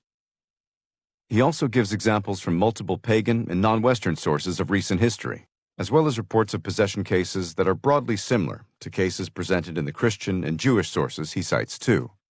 He includes accounts within texts from all of the world's religions. Some poorly informed modern critics of the reality of states of possession and oppression claim that only credulous members of traditional religious subcultures experience such states. Nothing could be further from the truth, as historical and contemporary accounts regularly attest. In my experience, people with no real religious background who turn to occult practices are among the most frequently attacked by spirits, and because they lack solid spiritual foundations or spiritual armor, they are more mystified about what is happening to them, which makes their liberation from demonic oppressors that much more difficult to achieve. In their desire to have paranormal experiences, they are among those most naive about a spirit world.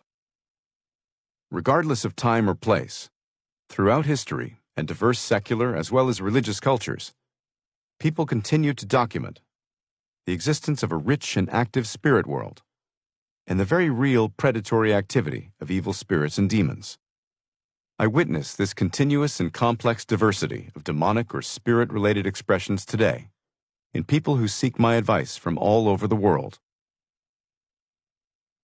From the dawn of history, ancient cultures clearly believed that the spirit world, however defined, was often hardly benign. A multiplicity of beliefs about spirits existed, regularly conceptualized as gods, intermediary spirits, dead souls, fallen heroes, past rulers, or deceased family members, to name a few commonly found concepts. The Greek term daimones, from which we derived the term demons, referred originally to more benign nature spirits, and later became a broader concept, for instance as employed by Plato, as a sort of creative inner spirit.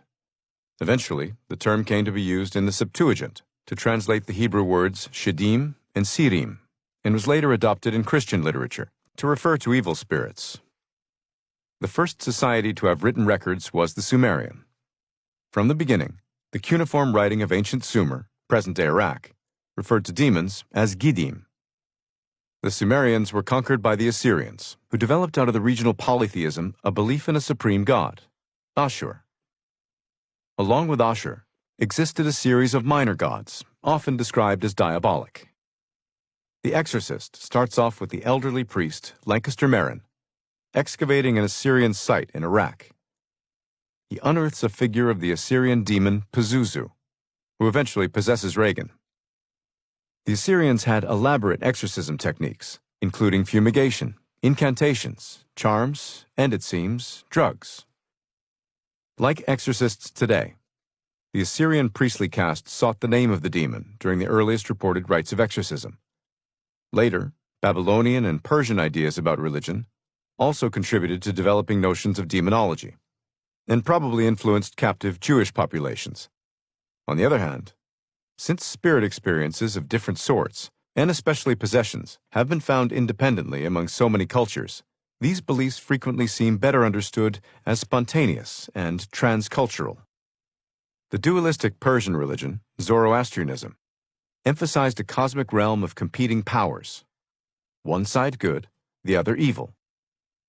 This dramatic historical background in the Middle East is important in appreciating the disputes early Hebrew tribes had with surrounding cultures before the Christian era, and the variety of opinions about demons and their origins that later developed into the notions common to Christianity and Islam.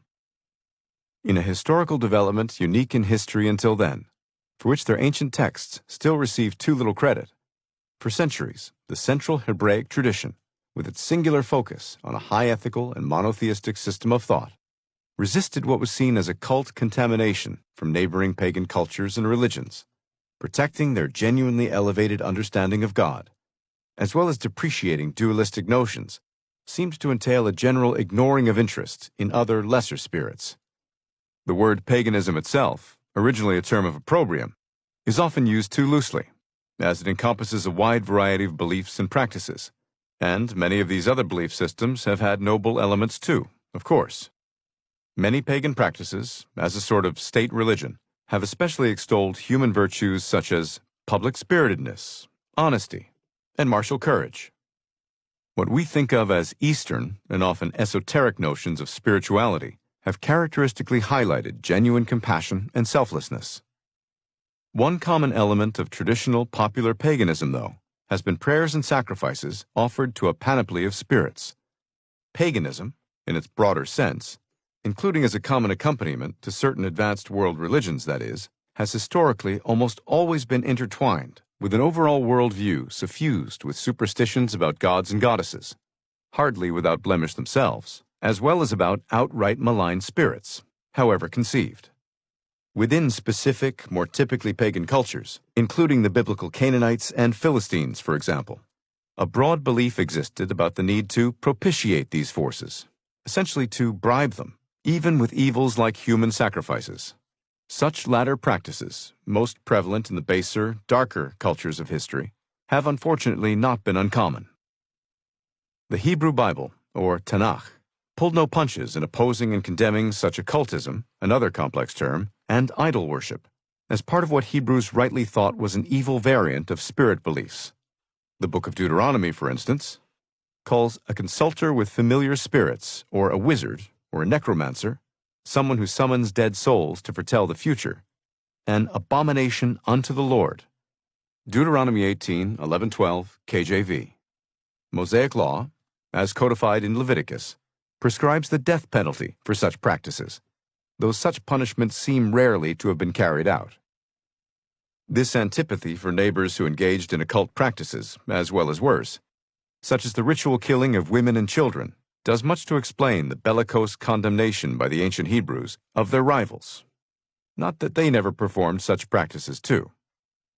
Ancient Romans, and Greeks too, came to condemn human sacrifice as barbaric. The Romans, for instance, fought several wars with the North African Carthaginians, who are now widely believed to have conducted human sacrifices and were regarded by Romans as debased. Nonetheless, almost all of the ancient world, including the Israelites, carried out ritual sacrifices commonly, at least of animals as well as of humans, even when in the Old World such atrocities were largely abolished. For many centuries afterward, these abominations continued in the New World, especially among the Mayans, Aztecs, and Incas. The latter society would drug young girls, then freeze and mummify them.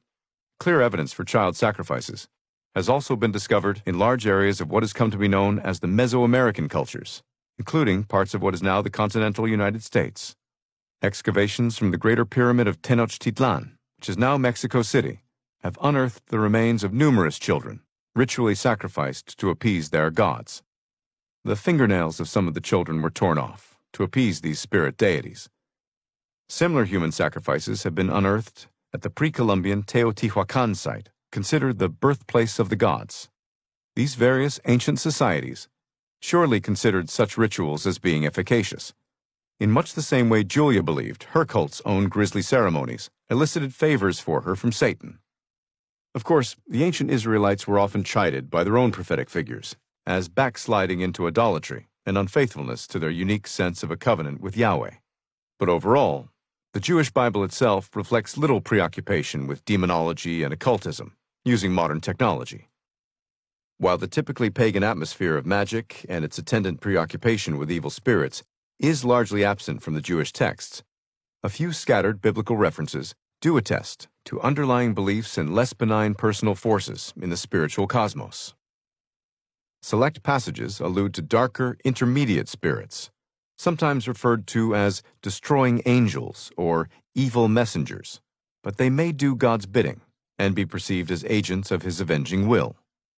The role of evil spirits took on a more prominent emphasis in Jewish texts during the so-called intertestamental period, from about 420 BCE to 30 CE, particularly in sectarian Jewish movements, just before the Christian era.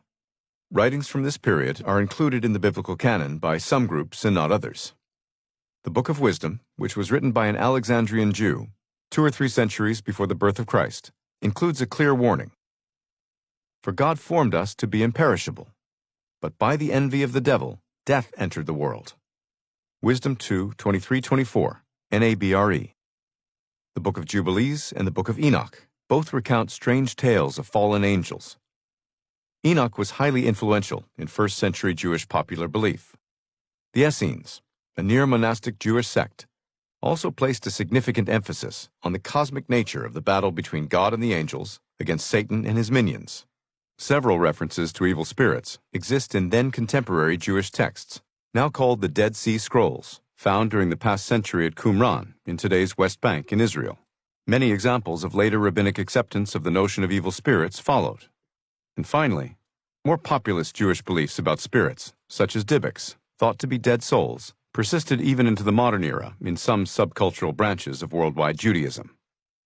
This trend toward more emphasis on demonic forces was accelerated in the early Christian biblical texts. By the time of the life of Jesus of Nazareth, a demonological preoccupation marked many Mediterranean cultures, and, scholars agree, proliferated in the immediate centuries thereafter, whether reflecting pagan, Jewish, or Christian ways of thinking. Not everyone believed in evil spirits and diabolic possessions.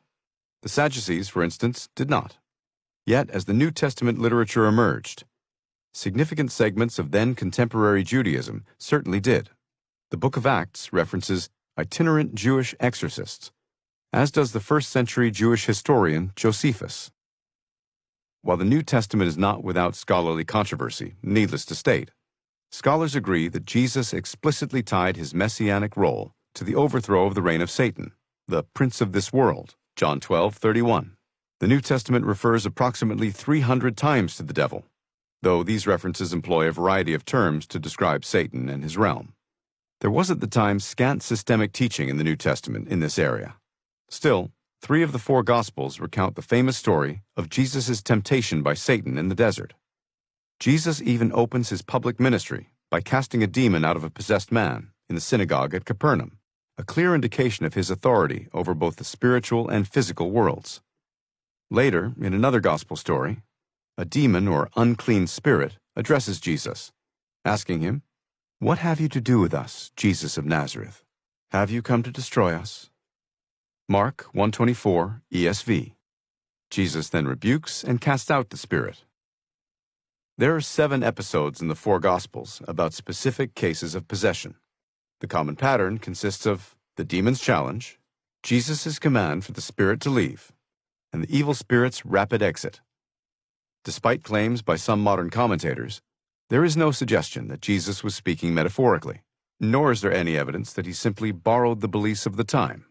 Careful historians, whether Christian or secular, widely agree that the historical Jesus was renowned as an exorcist. And yet he frequently condemned other contemporary superstitions, including the idea that sickness was caused by either personal sins or the sins of one's parents. Curing the sick was also always put in a separate category in the gospel literature to driving out demons. Are these accounts credible? Having studied them for many years, I find them to be sound, though complex, source materials. Also, I find them trustworthy in describing otherwise hard-to-believe details about possessions, since I myself have witnessed similar phenomena and a wide success of such practices continuing to this day. The New Testament certainly suggests that Jesus spoke about this subject with unparalleled confidence and authority. Eventually, he enlisted his disciples to cast out demons as well, a prerogative he associated with an ushering in of the long-awaited kingdom of God, presumed by his followers to have been foretold in the book of Daniel. This belief had a strong influence on the then contemporary debates about the coming of the Messiah, involving claims, Christians believe, by Jesus himself that driving away demons was a sign of his messianic status as the Son of Man and an early indicator of the eventual arrival of God's kingdom. Ever since, Christian churches have mandated that carrying out Jesus' command to drive out evil spirits is important to their missions.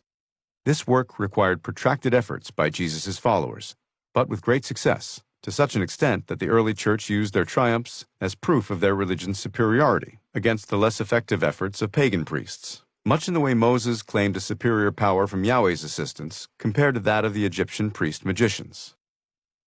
At the same time, Rabbinical Judaism slowly moved away from some of the earlier Jewish sources that accepted the idea of a cosmological battle between Satan and his devils with God. Demonology eventually did not hold any central role in official rabbinical teachings, though, as noted, populist beliefs in attacks by demons, or at least mischievous deceased souls, long persisted. This development towards Jewish skepticism was a gradual one, according to both Jewish and secular historians. For instance, the Jewish historian Josephus, in his Jewish Antiquities, mentions a Jewish exorcist operating for the utility and salvation of others. In the 4th century, the Christian bishop Athanasius attests to exorcisms still being conducted by Jews with the use of readings from the Hebrew Bible. The Halakha, the body of Jewish religious laws, still accepted the reality of demons. Observance of the law was regarded as the best preventative against their influence, as it is in some Jewish sects to this day. Many medieval Jewish philosophers also did not question the existence of evil spirits, with the notable exception being the physician and philosopher Maimonides. Later on, the mystical Kabbalists revived ideas expressed in the non-canonical Book of Enoch and other early Jewish writings about demons, though with the most frequent emphasis again upon the role of dead, wandering souls. These dybbuks in Jewish folklore to this day can be benign or malicious, and are said to inhabit a human host to work out some purpose. Still, in the modern world, some rabbis in the Kabbalist tradition continue to do exorcisms. I have spoken to some individuals of Jewish backgrounds who have described such rituals done on their behalf. More mainstream Jews criticize much of these Kabbalist practices, or those of other heterodox groups, and dismiss their significance. But some Orthodox Jews believe in demonic activity of sorts, though they may interpret the demonic as so intermingled with humans' evil inclinations, Yetzer Hara, that it becomes difficult to disentangle the two realms. Nevertheless, there cannot be said to be any unified or official Jewish position. One prominent rabbi told me he was personally agnostic about the issue, and felt that attitude was the most sensible position for Jews to take.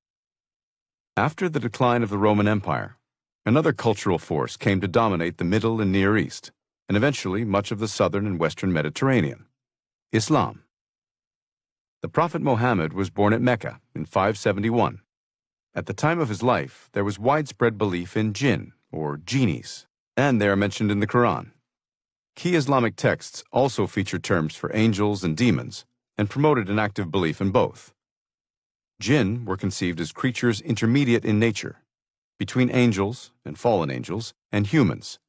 In the Quran, 72:11, a jinni is reported to say that some of us are good and some not. Terminology in these matters over the centuries has been historically complex, but both Islamic and non-Islamic scholarship confirm the common Islamic differentiation of spirits into angels, jinn, and demons, shayateen. All three could affect humans, and jinn and demons could both possess individuals. Belief in demons among devout Muslims continues to be the rule today, although most educated Muslims I know believe that medical maladies should be ruled out before one jumps to the notion of a diabolic attack. They accept possession as a fact. Still, in my experience, most Islamic clergy, like most of their Christian counterparts, warn of the dangers of an overuse of exorcism, and believe, as I do, that suspected demonic attacks are most often psychological disturbances, and not an assault from a spirit world. Over the centuries, all three monotheistic faiths, Christianity, Judaism, and Islam, have ritualized their more formal attempts at exorcism. Though they employ materials such as holy water and oils, the notion of exorcisms among these religions took a more spiritual turn than in most other religious traditions. The key idea that developed in all three of these faiths is that primarily spiritual means should be used to combat and drive out the possessing or harassing entities, because they are spiritual enemies. They are spirits, not material beings. Christianity is a religion of a theoretical or theological approach. Its principal intellectual focus is less on commentary or juridical rulings about its practices, as is the case within Orthodox Judaism and traditional Islam, than on systematizing its beliefs in creedal formulas and catechisms. Not surprisingly, therefore, the most elaborate theology of the demonic realm has been found in Christianity. An orthodox doctrinal teaching developed about the rebellion of Satan and other demons, and this realm's ongoing efforts to harass and tempt humans. Exorcisms continued to be conducted throughout the Catholic world over the centuries. During certain periods, authorization for exorcism was granted rather infrequently. In recent decades, however, Catholic exorcisms have experienced a revival, as we have seen. The Protestant world came to rely less on formal exorcisms, but the Reformers remained convinced of the strong influence of the devil and the stark reality of his overt attacks. Martin Luther is said to have been preoccupied with Satan and demons, who, he thought, materialized frequently. He regularly recounted his own experiences with demonic appearances. A black mark on the wall of a room in Wartburg, Germany, is said to be where he tossed an inkpot at an alleged demonic intruder. While even some conservative mainstream Protestant churches have in the past few decades become more interested in the reality of the demonic, the so-called enthusiast movements within modern Christianity are the most preoccupied with such attacks, including Catholic charismatics.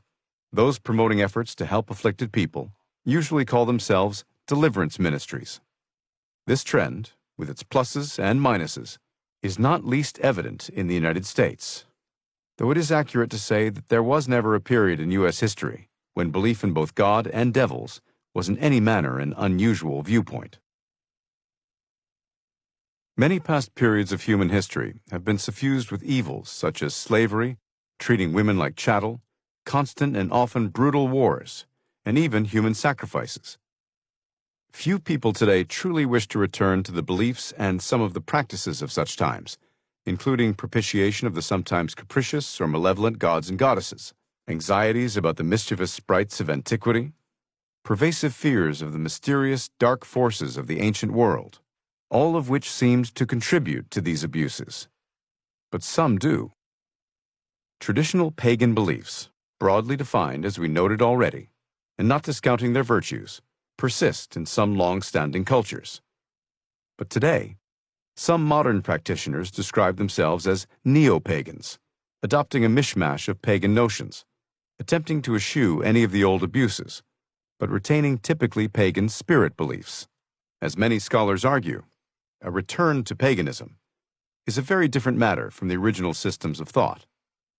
In my view, these neo-pagan variants are rarely a rational path, nor a simple reversion to cultures that in their day knew no alternatives.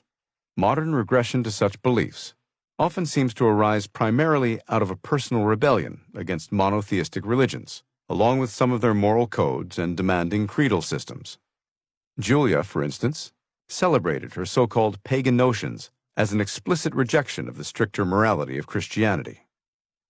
Weird experiences and motives still prompt some people towards such cruder forms of neo-paganism, however, which historically have often promoted paranormal experiences and what most people now consider occult, from the Latin occultus, or hidden, and adherents of the newer paganisms and other curiosity seekers are drawn to phenomena that have never quite vanished. But in my experience, the occult and the paranormal are also never too far away. An assortment of neo-pagan ideas and acts, fortune-telling, clairvoyance, communication with the dead, and even rare ritual animal sacrifice, may seem at first blush as intriguing and novel, but the mishmash of ideas characterizing neo-pagan movements, often little different from so-called New Age notions, is not really new at all. And these practices have consistently been condemned as foolish by the major world religions for millennia. Even the New Yorker magazine published an article in 2019 on the current interest in astrology, a traditional pseudoscientific and New Agey belief. A subsequent letter to the editor noted the article's curious omission of any recognition that astrology is nonsense. The letter writer observed how disturbing it is that an increasing number of Americans make life decisions based on such a belief system. The annual Chapman University Survey of American Fears found in 2018 that 25% of Americans believe in astrology, 41% think that aliens have visited the Earth in the past, and 35% believe they have done so recently. And more than 3/4 give credence to at least one or more defined paranormal notion, such as the existence of Bigfoot, haunting spirits, and telekinesis. Much of Hollywood seems to believe in a smattering of such views, from the spate of movies and celebrities espousing New Age notions. A good example of the genre is the 1999 movie The Sixth Sense, starring Bruce Willis as a psychologist eventually revealed to be a ghost. One wag remarked that when people cease to believe in sound religious teachings, they don't come to believe in nothing, they come to believe in everything. Recent times confirm this saying precisely. In the United States and Europe, belief in New Age ideas is growing. Myriad television shows and books about the paranormal flood the media, a good indication of how this topic continues to fascinate. That interest includes consulting psychics, perhaps the most common way in which an ordinary citizen experiences paranormal professionals. Almost every city around the world has storefronts advertising fortune tellers and psychics, and they also advertise through other media and across the internet. The vague guesses or cold reading techniques employed by many psychics may draw a lot of people in, but some are genuinely tapping into the realm of diabolic sources of knowledge that are characteristic of the activities and abilities of demons. A young woman doctor I knew told me that a fortune teller she had visited had revealed remarkably accurate information about her past. The psychic knew many private details of the history of one of her deceased parents. The young woman became hooked. But then she became devastated when the psychic told her that she would never find a husband. I told her that there was no way anyone, including any fortune teller, or any spirit for that matter, could possibly know the future for sure, let alone that sort of life outcome for her. She was thankful for my advice, and within a few years she married. No psychic can tell the future, because evil spirits cannot tell the future either. They can, however, sometimes make good, educated predictions based on the hidden knowledge we have seen displayed by demons in cases of possession. Of course, they are often wrong, too. Some paranormal practitioners have even set themselves up as paid exorcists, a scandal recently publicized in France and spreading to Hollywood. California and Manhattan have their share of neo-shamanic practitioners who perform cleansings and self-styled exorcisms. In my experience, they are ineffectual and often make a difficult situation eventually, if not immediately, worse. Older-style pagan exorcisms have hardly disappeared either. For instance, a shaman from Siberia was arrested in September 2019 after walking about 1,700 miles toward Moscow to exorcise Vladimir Putin and drive demonic forces out of the Kremlin. With much fanfare, including a YouTube video streamed more than 1 million times, he invited people sympathetic to his goal to accompany him on his mission. To exorcise Putin, he proposed a public bonfire in Red Square with fermented mare's milk and horse's hair to be burned to the accompaniment of the banging of a leather drum. He predicted this pagan ritual would help Putin come to his senses and quietly resign. There's a similar proliferation of witchcraft. Julia is an extreme example, but many lesser figures, some frivolous and culturally critical, others quite repellent, can be found across cultures today. Despite appropriate historical warnings about how innocent women can be caught up in witch hysterias, interest in practicing the craft continues to grow in popularity. Such appeal is often justified as an attraction to white as opposed to harmful black magic. But these practices cannot be so neatly compartmentalized. White witchery can ensnare the foolish or naive, because like its black magic counterpart, it emerges from the same demonic sources. A recent New York Times article highlighted a self-identified witch who organized a well-attended 2019 conference for students of witchcraft hosted at New York University. After recording a lesson of her popular podcast about the ancient craft, she showed off her home altar, overlaid with a statue of the goddess Diana, candles, crystals, pendants, and a book of spells, in her Park Slope townhouse. What makes all these neo-pagan topics so interesting to the public today is that many people now question the traditional religious explanation for such phenomena, which they believe to be too doctrinal and rigid. But they cannot dismiss such phenomena as non-existent either, because they have simply heard too many believable stories. Stuck between what they regard as two unsatisfying views, they embark on their own search for the truth. The more inquiring ones may immerse themselves in these pursuits, get in over their heads, and then desperately search for whoever they think may help them.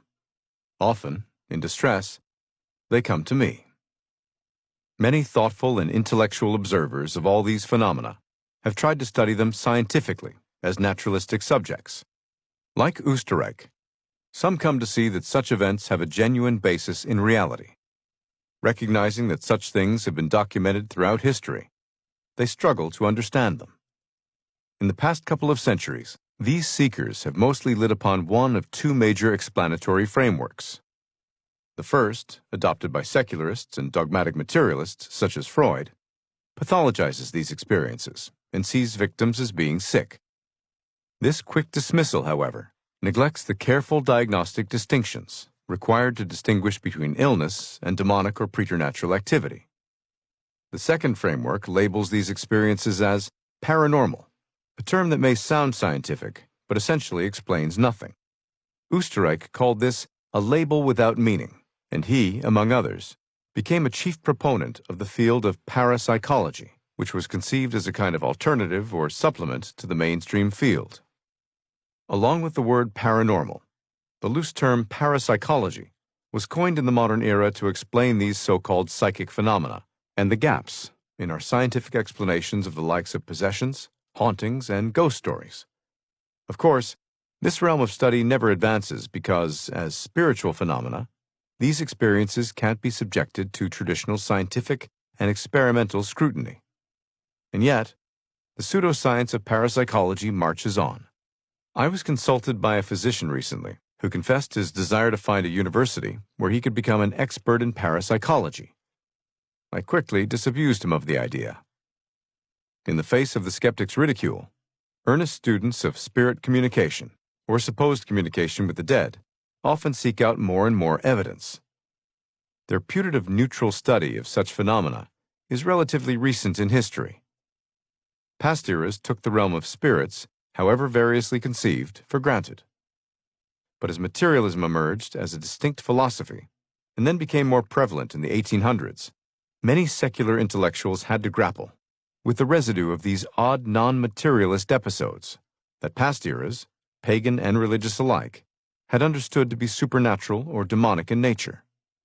Accounts of all these phenomena fill both popular and academic texts, including the voluminous records of the Society for Psychical Research, founded in both England and the United States in the late 19th century. For all his commitment to materialism, Freud was also fascinated with these phenomena, along with one of his closest colleagues, Sandor Ferenczi.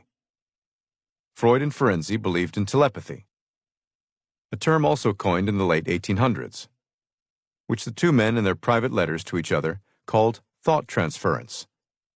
According to some of his biographers, the Swiss psychiatrist Carl Jung was a sort of occultist himself. He was certainly seriously interested in such matters, including esoteric beliefs such as Gnosticism, alchemy, and Renaissance magic. He hated his pastor father and Orthodox Christianity, an antagonism he shared with Freud. These men and other luminaries of the day paid close attention to the establishment of the Society for Psychical Research, which attempted to study spirit experiences as a new science. Its first conference occurred in London in 1882. An American branch was founded a few years later and included William James, the great Harvard psychologist and philosopher of pragmatism, who was intrigued by various sorts of religious experiences, and wrote the classic 1902 book, The Varieties of Religious Experience. Many prominent academics joined the English Society, including the Nobel laureate Charles Richet. Perhaps the most interesting member was Alfred Russel Wallace, who, like Charles Darwin, conceived of the theory of evolution through natural selection. He started out as a materialist, but eventually decided that spirit existed as a separate realm, apart from the material world. The Society for Psychical Research still exists, with branches in at least 12 other countries. One of the Society's chief objects of study came to be called spiritualism, which was a hugely popular movement during the 19th century and into the 20th, with millions of American and European devotees. At its height, at the turn of the 20th century, spiritualism probably had around 10 million adherents on both sides of the Atlantic. People looked to spiritualist ideas in the hope of gaining a window into non-materialist realities.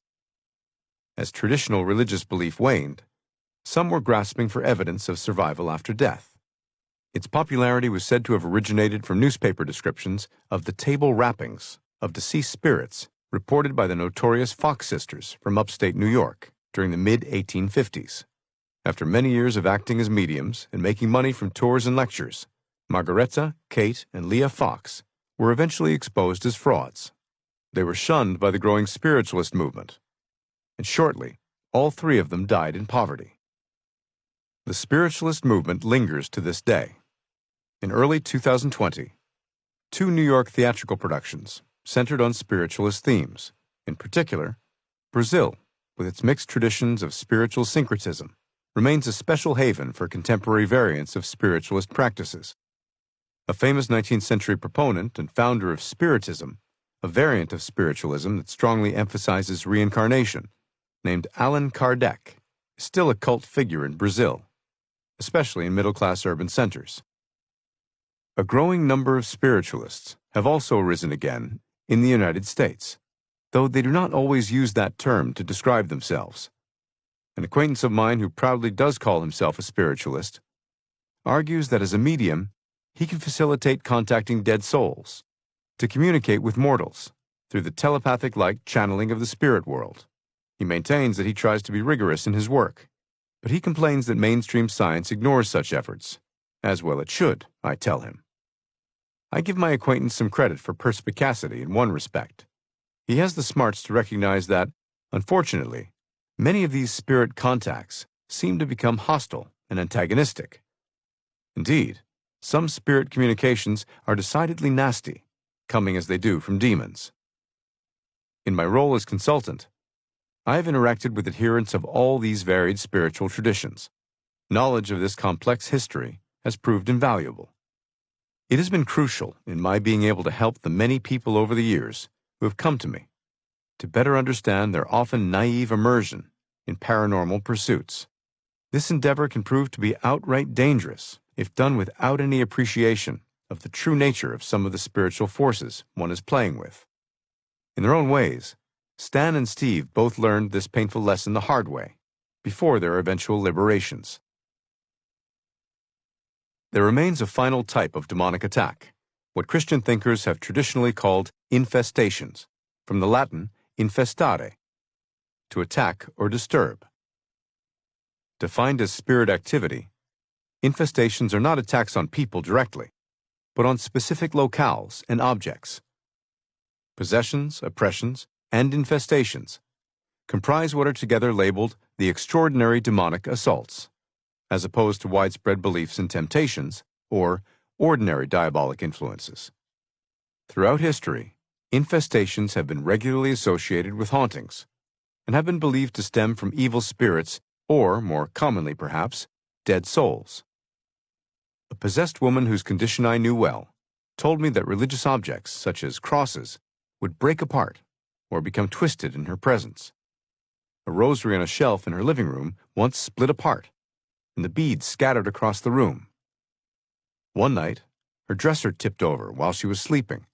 Its heavy drawers landed on her. Inexplicably, her bed shook at times, not unlike the incident portrayed in The Exorcist. Her adult children corroborated every detail and even showed me pictures of the broken items.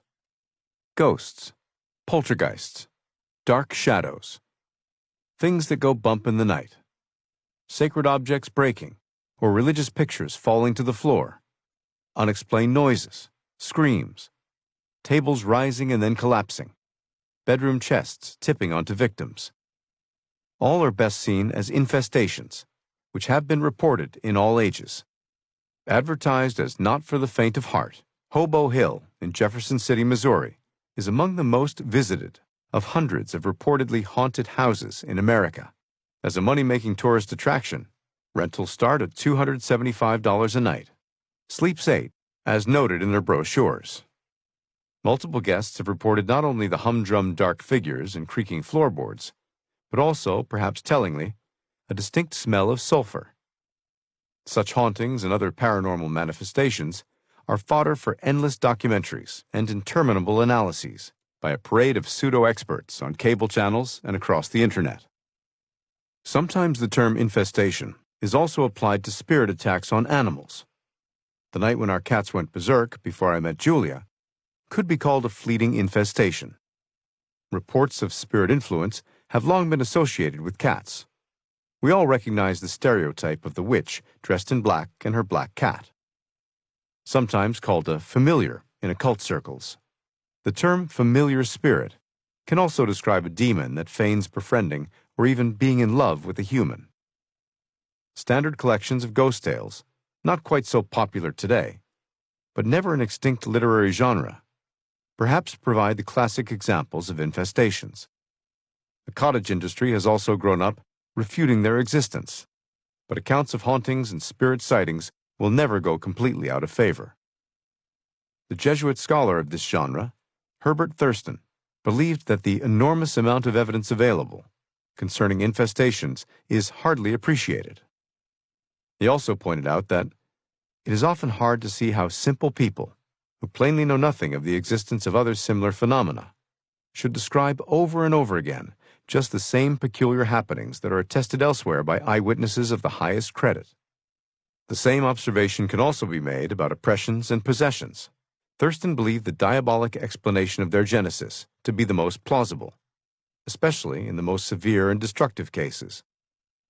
Witnesses to these frequently terrifying infestations rarely visit a doctor.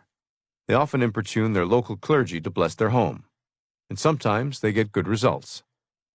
I most commonly hear such stories in the context of evaluating individuals whose more pressing concerns involve possessions or oppressions. but there have been exceptions when an infestation has been the exclusive complaint offered for my opinion. Of course, some people are overly sensitive or superstitious and misinterpret peculiar noises, or, say, drafts or vague shadows in their homes as spirit-induced, but hardly everyone. About 10 years ago, a woman came to me who gave no indication of any features of a possession or oppression, but she was certainly experiencing an infestation in her house. She mainly complained of nuisances. A few objects, like salt shakers and kitchen utensils, moved around her kitchen table, and she heard unexplainable noises. She appeared quite mentally normal, and several of her adult children verified all the details, stressing that they had directly witnessed some of these strange doings as well. She also reported hearing odd speech patterns at times, again mostly in the kitchen. They resembled, she said, the whimpering sounds of someone in distress, though it proved hard for her to pick out the words. Other family members heard these sounds on several occasions, though they tended to occur most often when the woman was alone. Was it her imagination, or was she mentally ill or hypersensitive? She gave no inkling of any suggestibility or any personal distress or past symptoms. And why did the others in her residence experience the very same matters, albeit to a lesser degree? She was never physically attacked in any way, but one could certainly describe the experiences as an intended harassment of her. I came to think of them as a minor attack upon her, though not technically a true oppression. I told her as much, and she agreed that it appeared to be something demonic. Her own theory was that she was being bothered because she recently had been having a deeper religious conversion experience, as she put it. After years of neglecting her faith, she had been going to Mass daily, and she guessed that evil spirits didn't care much for this development. Almost in passing, she mentioned how as a teenager she had fooled around with her friends with a Ouija board and tarot cards, but she wasn't sure whether these practices had any relevance to her current difficulties. This proved a typical example of how our demonic foes, if unable to seriously attack us, still are capable of making nuisances of themselves. As regards this woman, their deeper hope may have been simply to disquiet her, perhaps to the point of so distressing or preoccupying her that she might turn away from her newfound religious practices. But these experiences, as it turned out, had the opposite effect. She intensified her spiritual involvement, sought out the advice of her local priest, and had the house blessed. Soon thereafter, her odd experiences disappeared. A more serious infestation happened in the house of another individual who traveled all the way to New York from Kansas to consult me. This young man described himself as a natural medium and reported that he had been seeing spirits since age 5 and had exhibited other paranormal powers, including being fed bits of information he had no other way of knowing. He did not regard himself as being especially attacked. However, he did report an incident during which scratches appeared on his body, and another in which he was actively pushed by a spirit, a not so unusual occurrence, one most commonly ascribed to some sort of vengeful entity of an undetermined nature. Mostly, though, he believed he was unusually gifted. His parents, he said, had always known of what they too saw as his abilities, but they had no idea how to advise or caution him over the years of his otherwise fairly normal upbringing. A robust guy, he had played high school football, had friends, and was on his way to college. He complained, though, of one disturbing trend. He was finding himself becoming more and more preoccupied by all the apparitions he was seeing in his bedroom and basement. This was interfering with his life, and so he wondered what, if anything, he should do about it. He was afraid that these spirit experiences, which he attributed mostly to deceased humans, might get too distracting for him to concentrate on his studies. When I talked to his parents by phone, they verified everything that he had told me. They confirmed that they and their daughter had also seen dark spirits in their home. They all had occasionally heard strange, inexplicable noises, too, though nowhere near as frequently as their son. Interestingly, they all had their own theories about the cause of these episodes. They had learned that the house they had bought many years earlier had previously been owned by a defrocked Protestant minister and his family. Neighbors eventually confided in them that this cleric had lost his Christian beliefs and turned to the worship of Satan. There was a strong suspicion, they said, that out of zeal for his newfound adherence to devil worship, this man had killed his young daughter in a ritual sacrifice right in the house. I am well aware of the exaggerations and cultural hysteria surrounding such accounts, but this was a plausible rationale for an infestation, and the family members seemed sober and sane reporters. I was able to assure them that despite their son's immersion in paranormal experiences since his youth, he appeared to me to be completely free of any frank mental disorder, except perhaps for some post-traumatic stress symptoms. Since they were nominally Christian, I advised them to consult a local member of the clergy and have the house blessed. To their surprise, the blessings by an experienced evangelical minister proved much more effective than they anticipated. Not only did such episodes cease in their house, but their son returned to his religious faith and practices. He was, however, disappointed that he lost his ability to see spirits and discern remote events. This is also what Julia had feared, which was one of the many complicated reasons she never fully committed to her exorcisms. Months later, the young man told me that he had never felt better, and that his improvement in mood and attitude, with fewer distractions, was worth the price of his lost aptitude as a natural medium. A few spiritual experts I know do believe that deceased humans might be able to produce such effects, even a possession or at least the haunting of a house. Many credible people have always maintained that they have seen visions of dead relatives or saints and the like, but these do not appear as ghosts. Some early Christian thinkers posited that deceased souls, who in their view were damned, could wander the earth seeking revenge on their enemies as ghosts, and possibly possess an individual. The major objection to this view is just how frequently observers who have witnessed cases where spirits claim to be dead humans testify that the spirits are later forced to admit they've lied and are really demons. The key lesson from Sarah's oppression may be the very sequence of how the evil spirits presented themselves. Only after initial claims to her, to be either angels or dead souls, did the demons unequivocally admit to being demons, and only after that admission were they successfully driven out. This common observation among exorcists led one spiritual writer to express the opinion that paranormal events of all sorts should always be presumed to be diabolic until proved otherwise. An elusive goal, to be sure. Yet, I agree with that opinion. No one has ever, or likely will ever, provide any proof that humans after death have any such abilities. We also know that demons lie and can disguise themselves by assuming an astonishing variety of different forms. Why not expect they're doing the same by playing upon humans' fears of ghosts and the like? In any case, I clearly think the burden of proof is on anyone trying to challenge the time-honored view among most religious experts that the strange abilities of the demonic world are aimed at misleading and terrifying us, including through the wide variety of infestations reported throughout history. Chapter 10. Alice. A case of a successful exorcism, and a further word about causes and solutions. Soon after my discussion with my medium acquaintance, and the case of the youthful natural medium, a woman from the West Coast came to see me for an evaluation.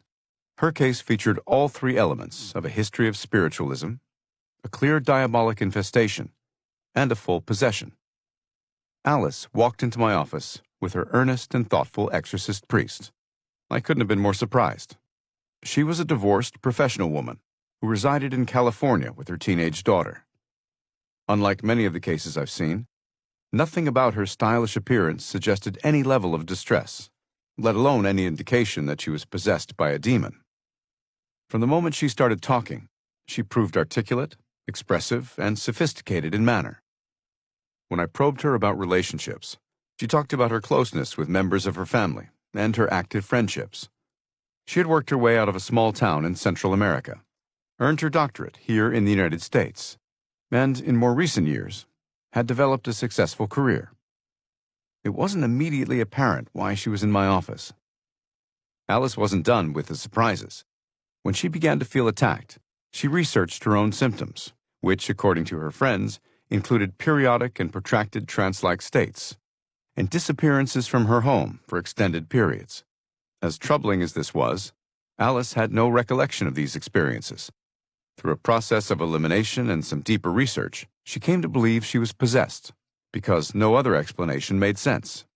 More specifically, she believed she was possessed because her mother had raised her within circles of the occult. Alice's mother was once a prominent spiritualist healer, a practitioner of Espiritismo. She had hoped her daughter would take her place, because, according to Alice, she believed Alice was to be the carrier of her gifts. Alice said that at one point her mother assigned her a spirit, and that she was consecrated to the spirit world on several occasions, including before her birth. Despite exposure as a child and young teen to secret seances, as she put it, she resisted her mother's efforts. As a young adult, she reported several perilous encounters with members of satanic or spiritualist groups. Either ashamed by or ignorant of the details of these brief encounters, she left it at that. And I never heard the complete story, if there even was one. All Alice told me was that she was able to escape from the worst dangers, including the threat of rape from members of this occult band. Having survived this more dangerous period of her life, Alice continued on the path of personal growth and professional success. She described how, as a young adult, she felt on her way to becoming a fulfilled and successful professional. During her 30s, however, problems surfaced. She started to experience demonic oppression, receiving the same beatings from invisible spirits that Maria, Stan, and Steve had all endured. The beatings resulted in numerous bruises and scratches. At one point, an unseen force pushed her against a door. Her own friends reported to me their feelings of bafflement and helplessness in being unable to take any action against such invisible assaults. In Alice's case, the demons were not content with just oppressing her. They wanted to invade her body and take full control of it. As her case unfolded, Alice began to report classical signs of possession. In her trances, a demonic voice emerged. She also underwent a periodic personality change. This self-contained woman, who kept a firm control of herself, started to act out in erratic and risky ways. When people tried to help her, she grew violent, attacking them on more than one occasion. Alice told me that she felt drawn against her will to a local gathering of self-styled witches and Satanists. She would emerge from a trance, appalled at where she found herself and what she was in the middle of doing. Alice also described signs of an infestation. She reported that religious objects fell apart in her presence, and holy pictures and crucifixes, which were hung throughout her house, regularly fell off the walls. Remarkably, most other times, she functioned satisfactorily, even at a high level. One could argue that her condition represented a less severe, though still genuine, possession. This was another indication that for periods, demons may lay low, while acting in full control during other periods. Alice, however, maintained that these hiatuses, during which she was still able to perform her work, suggested her generally strong mental and spiritual health. I didn't disagree. It was a remarkable fact that apparently no one in her office noticed anything was wrong with her. She was never eccentric at her job. Alice made a strong case for her belief that she was possessed. Several clergy and a number of psychological experts corroborated her point of view. I gathered several written reports from other licensed professionals, including one from an experienced psychiatrist in San Francisco. They all unanimously documented their assessments of her sanity. They independently reported to me that, in their opinion, only a paranormal cause could explain their findings in an otherwise stable individual, though they told me they didn't know enough about possessions to maintain that possibility. Alice and her priest mostly wanted me to confirm that a possession was in fact what she was experiencing. Subsequently, the first major exorcism, authorized after our lengthy meeting, lasted several hours, though it didn't seem to change much for Alice. The demon inside her bellowed out characteristic and cliched expressions of bravado, hate, and rage toward anything religious, a typical performance of our demonic foes. To help herself, Alice redoubled her efforts with prayers and intensified her devotional life. Another lengthier marathon exorcism, which extended over 2 days, proved effective. The demon was clearly subdued. Like many successful exorcisms, the ending seemed anticlimactic. The demon left with more of a whimper than a bang. With no fireworks closing things out, as sometimes can happen, Alice emerged with a peaceful look on her face. all since the ending was positive. Rapidly, for cases of this sort, her condition had resolved.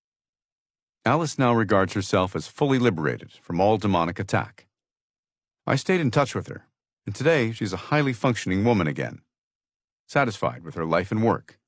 She shows no signs of lingering consequences from her assault by demonic spirits. The people who helped Alice believed that her own motivation and redoubled spiritual efforts contributed greatly to the rapid success of the exorcisms. From the start, this resilient woman displayed a powerful desire to return fully to her earlier practice of a devout life. Valiantly, she persisted in praying and spending time in church to ensure she stayed free of demonic influence. Her exorcist had worked hard to encourage her in this spiritual fight, and felt she greatly aided his efforts. Why are some people targeted by demons and not others? Are women more targeted than men? Criminals over those never in legal trouble? What are the common factors involved? Most exorcists report an equal occurrence of males seeking exorcisms, but females are probably more open to being helped, which is also the case in the mental health field. This may be why some exorcists believe females are more commonly attacked. That perception persists, although it has always seemed to me a bit biased against women to believe that. Although most of the cases I've discussed in detail have had obvious causes, admittedly, there are always questions of why some individuals, rather than others, who may have little apparent differences in their backgrounds, become victims of demonic assaults. As is generally the case in dealing with spiritual matters, we are often left with something of a mystery. Ultimately, such a question cannot be answered. It is hardly coincidental, of course, that the possessions I've presented in this book occurred in individuals with satanic or at least serious and explicit occult involvement in their personal histories. All had either turned or been turned to evil. In most serious possessions, one sees these scenarios again and again. Sometimes people only reluctantly admit such involvement. Stan was a good example of how at times one has to pry such information out of someone. Similarly, a Chinese-American woman a few years back told me that she was being harassed by spirits. But only after many meetings, like Stan, did she finally acknowledge her strong immersion for years in various pagan and occult practices. When I asked her why she hadn't told me about this background originally, she admitted that she had found it highly embarrassing to talk about, and had often been judged harshly by her community before coming to the United States. Undoubtedly, the main reason people become possessed is because they have such histories. To complicate the discussions, however, Alice proved to be a major exception to that rule. She had apparently never immersed herself directly in Satanism, the occult, or evil. Rather, her mother, as a practitioner of Espiritismo, had assigned her a spirit, and was thus presumably the main factor instrumental in the development of her daughter's affliction. Many people find it difficult to believe that demonic attacks may occur even to those who seem blameless, such as Manny and Sarah. A few very holy or saintly people may also become attacked, like Maria, though rarely to the point of a full-fledged possession. Here, the demonic strategy, and there always is one, I had learned well from Father Jacques, seems to be pure revenge, or at least obstructing a person's good works. This claim that even fine religious folk can become attacked is something many people often deny. For instance, a woman from Georgia who had signs of a minor oppression consulted me. She was experiencing being pushed and scratched by demons. Her mother witnessed these phenomena and verified that these features of an external oppression unquestionably occurred. Strangely to me, however, the mother seemed to have little sympathy for her daughter's condition. She even blamed her for it. The daughter, by then in her mid-20s, was psychologically intact, had a good job, and socialized with many friends. But she was extremely upset because her religious congregation, and even her father, who was a pastor, were shaming her and considering expelling her from their midst. They thought that she must be unchristian in some serious way, because she was being attacked by evil spirits. This belief is analogous to how some societies have shunned and persecuted anyone thought harboring a demonic spirit. I found her to be a lovely young lady, who was generally striving to live a worthwhile and spiritually informed life. She had had a few trivial experiences with her girlfriends as a teenager, playing with a Ouija board, but had done nothing since that period of a similar nature, or been involved in any other occult practices. Here seemed another case where demons were harassing a good person, including by making her fellow Christians reject her.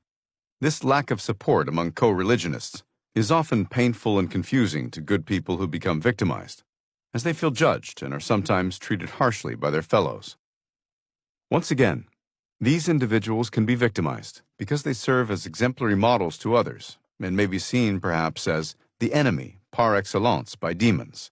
But because good people especially often tend to place higher moral demands upon themselves, or more than others of lesser striving, and because few people truly meet all the moral ideals they try to live up to, these victims may often come to believe, in their sincere humility, that they must deserve such harassment. I've also come to hear about, and this factor is admittedly extremely rare, devout souls who, under unusual circumstances, have even offered themselves up for demons to attack as a kind of penance or sacrificial substitution for others' welfare. These motives help explain some truly saintly and at least temporarily possessed individuals. Such offerings, though well-intentioned, tend to be discouraged by the Church as imprudent and potentially self-destructive, just as early Christian leaders tried to dissuade martyrs from recklessly flinging themselves in the path of the Roman authorities during times of persecution. One older woman I met told me she had made just such an offering to evil spirits in service as a spiritual sacrifice for family members and the Church as a whole. Annalise Michel may have done the same thing, but this woman had come to regret her decision, as she said the spirits took her at her word, and she suffered pains for several years that left her practically incapacitated. She felt demons had cruelly taken advantage of her resolution to serve as a victim for others, and believed her impulsive decision had been prideful. She eventually concluded that her action was probably contrary to what our Lord ultimately would have really wanted. I agreed with her. The example of Alice also illustrates the most crucial point about achieving relief from these troubling states. It is a theme I have repeatedly emphasized, but it nevertheless bears deeper discussion. Those with a smattering of knowledge about exorcisms are tempted to regard them as magical ceremonies, or a series of mysterious incantations, as voodoo of a benign sort. If only the right phrases or correct use, say, of blessed salt and holy water, are employed, all will be well. I call this the St. George driving out the dragon model of liberating the beleaguered soul. Similar to physically or mentally ill patients, victims of possession and oppression want the magic bullet, the quick pill, the ritual formula that will make everything better with little effort on their part. This is a natural human wish, but a short-sighted one. Patients with chronic diseases don't get better in a moment. Most illnesses require time and effort to recover, and so generally do demonic assaults. Movies purporting to represent exorcisms reinforce the stereotypical view of such rituals. If only the holiest minister or the precisely correct set of prayers is mustered, all will be fine. Individuals who come to realize they may be under demonic attack are frightened and desperate. They frequently turn to inappropriate or ineffectual sources of assistance before they go to an exorcist or a knowledgeable evaluator.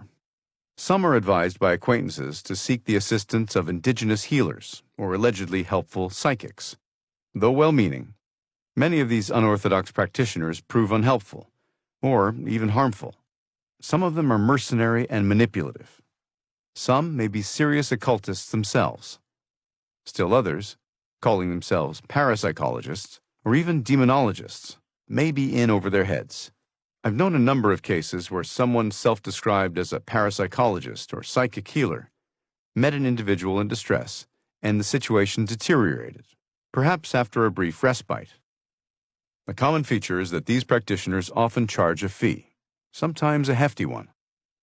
One woman I know practically bankrupted herself by visiting regularly with a person she called her psychic healer. Some ministers or televangelists in this country have also been known to expect a lucrative payment or the euphemistic donation. As a physician, I generally consult upon these cases pro bono, and I am not, of course, directly offering spiritual assistance or spiritual advice.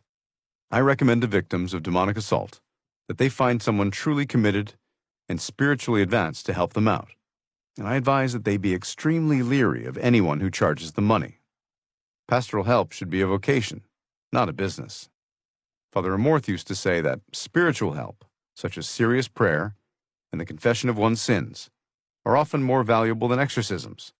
Similarly, his successor as president of the International Association of Exorcists, Father Gramolazzo, told me once that 90% of what helps possessed individuals occurs outside the exorcism rituals. The most experienced exorcists know this truth and make it very clear. Their ritual prayers are not magic charms. The most important aspect of the course of action recommended to afflicted individuals is their own spiritual development and effort. This advice in no way blames the victim, nor does it diminish the value of exorcisms in loosening the hold of evil spirits. The encouragement, however, to oppressed and possessed people to pray when able, to cultivate the virtues, and to avoid and repent of their faults can be paramount. Exorcism, even in its most elaborate forms, is no substitute for the value of the victim's own role in resisting the devil's actions. An exorcism has been described as part of a journey. Here, as elsewhere in the spiritual life, there are few hard and fast rules. Many Protestant commentators have pointed out that the exorcisms done by Jesus in the Gospels seem pretty simple and straightforward affairs, concise commands free of elaborate formulas. But no one else in history had such quick and frequent purported successes, in my view, as the Gospel figure of Jesus reportedly had, believe that claim or not. And this is not to say that more formalized prayers do not have merit. Beyond a broad acknowledgement that prayers and other traditional means, such as fasting, can be efficacious, there is a high variability in rates of success. We know that the efforts of individual victims are often instrumental in the success of a case of possession. But here, as elsewhere, it is hard to generalize or predict individual results. Exorcisms seem to weaken the demonic hold, so individuals can then develop the inner resources to fight on their own, usually by more ordinary spiritual means. Exorcisms, at any rate, are not a form of bargaining, that is, ritualized formulas or promises for an assured result. Deliverance from a possessed state is not a product, not something one can buy from a purported expert, or ensure by just the right words and methodology. It is a strange unfolding of a plan beyond our comprehension, though one with presumed providential meaning. What we do know is that we are not dealing with ancient notions of a transaction in this spiritual endeavor. Religious scholars have characterized the mindset of some ancient religious and pagan ceremonies, a mindset by no means absent from our modern world, to be one of an exchange or appeasement of the gods, or of an amorphous spirit world. This transaction was conceived as a mutual bargaining, an obligation between parties. In the words of the Latin expression, do ut des, I give to you, so that you may give to me, whether the party was conceived as benign or darker in nature.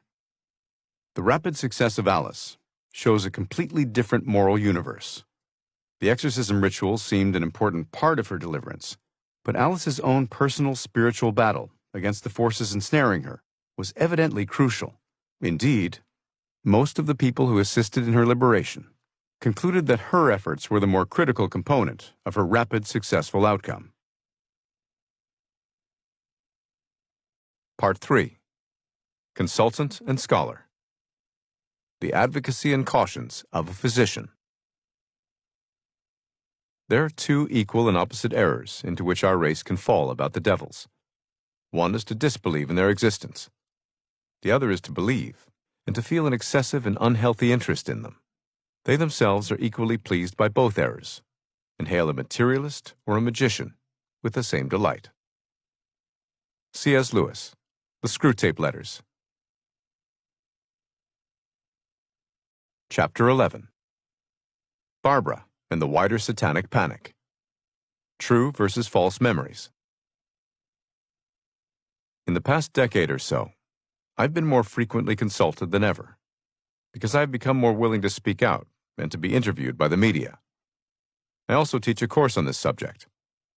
With some lingering reluctance, I decided that I should take on such roles more openly. I had long been confident in my ability to understand what works and what doesn't in freeing people from demonic assaults. I wanted to be of whatever help I could to the suffering people who were increasingly contacting me, to the point where I had to set some limits, given time constraints. Since I was now being approached by people from all over the world, I became further convinced that even if these serious conditions remained rare, still, in the aggregate, We were hardly talking about a trivial number of cases, as I had already known from the historical record. But many other individuals, besides victims, also solicited my opinion. And increasingly, I became more willing to respond publicly. For instance, aware obviously of the great public interest, the Washington Post, CNN, several U.S. network and foreign news services, and many websites and podcasts, among other media outlets, were approaching me for my views. Certain groups of people were preoccupied with the subject, while others simply discounted the whole business as superstitious nonsense. These diverse audiences had widely differing attitudes and questions, but I knew well that an obsession with the subject was as short-sighted as a smug dismissal. More skeptical people were either unconvinced or undecided about whether this whole subject had any scientific credibility. Others, whom I called the genuine seekers, not a few suffering themselves after a history of precarious paranormal pursuits, wanted a better idea of where to turn for guidance and direct help. The more sober-minded among them sincerely sought to understand how these beliefs made broader sense. Still others, the more traditional believers, wanted to get a better perspective on this complex field, with its legitimate controversies and its many exaggerations and misconceptions. They probably intuitively agreed with the warnings C.S. Lewis made in the epigraph above, but wanted someone to help them sort out the complex truth amidst the noise and nonsense. And finally, those prone to seeing demons everywhere, with excessive fearfulness and credulity, came to me too, mostly to relieve their anxieties and overreactions. They also deserved a respectful response. The importance of keeping a balanced, humane, and scientific perspective when dealing with all these kinds of people is critical and challenging. The extremes on both sides of the issue must be avoided, especially the hysteria of seeing Satanists and possessions everywhere, even dredging up false memories about them, the harm wreaked by the exploiters and abusers of victims, or those only thought to be so, and the common misdiagnosis of possession cases and other scientific misconceptions. The tragic story of Barbara and her intractable possession highlights the thorny issues of false memories and of the wider satanic panic at the time she became possessed. Barbara's case encapsulated aspects of many of these concerns of the diverse audiences importuning me. I've sometimes called her the poster child of a typical cult victim, as well as of someone harshly subjected to the paranormal, properly understood. Her long-standing case, which I came to know well, provided clear evidence for each of the following: a demonstration of all three types of extraordinary demonic attacks: infestation, oppression, and possession. Obvious evidence for the true underlying nature of the so-called paranormal, and a credible example of the sort of Satanism that is still not uncommonly doubted in certain circles, and is grossly exaggerated in others. This final case proves another point, I think. Adding more and more examples of possession will not persuade some people, however impressive the evidence, and some will never be convinced, even if they were to speak directly to the individuals highlighted in this book. It is too frightening to some people, too challenging to others, perhaps too incomprehensible to still others. Many simply prefer not to face these disturbing and, what has by now come to seem to me, obvious realities. Congregants of Barbara's small Lutheran church in a rural Indiana community questioned why the church hall doors were locked one day. Inside the nondescript hall, a tall, hefty young man gathered with a few fellow parishioners. Truth be told, they were excited because they were trying to help a woman who was under severe demonic assault. At the center of their prayer group was a nervous-looking woman and her attentive German-American husband. This man, an immigrant as a boy, but now a successful small-town contractor, was himself distressed. He had long observed his wife's suffering with a growing sense of powerlessness. He and Barbara had agreed to put her in the hands of this intense deacon, whose air of confidence belied his youth. Despite the seriousness of the occasion, the deacon tried to foster an atmosphere of bonhomie. He had read about what demonized individuals were like, and though this was his first serious encounter with someone who might be possessed, he relished the role and challenge. What could go wrong, he wondered. He was a fit young man, and the woman's husband was large-framed and strong. He doubted any resistance would come from this pale, slight woman, who had been pleasant and cooperative, if terribly anxious, in their previous short interview. He hadn't felt it necessary to consult any doctors or more experienced clergy, convinced from his private reading and brief interview with this woman that he, as a true spiritual warrior, could handle things. How difficult could this be with the good Lord on my side? He was thinking. He didn't call what he was doing an exorcism. That was Catholic terminology, and he thought the Catholic Church's ritualized manner of working was too formal. For him, a mix of less stylized prayers and entreaties by all the assembled in a more spontaneous manner should do the trick. Christian optimism pervaded the air in the large gathering place. He began the prayers, but things did not go according to plan. He was only a bit surprised by how quickly this woman went into a trance, and the demon's voice emerged. This was the goal, after all. And he had known, from the husband's report, that this was possibly a dramatic possession. The vehemence of the evil spirit's hostility and level of its agitation, though, were stunning. The deacon's attempt at appearing unfazed did not last long. Almost before he had begun his commands to the demon, in the name of our Lord, the woman pounced, and she came after him. She picked him up and threw him across half the room. His body hit the wall, hard. He groaned. Everyone in the church stared at him and the woman in horror. The session was clearly over. Taken aback and mortified, the deacon admitted that he should have been more cautious. The group had not taken the precaution of restraining Barbara during such prayer sessions, as is more standard with more severe possessions and more knowledgeable ministers. Barbara remembered nothing. When she came out of the trance after the incident, she was ashamed when she learned what she had done. All reassured her that she wasn't to blame. Experience with such matters counts. She and her husband decided to turn elsewhere. By the time Barbara was brought to my office, the reality of her possessed condition seemed no longer in doubt. She was accompanied by her husband, and an agreeable and experienced priest, who was less naive than her earnest deacon had been. He told me that his bishop had insisted on a psychiatric evaluation, and he'd had trouble finding a local doctor who would agree to assess her. Barbara, her husband, and the priest had long been convinced that she was possessed. I was told that in her possessed states, she understood foreign languages that she had never studied, including Russian. Another classic sign was that she proved knowledgeable about the lives of those assisting the exorcism. They also told me about the enormous strength she had exhibited when she threw the deacon across the church hall. Barbara was a middle-aged woman who had the air of someone younger. She had a soft voice and a large tattoo of a tiger on her upper arm. She had no psychiatric history. She had been a devout child, brought up a Protestant. She had a relatively happy upbringing until, she recounted, she was 9 years old. At that age, her parents' marriage was coming apart, and for solace, she turned to a neighboring couple, who befriended her and seemed generous with their time and attention. Barbara soon noticed, however, that the two, who were considerably older than her parents, practiced black arts rituals, as she put it.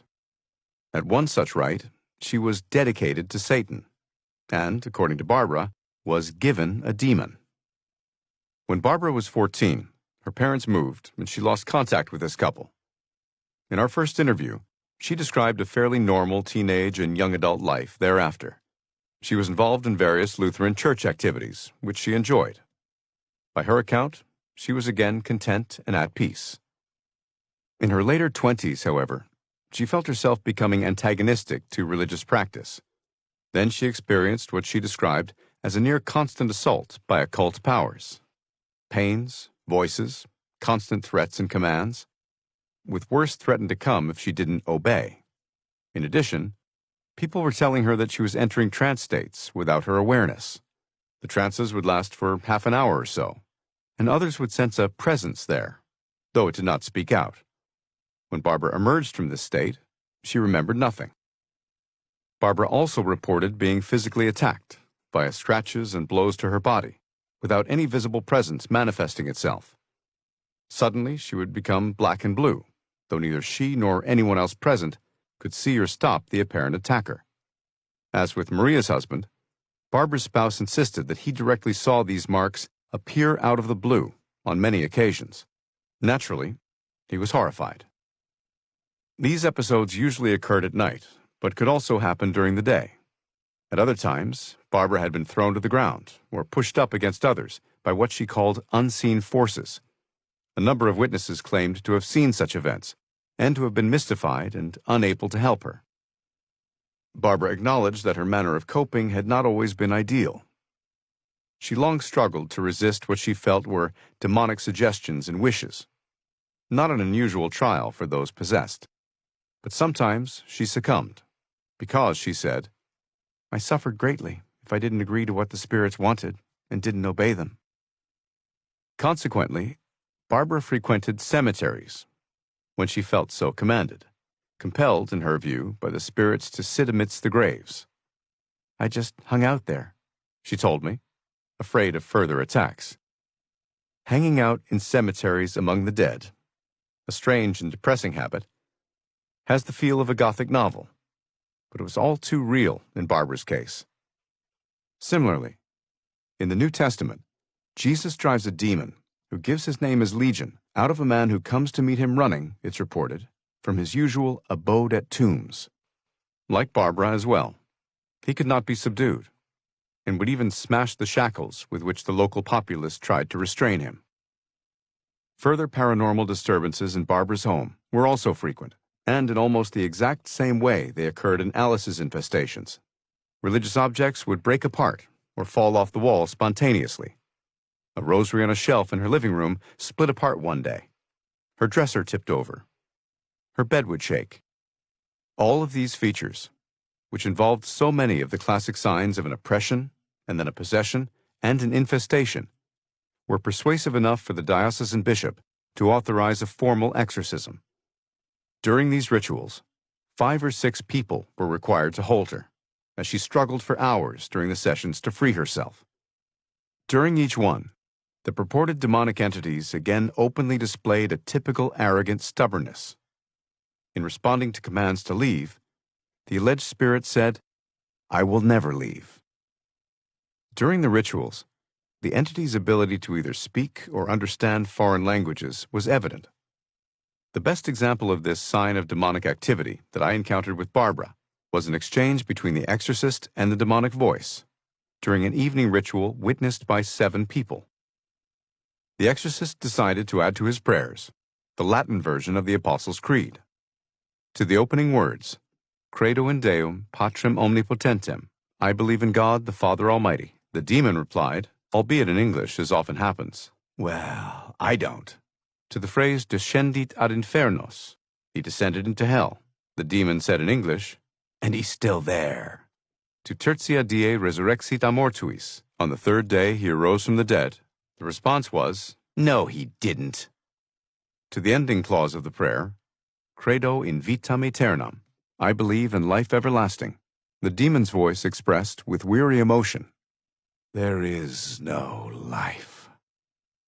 The sad tone, or more accurately, the despair with which these last words were intoned, might have elicited a modicum of sympathy if one did not realize that the demon was not only refusing to leave its hapless victim, but seemed invested in torturing her as much as possible in the interim.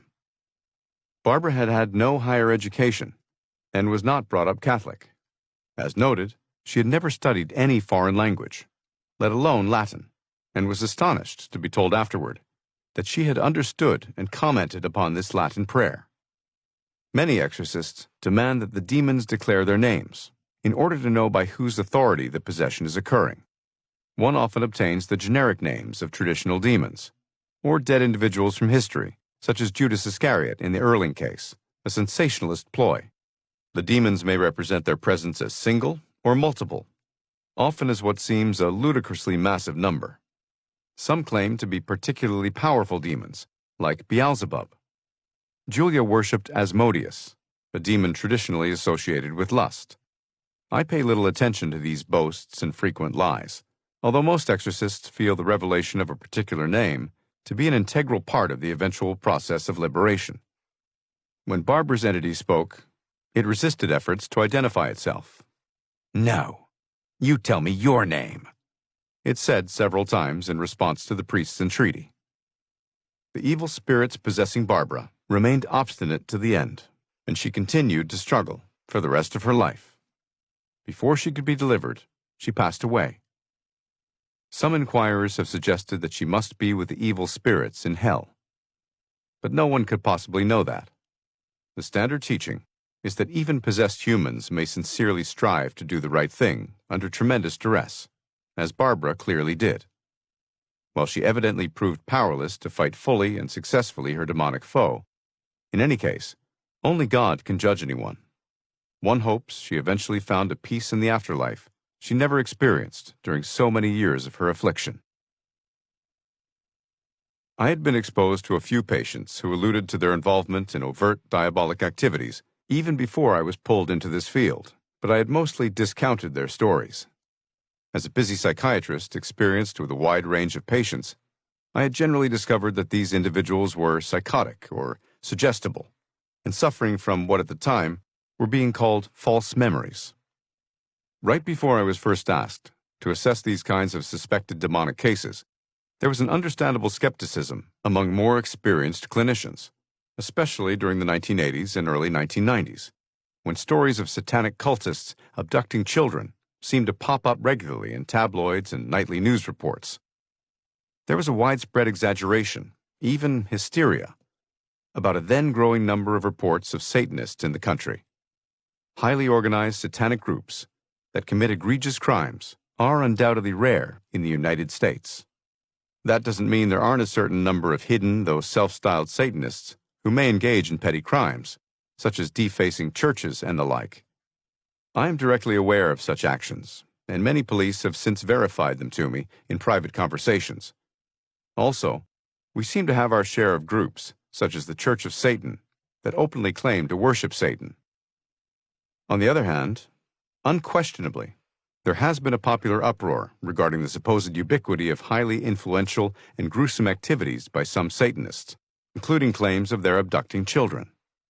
Such fears linger in some quarters, though to a much lesser degree, including most notoriously the assertion of kidnappings leading to so-called satanic ritual abuse. The latter even has its own acronym, SRA, and calls to mind the allegations of ritual murder against Jewish communities during the Middle Ages, often with just as little credible evidence.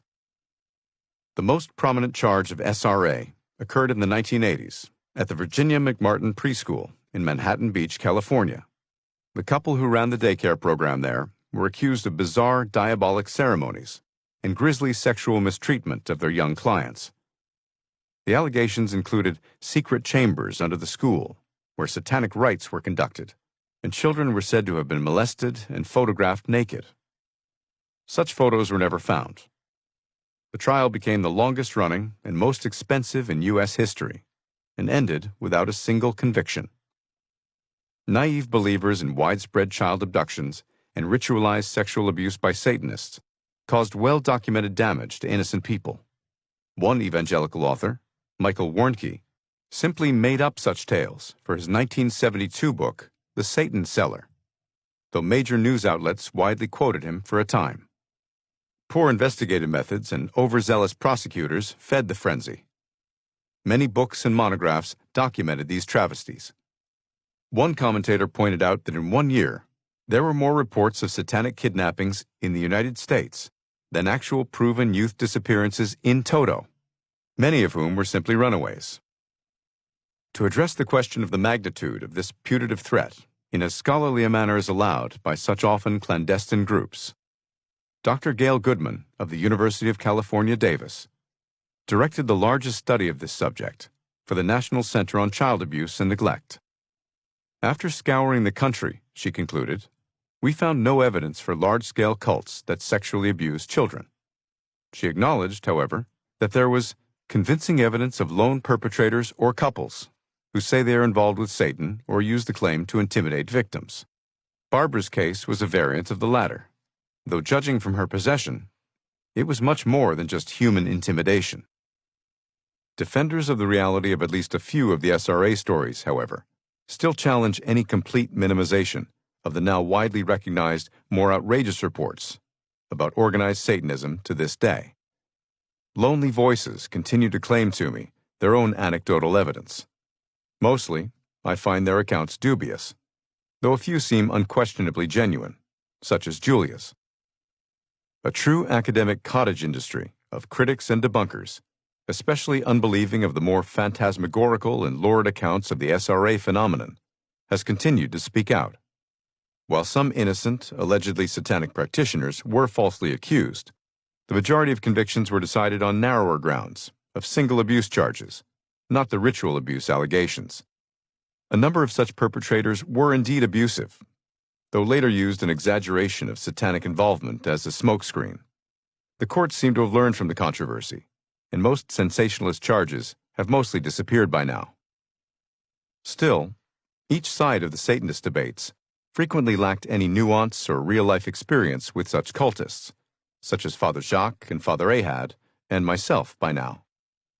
Those more clandestine groups are sometimes criminal. Speedy and Juan were real-life examples of individuals who certainly turned to Satan, and, to their later regret, got real-life results. In my experience, credible or not, there remains not a trivial number of people who still claim exposure to Satanists and abuse by them. I have had a fair amount of direct clinical experience with people who are outright delusional about the subject. Equally important as these outright delusions, however, are the cases where so-called false memories were stimulated, similar to the remarkable story of Lily, who was highly prone to the power of suggestion about herself being directly attacked by an evil spirit, though without any obvious mistaken past memories of any satanic human abuse.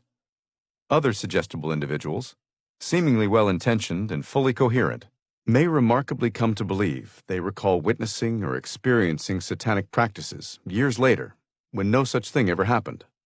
Unfortunately, their stories have been, and still are, too frequently accepted at face value by poorly trained or overly credulous therapists. How such false memories could be created is illustrated by Raymond, a 19-year-old man from the Carolinas. The family wanted to consult me about his long-standing self-destructiveness, a suicidal episode, and a recently diagnosed personality disorder. Raymond gave me his permission to tell his story, in the interest of sharing just how one could understand the plausible genesis of such a strikingly bizarre false memory. Along with the diagnosis of a personality disorder, Raymond had been diagnosed with a mood disorder, suffered from panic attacks, and on occasion abused drugs.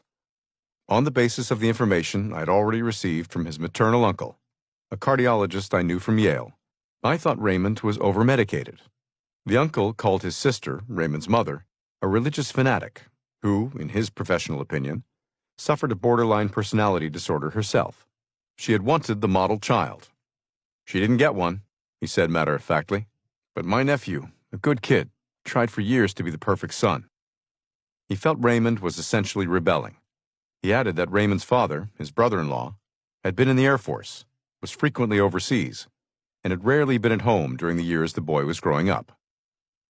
When Raymond and his parents visited me, the father seemed stiff and himself depressed. He was pleasant and deferential, but aloof. The mother, also described to me by her brother as an overprotective and high-strung type, did most of the talking. Meanwhile, Raymond looked morose. He gave an impression of uninterest, but I could tell he was paying close attention to the discussion. Despite his initial demeanor, when the two of us talked alone, he revealed a more likable quality, a good prognostic sign. He also seemed very bright. I reviewed his history in depth. At that time, he rarely ventured from his home, and mostly watched television all day. He had been a champion swimmer, but had recently quit the team. Contrary to his regular summer routine, he hadn't tried to get a job. Though he'd had a past suicidal episode, Raymond swore he wasn't at present suicidal, a claim his parents backed up, calling him very honest. Another favorable sign, I thought, if true. But he was still cutting himself, albeit superficially, as I could tell from the faint scars he showed me on both his forearms.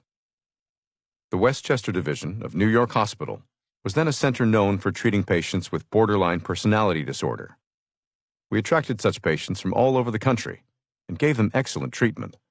We had even started to contemplate a study comparing the modified psychodynamic techniques for patients with severe personality disorder developed by Dr. Otto Kernberg, who was at that time still clinical director there, with the emerging version of a more cognitive behavioral approach, known as dialectical behavioral therapy, or DBT. DBT's originator, Marcia Linehan, like Kernberg, was a prolific and articulate proponent of her therapeutic approach. She had come to the Westchester Division at one point to explain her recommended methods, and I had received some direct training from her. So I was well versed in both the more traditional psychodynamic mode of therapy and the newer cognitive behavioral approaches to treating such patients. At the end of our visit, I told Raymond and his family that I thought he had some strong borderline features, but other personality traits too, as well as some neurobiological vulnerabilities that we technically call Axis 1 disorders. These were Raymond's documented anxiety and depressive tendencies. Since he wasn't presently suicidal, and his mood seemed to have been improving slightly in recent weeks, I believed that he could be treated successfully as an outpatient. Having confidence in our tailored borderline inpatient unit, I said that he could be hospitalized at any point in the future, if needed. But then I thought it unnecessary at the time, provided, I stressed, that he received the proper treatment back in his home area. Raymond visibly relaxed. I realized how much he had feared his parents were going to hospitalize him against his will. I wanted to develop a better outpatient plan. I was respectful but confident, and a bit forceful in my therapeutic suggestions, because Raymond's mother, who seemed the main decision-maker, had already disparaged psychiatry. "Medication is okay," she said, "but I'm not sending him to one of those Freudian types. Sex and blaming the mother is all they want to talk about." I could see that I had my work cut out for me. I decided to make my psychopharmacological recommendations first. I was taken aback when Raymond's mother told me that she herself was obtaining the prescriptions for her son from their local general practitioner. I told them that the medication changes I suggested could be monitored on an outpatient basis, but they should be prescribed by a psychiatrist instead of the GP. I especially encouraged them to pursue for Raymond a course of psychodynamic long-term therapy, which I felt was the treatment of choice, when he returned home. A bit to my surprise, his mother jumped at the idea. I wondered whether she had already had someone in mind. I said I regretted that I didn't know any psychiatrists in their area, but I advised Raymond to talk to his uncle, who could perhaps help him find someone at the medical school near them. If the problems worsened, I told them, they were to call me. About 3 months later, Raymond traveled to meet me again as scheduled. This time, he came by himself, a good sign. He was less stressed, had stopped the cutting, and had become more active, taking a class at a local college. "I'm functioning better," he said. "I met a woman who has become a good friend. She cuts herself too, deeper than what I used to do, but I finally have someone to talk to. That helps." I decided to discuss the medications first, and then turn to how his therapy was going. "I still get the rages, but you were right," he said. "I was over-medicated, to the max. When the new psychiatrist my uncle got me first saw me, he said, 'Whoa, we've got to lower some of those heavy-duty antipsychotics. You're also on way too many benzos, minor tranquilizers.' So he put me on a different antidepressant, and voila, the side effects disappeared in a week. He said he agreed with all that you'd recommended. He'd heard from my uncle what you'd suggested." I asked whether his uncle had also arranged for a competent therapist, or whether the psychiatrist was serving in that role too. Raymond told me that the psychiatrist told him he didn't do therapy, but that his mother had chewed him out when she tried to suggest a psychologist from the medical center. She was obtaining one on her own, she said. He thought this was typical of how Raymond's mother kept control of him. And everything else, he added. Later, she told the psychiatrist that she would take care of arranging a good counselor, as she described him. Later, when I ran an adolescent inpatient unit for a year, I realized his was a common complaint about medication regimens for teenagers in particular. I was appalled by how many teens were on so many psychiatric drugs at a time. Raymond had been on 7. But at that point, I wanted to hear about Raymond's psychotherapy. He said his mother had arranged for him to see someone in the town where they lived. He called the psychotherapist a guy's guy and liked him. He described him as warm, unlike his distant father. He was also cheaper, his mother said. I asked whether he knew the discipline of this treater. "Discipline? You mean background? He just calls himself a psychotherapist, I think. Does it matter?" I certainly did not want to disparage the counselor or therapist sight unseen. Raymond seemed to be doing better, and had connected with the man. I didn't want to rock the boat, but I had my qualms. It turned out that his mother had arranged that he be treated at a local veterans clinic, where the fee was covered by Raymond's father's VA benefits. And it seemed she chose this particular therapist primarily because he was a member of her Bible group at her church. She thought the therapist was a nice man, though she knew nothing more about him. I was becoming more concerned. She had insisted Raymond be treated by someone who specialized in treating post-traumatic stress disorder, PTSD. She had long told Raymond that his only real problem was that he'd been traumatized and that his father had caused all his problems, due to his absences and the rare but intense volatility the father could express when he was home. Raymond told me that his parents used to fight all the time, and they actually smacked each other a few times. No bruises or anything. He never hit me, but she freaks out a lot. I hit her once myself, and she grounded me for a month. I knew that treating patients with borderline personality was not a ride in the park, and that the better trained and skilled the therapist, the better the outcome was likely to be. Like Kernberg, I found that a sensible, dynamic therapy, conducted in a flexible and empathetic way, normally worked best for this type of patient. I again was weighing my words. Did you later learn anything else about your psychotherapist? His education or his training? Raymond then remembered that he had called himself once a peer counselor. He told Raymond that he had obtained an online certificate in trauma studies. He had dropped out of college because he didn't like school, joined the Army, and gone to Vietnam. He was primarily at the clinic to treat fellow vets, helping them process their trauma and deal with drug problems, as he himself had done. Again, none of this was reassuring. "Oh, right," Raymond continued. "He calls himself a traumatist, too. He claims to have been traumatized during the war, and he said he'd learned it could lead to a lot of different symptoms, just like mine." Raymond said that the counselor explained to him that trauma is the key to pretty much everyone's problems. He also disclosed that he himself had severe PTSD and still experienced nightmares. Perhaps if Raymond could also find his trauma, as he said to Raymond, he'd recover rapidly. Then Raymond paused.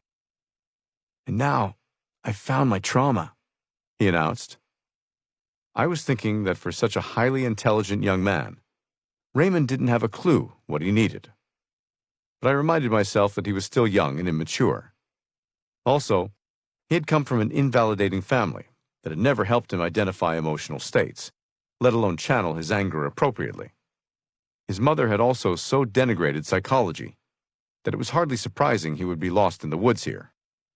But then Raymond really alarmed me. "He does a little hypnosis with me," he said. "That's when I first recall the memory that's at the root of my problems." The counselor knew Raymond was preoccupied with the game Dungeons and Dragons and was watching a lot of movies about the devil. He told Raymond that this fascination must stem from some earlier event. The counselor had started to hypnotize him to see whether he could remember any startling memories about this subject matter. "I think we hit pay dirt," Raymond told me with glee. "A memory did come up. It's vague, but the counselor told me it makes a lot of sense. Sure enough, I think I remember one afternoon being at my mother's church. I was 6, I'm guessing, because that's when this particular minister would have been there. Anyway, my mother was gossiping with some of the women in the pews, and I wandered off and got into the room where this pastor advised people. The door was open a crack. I vaguely remember seeing him taking a baby in some kind of ritual and slitting its throat." I was aghast, but I kept a straight face. I told Raymond I wanted to hear more. "At least, I think that happened. My counselor told me it made perfect sense. Even my mother told me it probably happened when I mentioned it to her. Her friends from out west have sent her stories like that. She's read some book about that stuff. She thinks it's a big problem in this country, and it's being covered up by the FBI."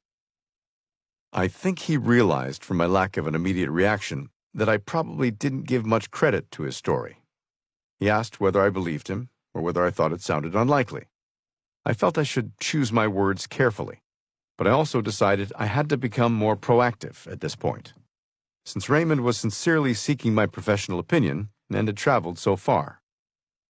"Well, it sounds a little pat to my mind," I told him. "It sounds like you're looking for a simple solution to a complex set of problems, and have come up with an idea that, to me, is a bit implausible. I think maybe you should talk it out further with a therapist, and maybe with your father and uncle, too, who might have some thoughts about the memory, to see how likely others believe it to be true, not just your mom.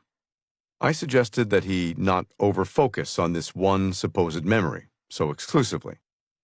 He had struggled with a lot of issues, and the causes of difficulties like his were rarely so simply determined. I told him to include in these discussions with the therapist his own doubts about whether this incident truly had happened, since I sensed he already had some. By all means, I added, you can talk to your counselor about this, but include your own reservations. Then perhaps decide what you want to do with this therapy. I was thinking to myself, not the term I would use about what's going on. 2 weeks later, Raymond called me. He said he had immediately spoken at length to both the counselor and his uncle, whom I knew he had always respected. After reporting his heart-to-heart with his uncle, Raymond said that even the counselor admitted that he wasn't exactly sure the incident had really happened, though he still thought it a not unlikely source of Raymond's problems. Time will tell, he had stated. My uncle, however, thought it was all BS, Raymond said. He told me he knew the minister a little, and that he was a really good guy, hardly a satanic monster. He told me the whole charge sounded absurd to him. Raymond relaxed. Reading between the lines, I thought you were saying that too, but I know you wanted me to decide for myself. I was relieved how rapidly this intelligent young man had come to this sensible conclusion. I asked what he planned to do about it. He replied with more confidence. I have to agree that the whole thing now seems sort of ridiculous to me. It also made me question the therapist's competence. One other thing convinced me. I remember something he'd told me once. I don't think I gave you this specific detail about atrocities he'd referred to. He said the worst thing he ever saw in Vietnam was the brutal death of some young children caused by some soldiers in his platoon. He said he didn't report it at the time and would never get over it. He seemed to feel very guilty, as if he should have stopped it from happening. In short, Raymond rightly believed that the counselor's own war experiences had colored his view of the roots of Raymond's problems, and that he had unwittingly helped dredge up the inaccurate recollections. Despite the strangeness of these events, Raymond's story is not so unusual as one might think. The counselor had felt that witnessing such a violent episode involving children was the primary cause of his own distress and PTSD. And so, he had projected his ideas onto Raymond for a time, thinking that some such similar trauma must have also occurred to him. Coupled with his mother's preoccupation with the allegedly common occurrences of satanic rituals, Raymond's own shame about his mild interest in occult-type games, readings, and movies likely contributed to his gullibility. The details of Raymond's story include all the elements that so often explain the genesis of such wild and bogus satanic tales: subcultural exaggerated fears, contributory family problems, the dubious and misinformed use of hypnosis, a poorly trained and simplistic counselor, and internal reasons, like the guilt and confusion Raymond had about his supposed role in the genesis of his complex problems. All these factors contributed to making what might seem a totally weird and almost psychotic belief in a non-psychotic but vulnerable young man all too explainable. Lest one think this story so singular, another shorter one proved to be similar. A few years after Raymond's consultations, I went to a conference that included discussions about abuse and trauma, as well as supposedly innovative treatment recommendations, many of them questionable to my mind. It also prominently included patient self-reports, with various individuals offering their testimonies. The atmosphere seemed to discourage any questioning of these accounts, which organizers believed would be invalidating and harmful. It wasn't an academic conference, and many of the stories hardly sounded credible to me. But I was researching false stories of various abusive experiences at the time, so I had an interest in attending this patient-centered conclave. The meeting included reports from alleged victims who claimed to have undergone strange incidents, including alien abductions. Of course, I didn't believe a word of it. A few patients also reported what I thought were dubious tales of satanic ritual abuse. It seemed to me that some presenters were competing with each other to tell the most sordid and outlandish stories. The one testimony I remember best was from a young woman. She stood up and recounted her lengthy tale of having been forced to attend, and then having been abused at, a series of elaborate satanic ceremonies. Her supposed Satanist father had taken her to them, repeatedly, several times a week, from the time she was 8 until she was 12 years old.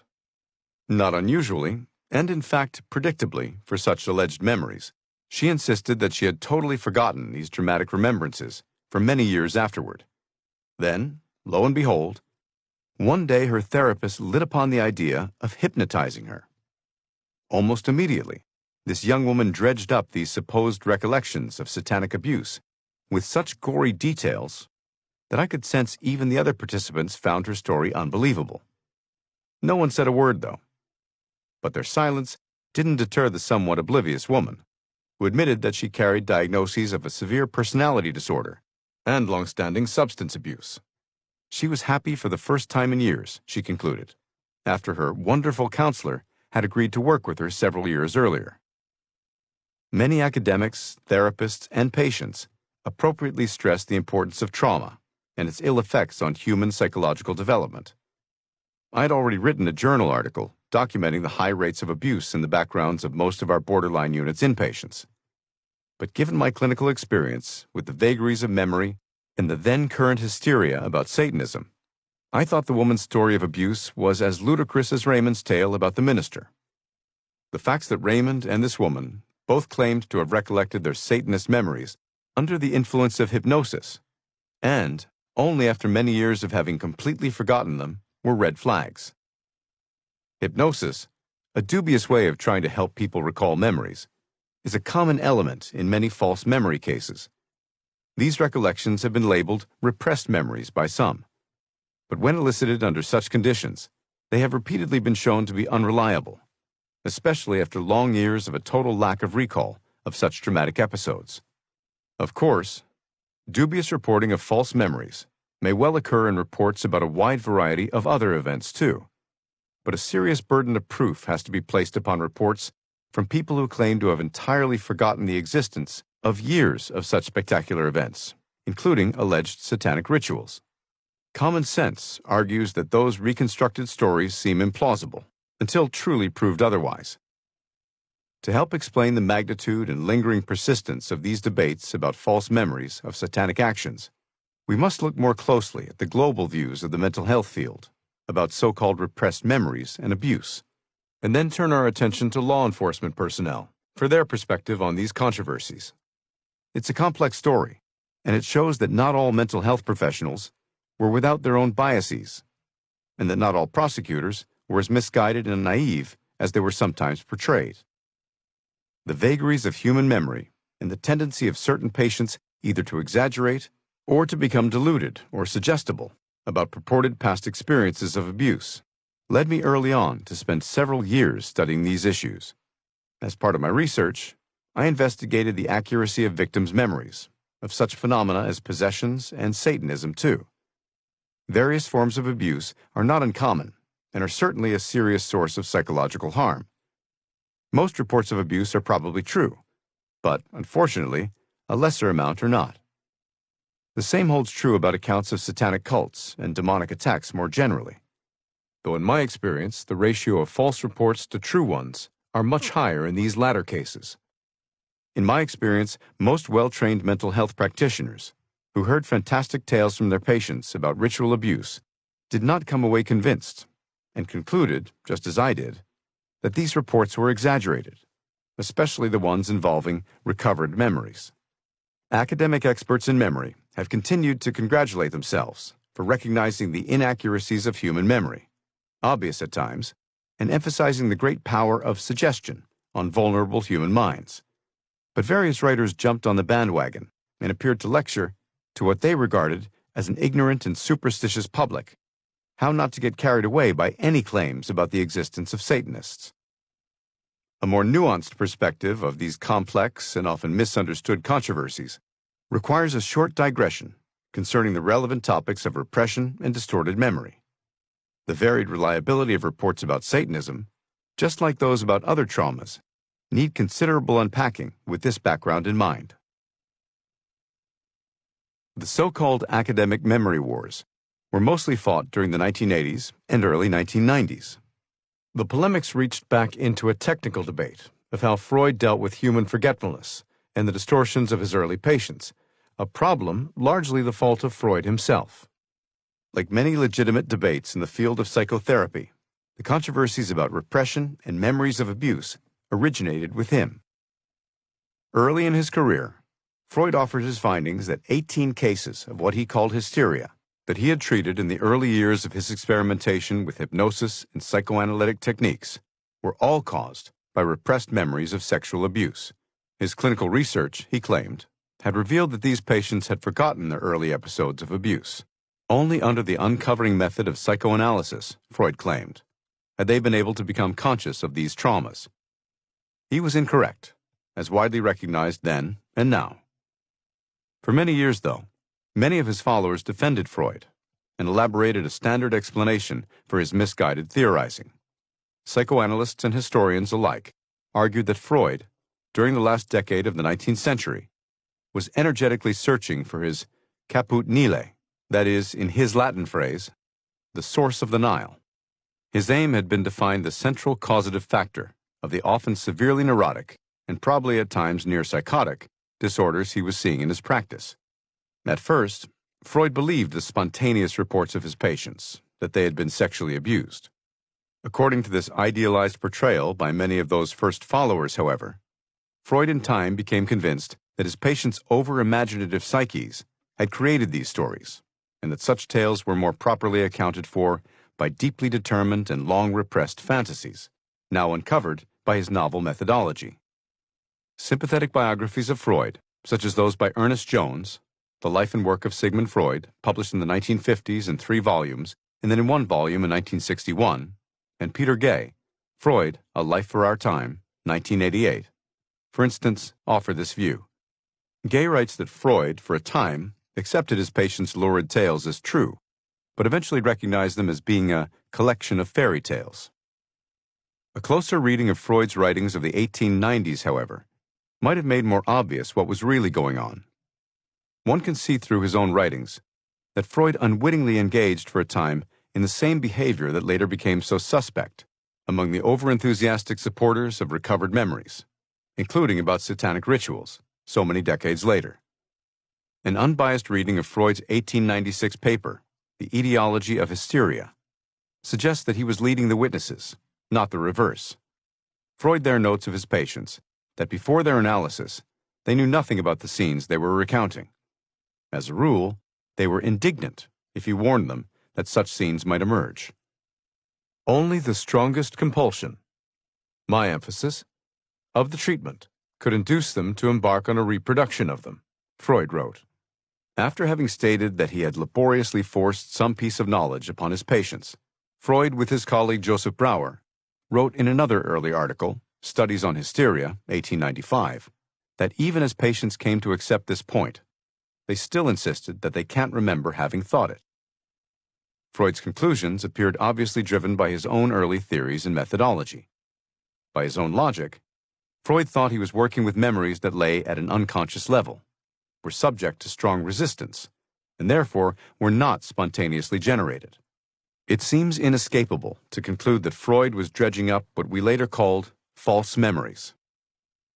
Not surprisingly, Freud's unwarranted generalization was not well received at the local Congress of Viennese physicians, where he presented these early ideas.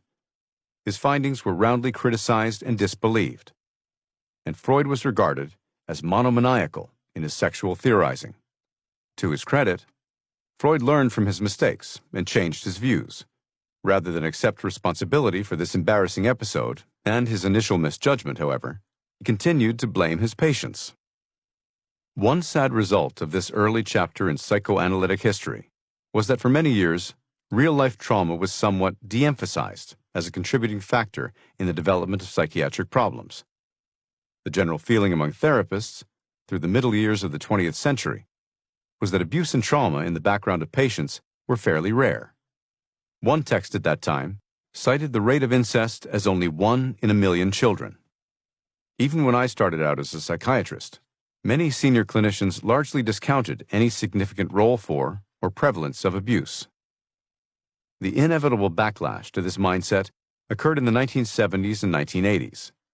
It became obvious to many of us treating more disturbed patients that the rates of various categories of abuse in their backgrounds were enormous.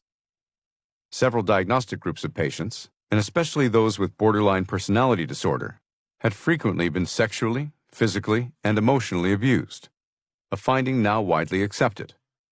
A fuller understanding has also developed of the neurobiological consequences of such histories. As can happen, however, the pendulum then swung too far in the opposite direction. In some therapeutic circles, and among some poorly trained mental health professionals to this day, uncovering and healing the traumatized self became the main, sometimes the only, focus of treatment. Some therapists even preferred to call themselves traumatists, as Raymond's counselor did. It was at this point that quite a number of psychotherapists seemed subtly, or even obviously, to be pressuring their patients to retrieve remembrances that did not in fact reflect real past events, just like Freud did, as many now believe. Mostly, these involved reports of abuse. Some therapists became so convinced of the importance of abuse that, like Freud almost a century earlier, they encouraged their patients to search the recesses of their recollections in a belief that they must have repressed such memories. In our published research, we were careful to exclude equivocal memories. We believed that patients who were abused did remember the trauma. They did not need therapy to recover it, although details may have faded somewhat. I never recall any of my colleague psychiatrists at the 4 medical colleges with which I have been associated claiming to believe patients who suddenly recovered recollections after years of forgetfulness of serious trauma, let alone of ritual abuse. Another hospitalized patient I knew well claimed to have been tortured by her mother and other members of a satanic group as a child. This was not a recovered memory, she said, but a recollection she had always known. Since she had worked for many years with a psychologist who had hypnotized her and told her that she had multiple personality disorder, however, I was somewhat skeptical of her claim, though she consistently maintained its reality, and I could not disprove it, of course. These clinical vignettes are good reminders not only of the vagaries of memory, but also of the observation that many individuals, like Raymond and his counselor, search desperately for a single but simplistic reason for their troubles. It is easier to believe that there might have been a definitive event that explains their problems, rather than a complex mix of vulnerabilities and multiple causes. On the unit for patients with borderline personality disorders, where so many had traumatic histories, I sometimes heard a common refrain from patients with no recall of having been abused. Several told me that they wished that they, too, had such a good reason for why I am a mess.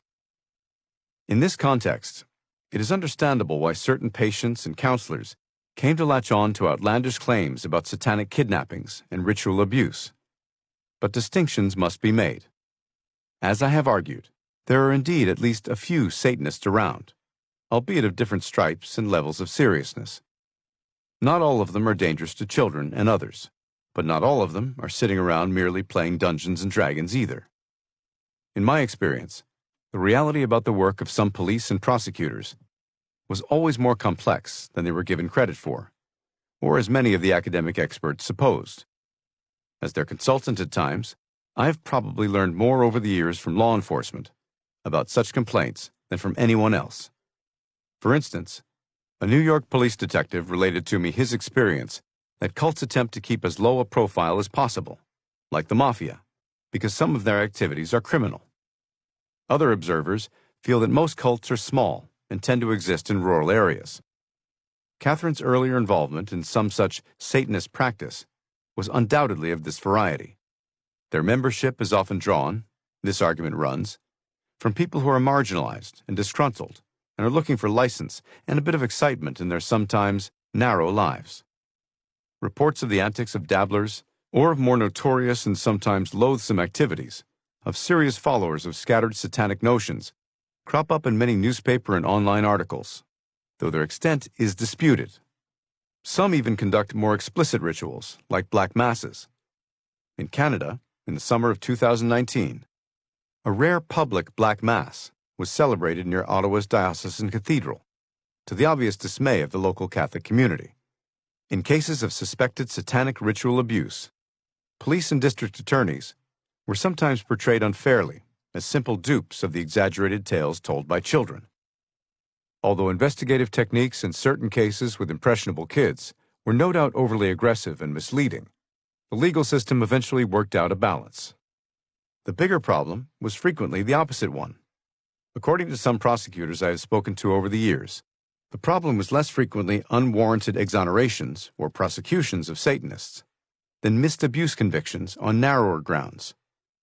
Of those cases that involved accusations of satanic and ritual molestations that made it to the courts, many started out as simple sexual abuse allegations supported by evidence. But soon the charges became magnified, not always because of prosecutorial overzealousness, however. Just as often, according to this perspective, manipulative adult defendants and their clever attorneys use such stories to confuse jurors. In this common viewpoint among experienced prosecutors, some genuinely guilty defendants quickly realized that the evidence against them was strong, but rather than admit to their wrongdoing, they tried to muddy the waters by admitting to all sorts of bizarre and preposterous charges, such as ritual abuse, in the hopes of creating confusion. In this reading of the controversy, the memory experts, at least at times, unwittingly buttressed a calculated defense strategy. In emphasizing the great power of suggestion on vulnerable human minds, the testifying experts sometimes only confused some jurors in their recognition that the children in question had been misled by improper questioning. The defendants and their attorneys then hoped that the jury would conclude that the overall testimony had become so compromised by overblown charges that the more credible original accusations were obfuscated. And so, savvy prosecutors thought these experts were being manipulated. I don't know how often this revisionist view was the accurate one. The court system is so adversarial in nature that it is difficult for any outside observer to sort out all the facts and contradictory testimonies, and there was no dearth of such disputed cases. I was privy, however, to some inside information about one notorious and publicly reported case on the West Coast in 1988, which always gave me pause. In this particular case, a former police officer, Paul Ingram, was accused of abusing his children and being a practicing Satanist, along with other prominent members of his community. Ingram initially admitted to the abuse, but then began, in the fashion mentioned, to add all sorts of absurd admissions, such as that he, other men, and other members of his family had been participants for years in rapes, orgies, and ritual murders during satanic ceremonies. When his children first corroborated these tales, the case garnered tremendous publicity. Soon the memory experts were testifying that this man was confused and making these confessions only out of some distorted sense of guilt, extreme suggestibility, and a wish to please authority. Local law enforcement believed that Ingram only wanted to save his own hide. They confidently concluded that he was in fact guilty of some abuse, and he then lied to the police about the more farcical aspects of his story to throw law enforcement off. In any case, he was successfully prosecuted on the less spectacular charges and went to prison. I was later directly informed that the ritual abuse accusations were never proved in court, but that additional evidence for Ingram's participation with the Satanic Circle did indeed exist. The charges that Satanism was something of a factor in the case, though rigorously disputed by most commentators, remains indisputable in the minds of at least some of those involved with it, or so they continue to allege to me.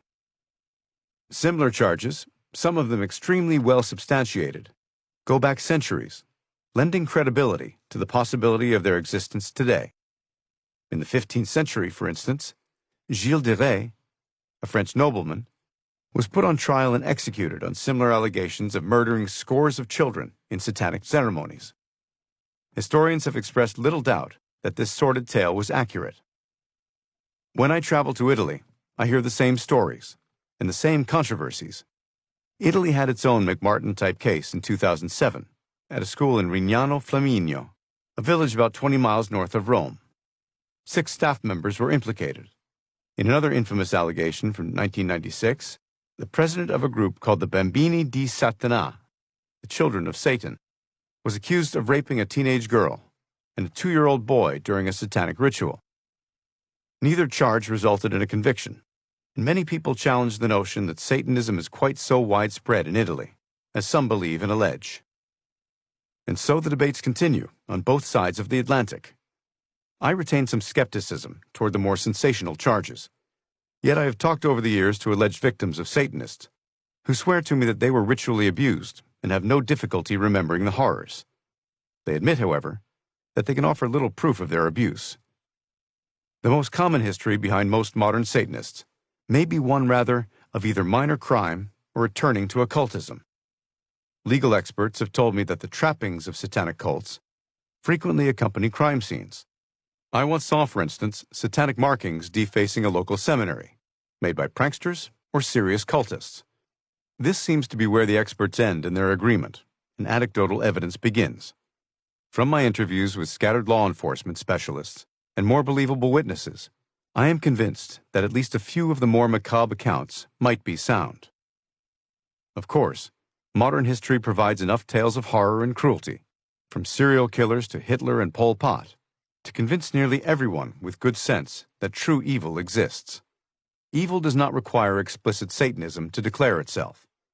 Similarly, the past is replete with ghastly tales of human behavior, from ancient practices like mass crucifixions and impaling, to the widespread murder of infants through exposure, to the terrors of warfare and the all-too-common subjugation of whole peoples by sadistic conquerors, to the unimaginable horrors throughout history of slavery, including slaves serving as commonplace objects of sexual exploitation.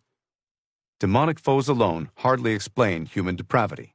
As I remind those who try to mislabel this or that serial killer or school shooter as possessed. We would all like to believe that our modern Western world has left such shocking beliefs and scenarios behind. But strange and dreadful reports of atrocities, at least occasionally thought to be diabolic in nature, still resurface in every age, including our own. Their perpetrators' motivation toward secrecy has made their detection difficult, and estimates of their prevalence problematic. But neither fact gainsays the occasional reality of such atrocities, however much fears about their existence can become overblown. Chapter 12. Final Controversies. The abuse of exorcisms, and a final note to critics, searchers, and the media about the scientific status of possessions and the so-called paranormal. Since exorcisms and beliefs in demons will never die out, and human disagreement is so ubiquitous, neither will controversies about the ideal scope, discernment, and training of exorcists and deliverance ministers. Disputes have always surrounded these topics around the world. A sober and balanced perspective is forever in order. An excessive preoccupation with, or ignorant notions and malpractices concerning exorcisms and the belief in demons, will produce only unsound outcomes. Perhaps most worrisome in the contemporary era have been the shoddy discernments. One of my chief roles in recent years has been to try to counter such distortions. I have not directly encountered abusive episodes by clergy per se, because I normally consult only on cases where I know a sensible spiritual advisor is available. If a spiritual advisor is not involved, or if a victim asks me for advice, I suggest the names of prudent and knowledgeable religious practitioners I know. Still, beyond sensible precincts, the incidents and variety of abuses are not trivial. Perhaps most visibly in our media-saturated culture, self-interested healers manipulate innocent victims for exhibition and profit to considerable publicity. A wide range of self-styled exorcists in France recently did just that. Their efforts were as appalling as they were inefficacious in the end. The most public examples of this sort of behavior in the United States come from some televangelists, many of whom have become multimillionaires. Robert Tilton, for instance, took to shaking himself on camera and tried to convince people that they too could shake off the devil and their infirmities, provided they sent him money in advance. Similarly, the media figure Benny Hinn claimed he could cast out demons just by blowing on people, relieving them of their drug addictions by liberating them from the responsible evil spirits with a puff of air. My favorite televangelist, though, was the one who proclaimed that a bunch of congregants were possessed with some 15 devils, then slapped them on their foreheads as all 15 devils came tumbling out in a heap. Even more disturbing, however, are episodes where fake healers or irresponsible ministers physically abuse or harm people, either intentionally or through ignorance. Some disturbed people may take matters into their own hands and use violence against others to attack alleged demonic enemies. This may have been the case, for instance, when the ex-boyfriend of Morgan Freeman's step-granddaughter murdered her in a rage. He claimed he was driving out demons, but upon further examination, he appeared to be suffering from paranoid delusions, perhaps brought on by his use of drugs. As he stabbed the young woman, he claimed that God wanted her to die because she was possessed by the devil. Later, he pleaded innocent by reason of insanity, claiming that ingesting PCP stimulated his paranoia. Violent and abusive exorcisms have always existed. They happen much more frequently among the ignorant and in more primitive societies. But, as modern science and educational opportunities have expanded around the world, physical ordeals aimed at expelling demons, long employed by ancient cultures, are actually markedly decreasing. Nonetheless, they still occur sometimes, even in more advanced countries. As I've already emphasized, the main underlying error is the belief that spiritual problems can be helped by physical means. Violent or inappropriate physical methods employed to drive out demons are risky and superstitious. Physical methods cannot affect spiritual beings like demons, though things such as holy water or other sacred objects, whose physicality contains a sacramental significance, are hardly dangerous or damaging. The press and other media outlets have recently documented episodes where so-called exorcisms have physically harmed people around the world. Mental problems can remain untreated, and even death can result from people improperly understanding relevant criteria or ignoring suggested practices, particularly when it comes to drawing the proper distinction between illness and possession. Ignorant and greedy practitioners, or just desperate families, have been involved in such travesties. Most often, superstitious and abusive practices are done on the fly by lay people. It is even more inexcusable when the offending party is a cleric. In 2003, during a deliverance ceremony, an 8-year-old boy was tragically smothered to death. Following the incident, the officiating minister, Ray Hemphill, was arrested. He had started a fundamentalist storefront church known as the Faith Temple Church of the Apostolic Faith. At his direction, he and the participants had laid on top of the boy to restrain him, as Hemphill tried to cast out the supposed demon. The boy had been diagnosed on the severe end of the autism spectrum.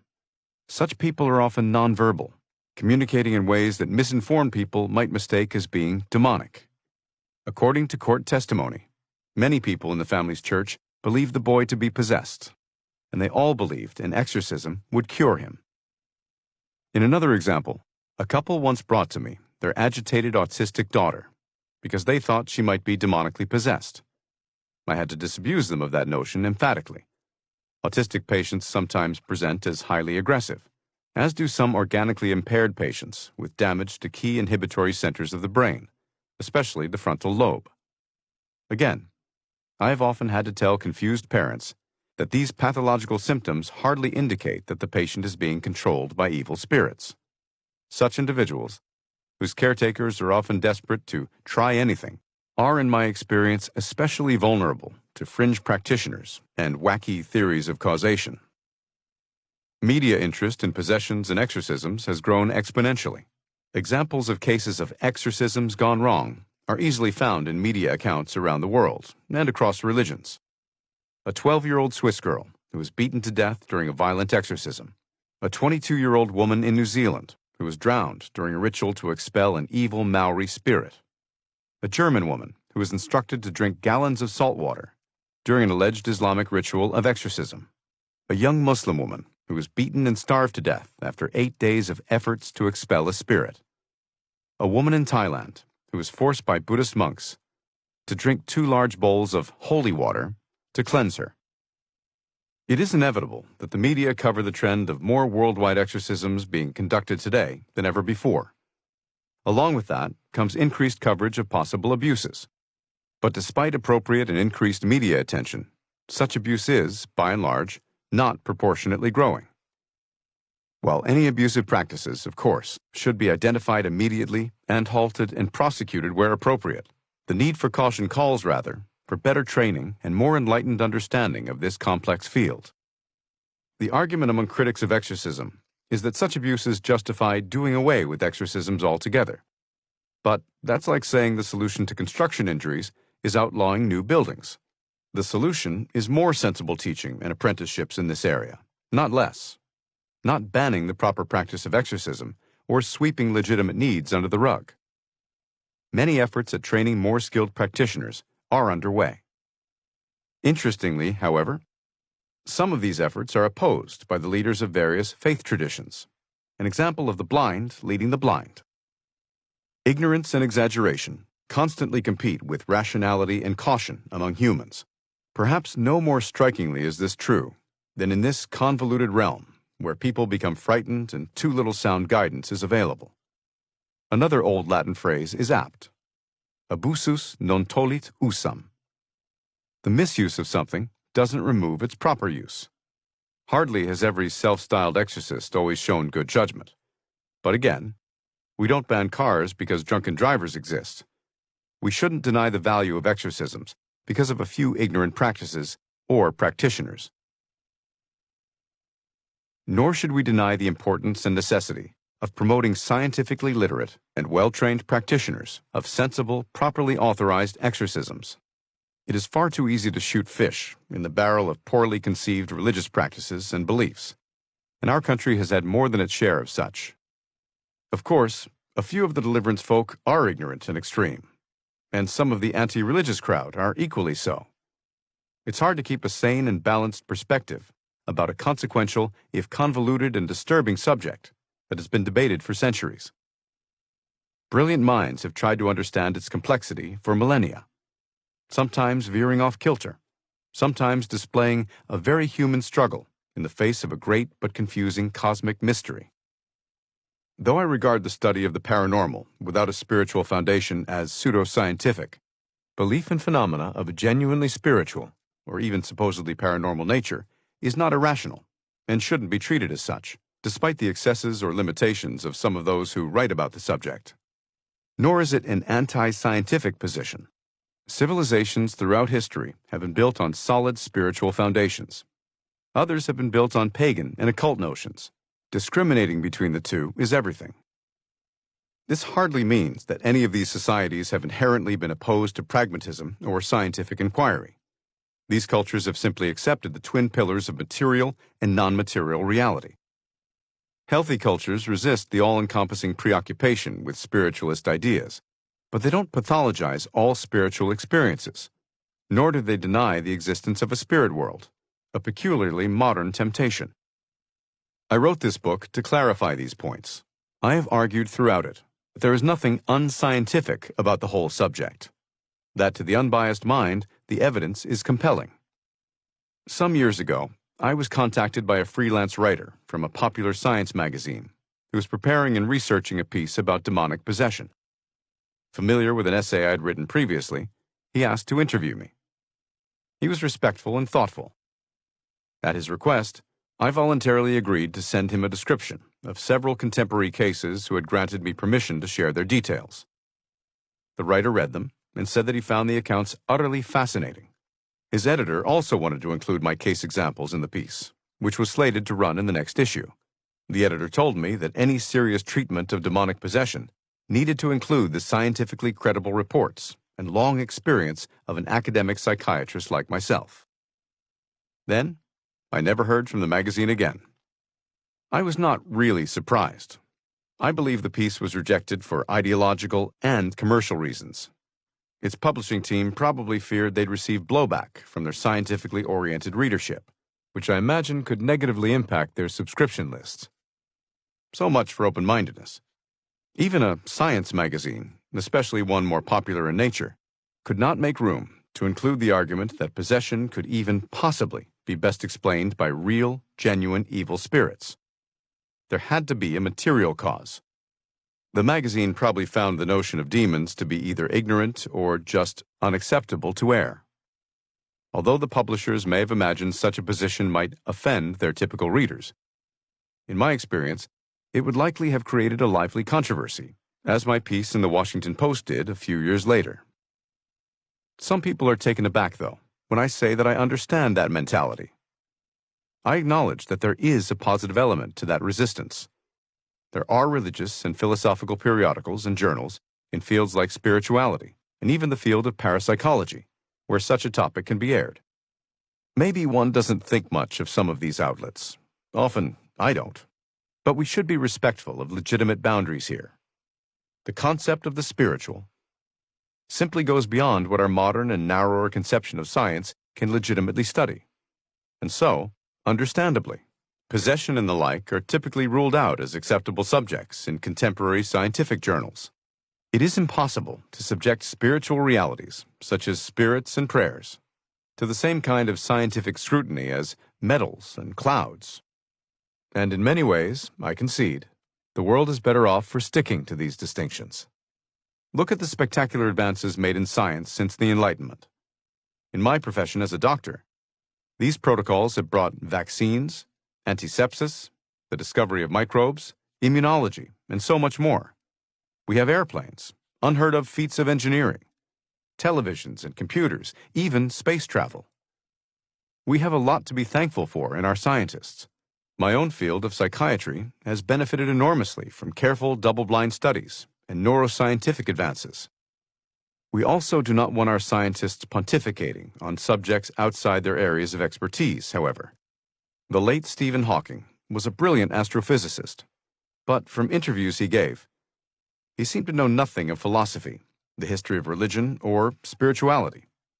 There is a tendency among extreme specialists, as prominent scientists inevitably must be, to have difficulty with interdisciplinary perspectives beyond their field. A true scholarly perspective of possessions requires a multidisciplinary approach, involving a mix of medical, historical, and spiritual knowledge, rare among pure scientists.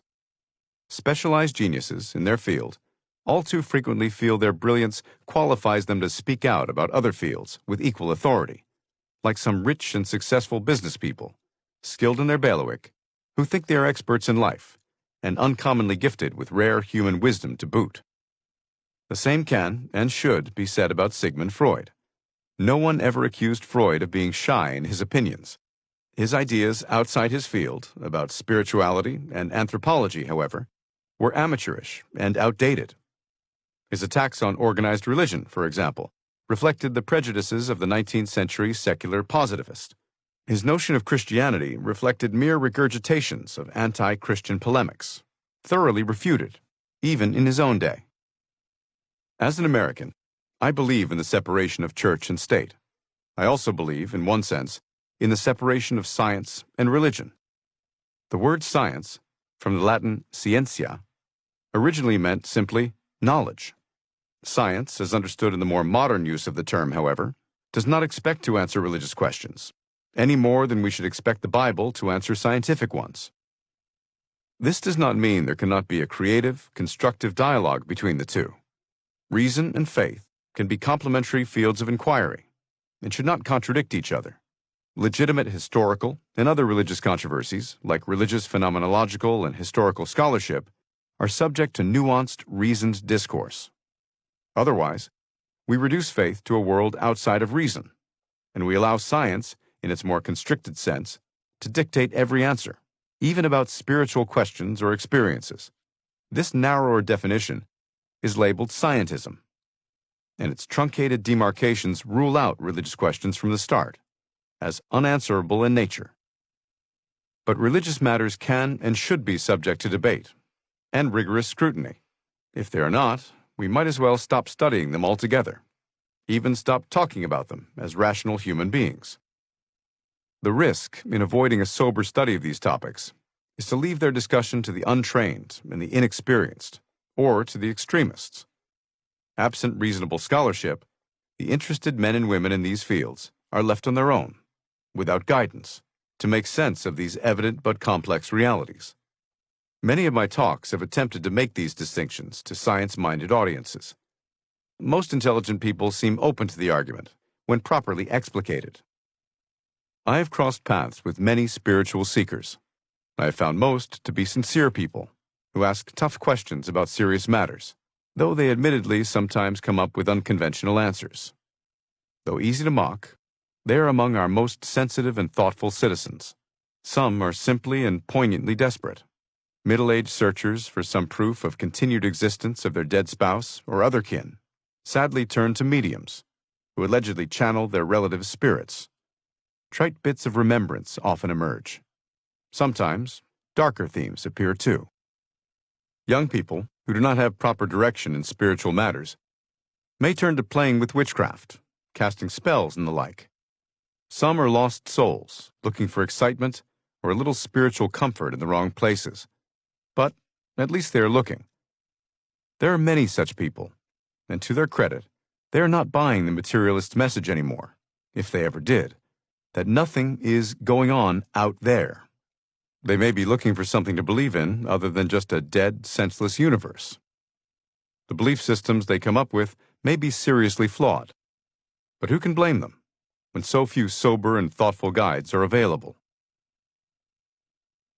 As a physician and a believer in the reality of possession, I came to see I had a responsibility to be willing to speak out and strike a sensible balance between extreme skepticism and naive credulity, as emphasized throughout this book.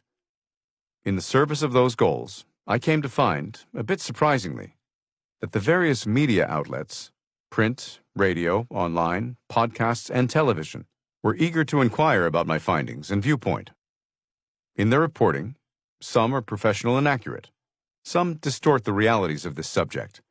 But overall, the media have treated me fairly. Reactions from media users always vary widely, from hardcore skeptics to firm believers. As I read the reader responses to my article in the Washington Post, I recognized once again that no amount of evidence will persuade a radical skeptic that possession exists and exorcisms are needed. Still, I welcomed the mostly respectful debate.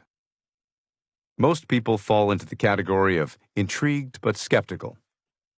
And those are the people who I envisaged might find this book the most eye-opening and helpful. It does presume a certain understanding of the limits of a too narrow view of what real science entails, as well as a certain openness to the notion of a spiritual realm beyond our awareness. My experience has been that thoughtful people find both assumptions to be valid. A very human impulse, though they often have no one to help them navigate such choppy waters. Epilogue. The reality behind these phenomena.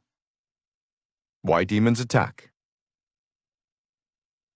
I write so that knowledge of these important matters may not fade away, like the fleeting memories of a passing dream. Thomas Hooker, Puritan founder, Connecticut Colony. Daniel Patrick Moynihan, Harvard professor and longtime U.S. Senator, famously remarked that everyone is entitled to his opinion, but not to his own facts. The facts are straightforward and well documented in this book. I could have discussed many more cases, but multiplying examples, as noted, is unlikely to sway those impervious to an open-minded viewpoint. The more interesting question to me has always been, how can we understand on a deeper level these phenomena? I close the book by highlighting the more traditional view, which seems to me by far the most coherent. I've resisted an overly doctrinaire or denominational inclination, because the concept of possession and a spirit realm is accepted and discussed by all the major world religions. But in the end, one should also fly one's flag by making one's own conclusions known. Here, we admittedly enter the realm of human and divine mystery, the ultimate answers being known only to God. In closing, I merely suggest part of an answer. My own experience, and the collective wisdom of centuries, suggest that demons are indeed dedicated to destroying human beings, preferably spiritually, but also physically.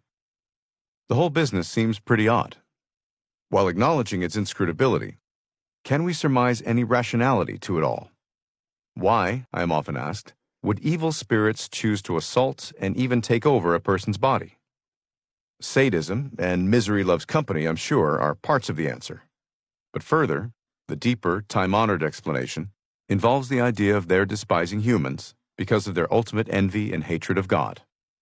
If one is such a proud and envious creature, God, and especially the God-man, stimulates their hatred and bitterness, and it also seems their loathsome activity is directed to the image of the divine reflected in all of us human creatures. Yes, they want to corrupt us and win us to their side. It certainly appears so. We humans retain a capacity to love, an ability demons seem to have lost or forsworn in their rejection of God. The demonic world seeks to negate our loving personalities, destroy us spiritually, and, if it can, even cause our physical death. Inevitable speculation about the rationale for these horrific episodes harkens back to the age-old question, debated in every major civilization, of why evil exists at all. A closely related question involves the notion of free choice. Thinkers of all spiritual traditions have long discussed these conundrums. Why would one expect intelligent spirits, devils or angels, to be any different from humans in their ability and willingness to freely choose widely divergent moral paths?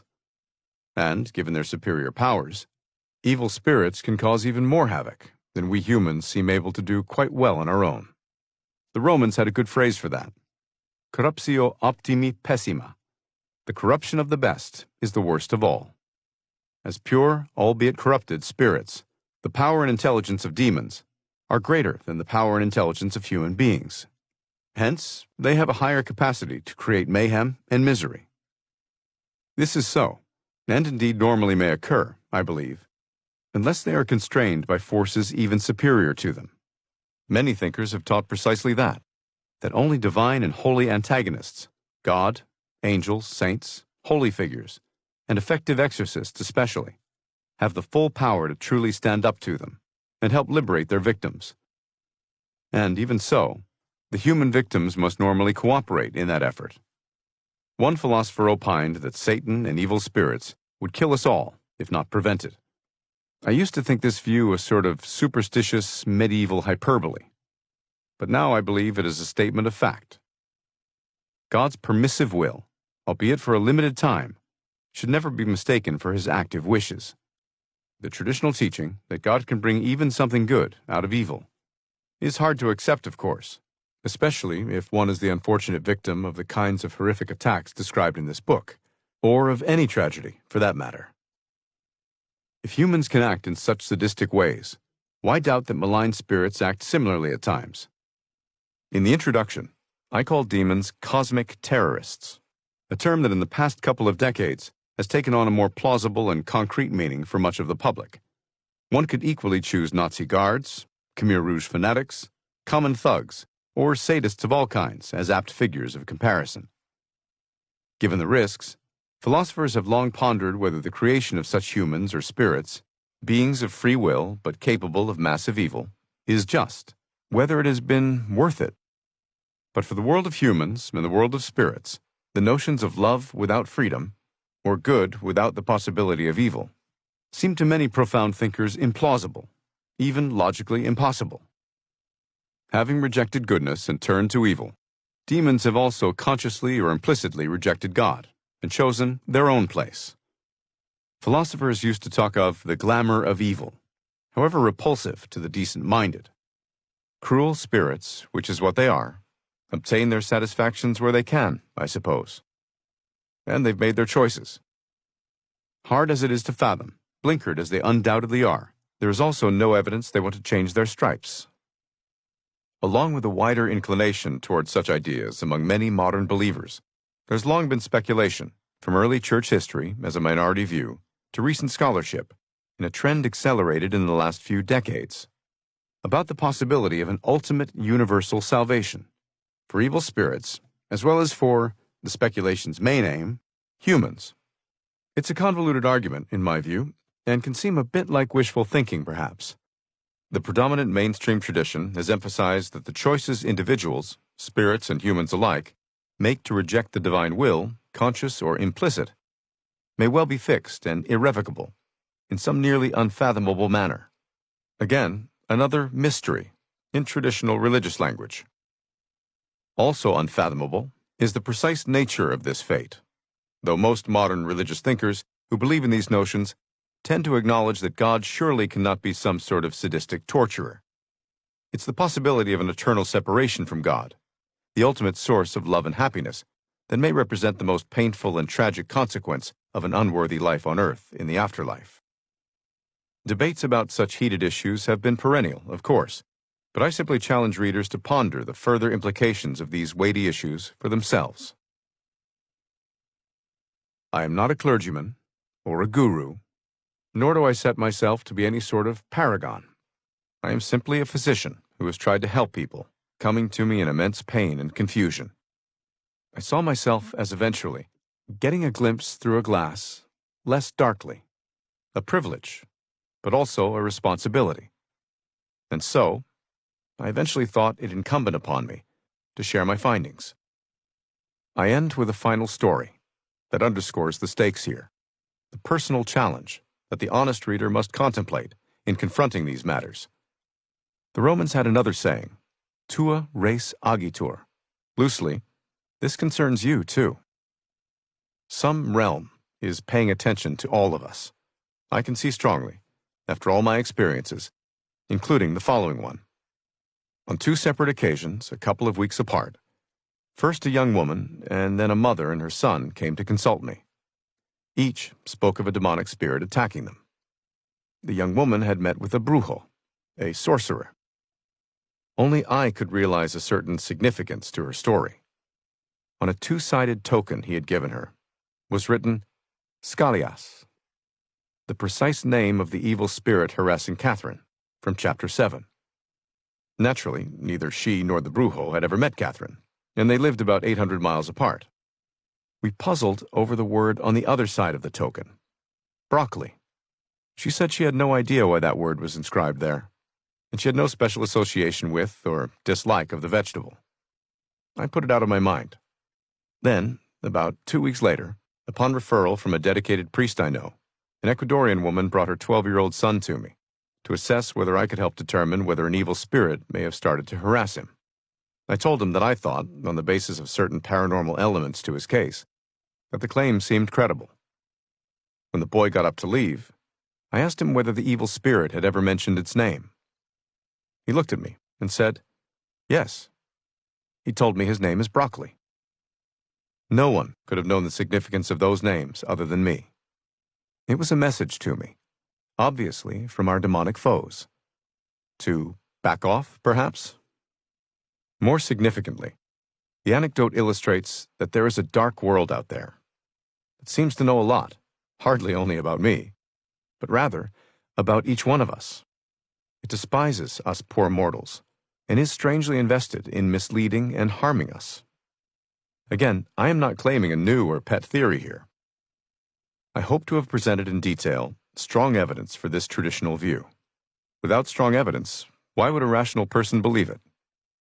Admittedly, this evidence is intermingled throughout history with exaggerations, confusion, and overreaction, even the uncommon abuses I have described. But this is not unexpected, given the capacity of human beings for ignorance, denial, or a simple loss of perspective.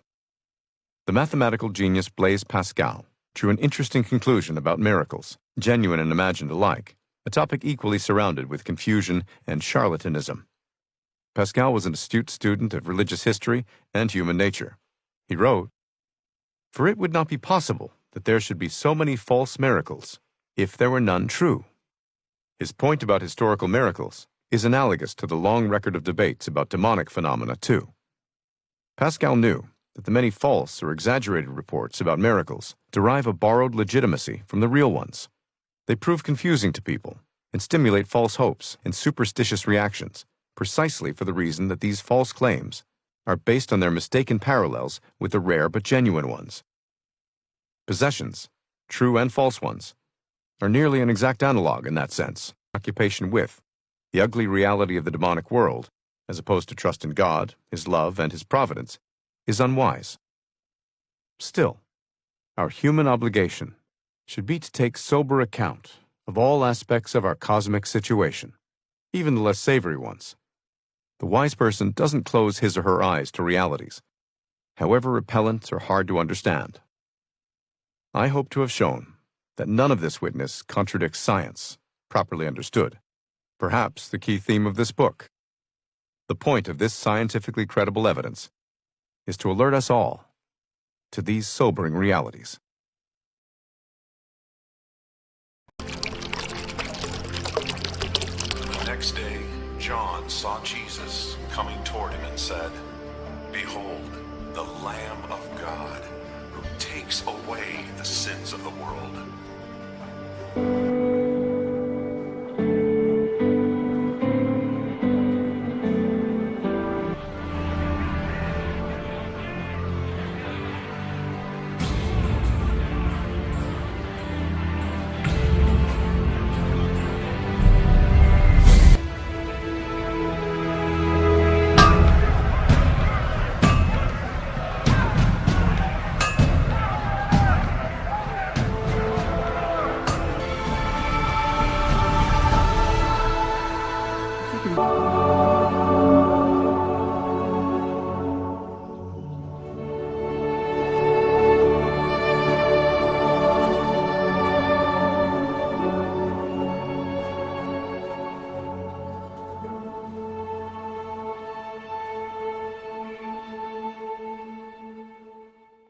Trust in the Lord with all your heart, and lean not into your own understanding. In all your ways acknowledge him, and he shall direct your path. Baptism, then what? Baptism is a burial in water for accountable beings unto the remission of sins, for salvation, to get into Christ, to become a new creature, to get into the one body. Then, walk in the new life, study and grow, become a servant of righteousness, keep self pure, be an example, have faith in God, follow Jesus, put first things first, resist temptation, be faithful, and be fruitful.